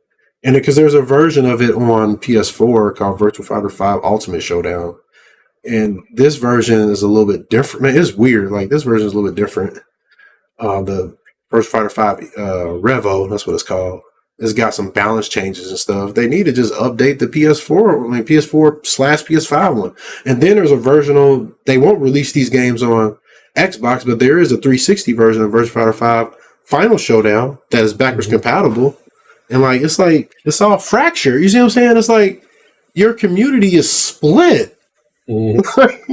How do you expect your game to survive? Oh, this is how we're going to make it survive. We're going to sell you a bunch of characters. and skins. Yep. And everything. Yeah. Outfits and bullshit. Yeah, and because they have accessories like baseball bats, hats, different wristbands you can put on. That shit used to come in with quest mode and arcade mode. You used to be able to, quest mission mode, or you could unlock all that shit, man. Put your character together, and then the final showdown, they sold the accessories, which game was only $20, but yeah, man, like people get hyped for fighting games, man. I don't even recommend buying, or I do not recommend playing any fighting game. Well, take that back. I do not recommend buying any fighting game. Newer fighting games. Well, even if they re-release an old one, no. Yeah, wouldn't do that either. Because it's not good. Like, I was going to buy Marvel vs. Capcom, and I may get it when it's super cheap just so I have it to play it. But I want to play it online, and there ain't gonna be that many people playing. And then you're gonna run into people who just do Magneto infinites all day and shit. And you got to deal with this. Is what you're gonna deal with. You're gonna be left dealing with Storm, Sentinel, Magneto teams. That's what you're gonna be dealing with. Those are the Storm, Sentinel, Magneto, Iron Man, Spiral, Doctor Doom. Those characters are some of the strongest characters in the game, man. You're gonna deal with compositions of those, maybe with one random character like Trombone for an assist, or Captain Commando for an assist, but or Cyclops' assist. Some characters are only used for an assist. Mm-hmm. So you're dealing with meta. You're dealing with playing the meta. Yeah. Then you're like, fuck, man, fuck this game. And you turn it off. I was tempted. You play against Wazzler, Justin Wong. He goes on, people refunded the game because he was beating there. They said this dude named Wazzler. They didn't know it was Justin Wong, because Justin Wong's the dude who parried all that. He got parried. Yeah. He's the dude that got parried by Daigo. So, but he's good. He's still good. Yeah. No, he's one of the top players in the world. So he's running around PC just making people refund the game. It's how does that help your business? How does that help your business, Capcom? It don't. See, stop fucking making games just for pros, man. People they need to quit making games for people like me. For real, they do. Stop making them for us, man. You got to make them. Stop doing that shit. Yeah, especially with the fighting game community. Yeah, you gotta. Because I like fighting games, but I'm not that level. Because here's the thing, you got to balance that, because fighting games, you have to make them a little bit more broad, because they're so niche. It's not like a shooter. Right. You can make a shooter for one group because there's so many people that play shooters. Right. Fighting games, you can't. You have to. Shooters are just versatile like that. Well, it's just people just like them because they're easier to play. Exactly. Fighting games are difficult, so they're niche. So you got to kind of you got to open it up, man. And by adding crossplay you're not fucking with the gameplay, because we don't want you to make the game easier to play per se, but you got to make it to where more people is playing. Because people like me don't want to go up against people. Yeah, it's every fight. Yeah, because then we're getting our ass beat all the time, and we're I'm not really learning anything. Yep. You're not. Yeah, you're not learning. Yeah, I'm spending all my time being juggled by a motherfucker. My bad, bro. Well, but I got you. I got to get. Yeah. Oh yeah.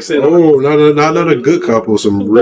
A lot of good couples. There was some times I strategized and got past your bullshit, but it happened few and far between, and you learn too fast. When you play tournaments, you got to. Right. Trust me, I've been done just like you. How do you? I've been done like that many times. And I think now that my mind has settled out, I'd be better at fighting games. Easy. When I go back and play old ones, I'm way better. Because now I can think. You're mature. Yeah, you're mature. Yeah, you're mature. Yeah, you're more patient. I'm more patient. Yeah. Because I noticed that playing Ninja Gaiden, I don't get as panicky as I used to. More patient. Yeah. Yep, this is an age thing. It's an age thing. But yeah, man, fighting game community, y'all gotta cut this shit out, man. Cut that shit out. Quit getting hyped. Buying chessboards without. They get, man. The Mortal Kombat was selling fatalities. That's what you're doing. Mortal Kombat was selling fatalities for $20, dude. It was some crazy. Some of them were seasonal. Yeah, seasonal. It was just yeah, and they were selling that for $10 or $20, and then people got mad, so they're like, "All right, we're just gonna give them away." And so if you bought it, you got all the seasonal ones, because they were gonna sell each seasonal ones. Yeah, that's what I'm saying. It went from being a good game to just business, man. And then they DEI'd it. They turned gender swap Sector and Cyrax. and the community is now starting to push back against it. Fighting game community, stop buying this shit, man. The thing is, if you guys be patient and stop buying shit, they're not going to stop making fighting games. That's not what's going to happen because they want your money. They're going to figure out a better. Cater more they're going to give you what you want. Yeah, this shit. We used to get this shit for free, y'all. We used to get it for free. If y'all every just, game. if you and you'd be able to unlock all that extra shit, Like DOA, we unlocked them. You unlocked them. Spartan characters. Yeah, what was her name? It was Spartan 4. It was 458, I think. Her name was Nicole. Yeah, she was Spartan 458. She was unlockable. There was a whole bunch of unlockable characters. Yeah, all you had to do was play through the game. Genfu was unlockable. Fucking Leon was unlockable. Because they'll make new characters and then just make the old ones unlockable. You see what I'm saying? Yeah. Playing through the game like that actually makes you better at the game. You get more versatile with all the characters. And what it does is it'll get you just familiar. Because playing against the human is the way it's going to be. Yeah. But that's going to familiarize you just with the game and the systems and mechanics. Just going through it, it's going to familiarize you with everything, and then it's a good way to increase replayability.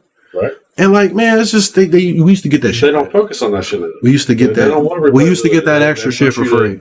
They want you to purchase everything. We got to pay for cheat codes now. That's what it is, man. All right. So moving on. All right. This is the last current event. This is a bit of I don't want to say spicy, but it's actually kind of crazy. It's actually kind of crazy. So GTA is going to have some progressive shit, and you can. So I'm gonna explain this to you. People don't realize what this is too, what you're seeing right now. So we're talking about GTA 6. So you see the colors, the hues, the purples. Mm-hmm. So did you know that the pinks and purples? Did you know that's a specific art style? You know what it's called? I knew it was specific. It's called. I have it here. It's called. Where is it at? It's called queer aesthetics. There's an aesthetic for it. Yeah, the type of colors. Yeah. So well, that wasn't very DEI. Yeah, it is. That's a whole lot of booty right there. It's called queer aesthetics. Yeah. So here's the thing. What is potentially we don't know yet. You see what I'm saying? Look, you see what I'm saying? We don't know yet, and this is and what it's doing is it's promoting a culture like how it is now. It is. Look, you see this shit happening today. You see girls twerking and shit and all that. Mm-hmm. It's doing that, and what they're going to do. What people are assuming, because a lot of reports have coming out that this is going to be one of the most DI games there. They're pumping that shit all in this because this is a game that a lot of eyes are going to get on. Mm-hmm. So we shall see that. So we shall see. We shall see. But yeah, they're going. If they slide it in alongside. See, look, you saw it right there. You saw it right there. Look at it. And you saw the chick with the and here's the thing, they've been removing white guys. You even in commercials and shit, you see what is the hate? That's what I'm saying. Yeah, it's people have even said it. We want to get rid of masculine white men, get rid of white men. I'm like, this is crazy. Masculine men. But this I don't even care. Why specifically? Why specifically white men? And why do you not like masculinity at all, except for in your women? That doesn't make sense.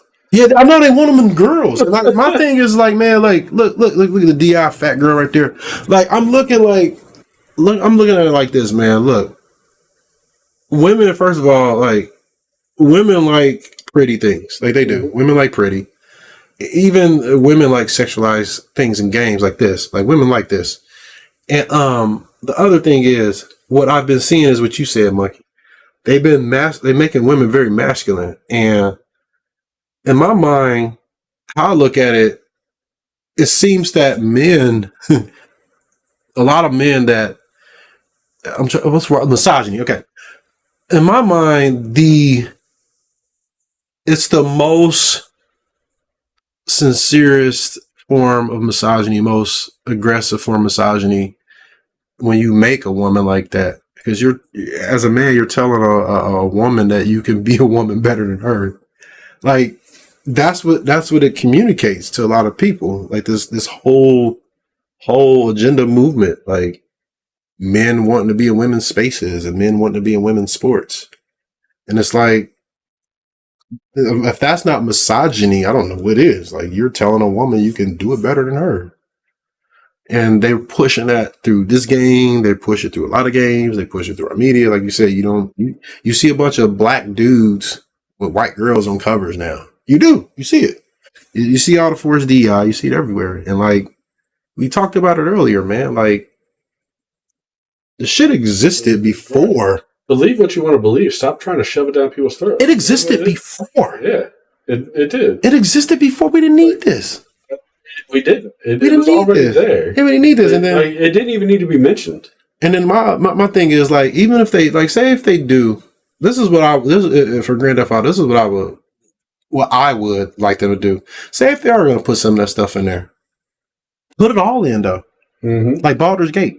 Mm-hmm. Baldur's Gate 3. That's why Baldur's Gate. Baldur's Gate 3 put everything you could in there. Right. Yeah, you could be anything. Mm-hmm. They didn't, and you got most of these other games are doing that. They're discriminating. Mm-hmm. They're allowing you to do one side, but why not the other? But that's why Baldur's Gate did as well. That's why it did as well. Yeah, and it didn't. These other games are fucking failing because you want to discriminate against a certain like that's what it is. It's discrimination. It's discrimination. Against that's what it is basically. Because they say it. They say we want straight white guys out. Right. Yeah, they say it. They're saying the quiet part out loud now. Right. Like quite literally, you see it. Like, well, we think this industry has too many white males, and I'm like, damn, man. Shit. White people make up 80-something% of the United States. That's just the way it is. You're gonna have more white people. That's what the deal is. Hell, 15% of my DNA is white. You know what I'm saying? Like that's just the way it is. Like and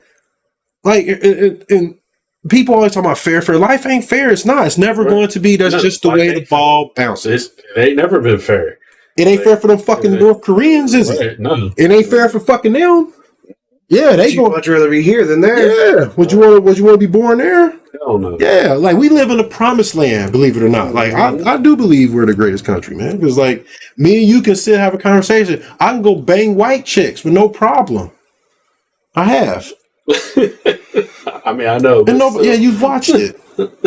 Literally. On Uno. Yeah. He's watched it on Uno. Yeah, I'm surprised my eyes didn't melt. I used to fuck girls on Uno, dog. I used to pull up the camera. On Uno. Going to work, dog. People used to just stop playing. Turns used to get skipped.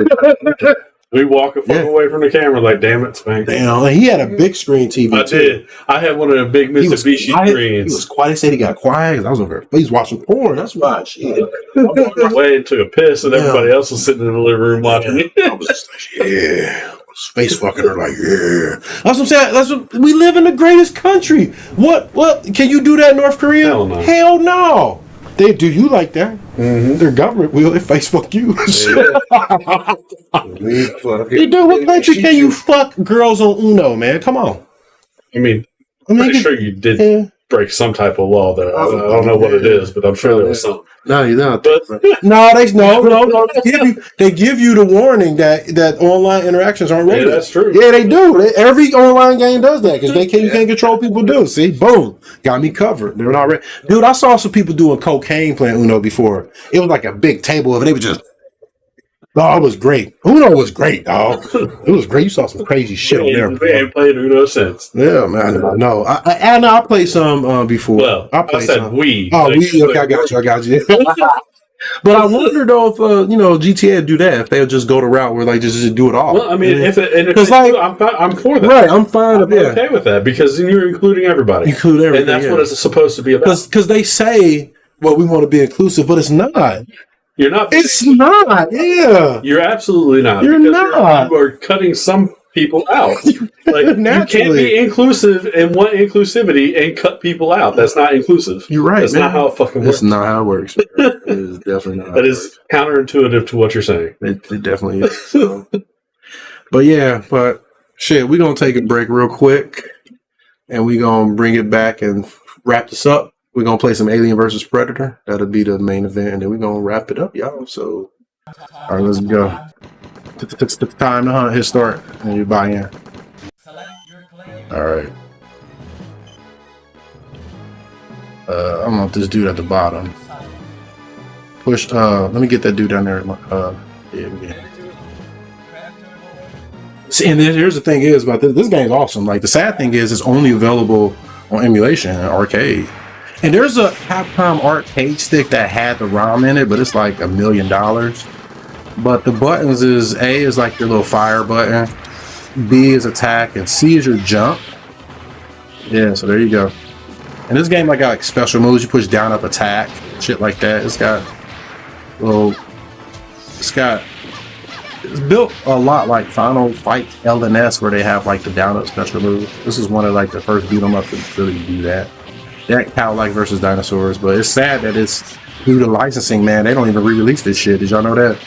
And like, what's funny about this version, like I wanted to play this one because it's the 3-player version. And historically in America, this is only, if you hold A, you just get infinite. Oh, you already know that. I thought that was Monkey. Historically, this is a 2-player game. Did you know that? In America, the 2-player version, the 3-player version doesn't exist. Only this is a UK version. I went and tracked it down. Because I was like, man, I remember seeing 3 players on this shit. But yeah, it's really, like, it looks good. Like, the sprite work is nice. Like, it's lengthy. The crappy part is, like, later on, a bunch of guns are on the ground. There's no pickup button, so you end up picking up a lot of guns and shit.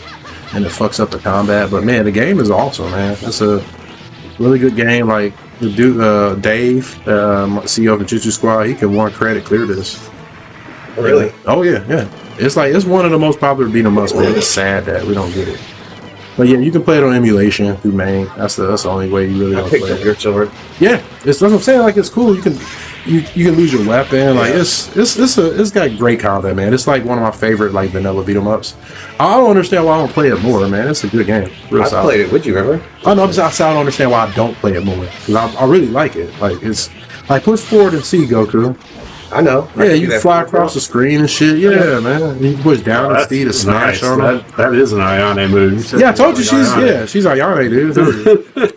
Yeah, this shit's. I'm telling you, this is you ever played this Monkey? Mm-hmm. This game's awesome. Played it a couple of times. It is awesome, dude. It's, like I said, it's sad that it's not that it is stuck the way it is, man. So, but we can clean it up right here. Shit. I just wanted people to check that out. I know we've been here too long, but yeah, Alien vs Predator, man. If you guys can fucking get that on emulator, man, definitely. What I'm gonna do is I'm gonna run the track mode, keep it going. And then I'm gonna switch the back to, so we can close this out. I know Monkey to get out of here, so. Yep.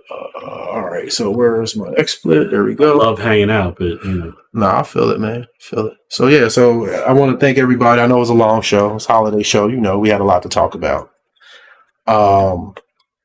Thanks for hanging out, Monkey. Thanks for being with us, man. It's always a pleasure having you. Glad I. Goku, thanks for being here every week, brother. Dealing with my bullshit. Yeah, we do, a show once a month. Review games. I dropped a review for Kill Knight. I did. Did you? Yeah. As I said, review game. I'll stay true to my word too. Yeah. I liked it, man. I really liked that game. I dropped a review for it. Review indie games. It helps them bring revenue, shows them love, man. Do that for them. So, but we hope you guys tune in next month. You can find Monkey over at on YouTube at Magical Munkee. You can find him over at twitch.tv/magical_monkey, and Monkey is MUKEE. I'll put all this shit is in the fucking description of the video too. I'll edit it, I'll cut it up later. I got him over at Twitter at is that magical_monkey. We got Goku over at twitch.tv/Son Goku Black 81. We got him Instagram at let's see, it's /Son Goku Black, but Black is BLC 81.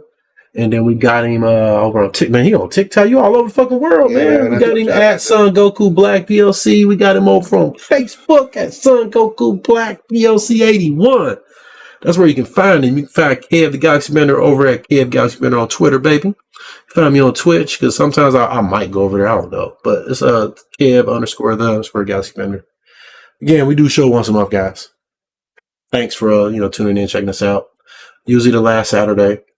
I'll edit the show once it's done processing. I guess shit got to process because it's long as hell anyway. But that being said, man, thanks again for this long show, hanging out with us. I'm grateful to have the people watch that we did. Thank you so much. We appreciate it. If you could, thank you. Like the video, give us a like. Subscribe if you like. Hit that notification so you know when we go live. So thanks again for tuning in. See you all again next month. That being said, be well. Goku, Monkey, and Kev the Galaxybender is signing the fuck off. See you Peace. Peace out, everybody.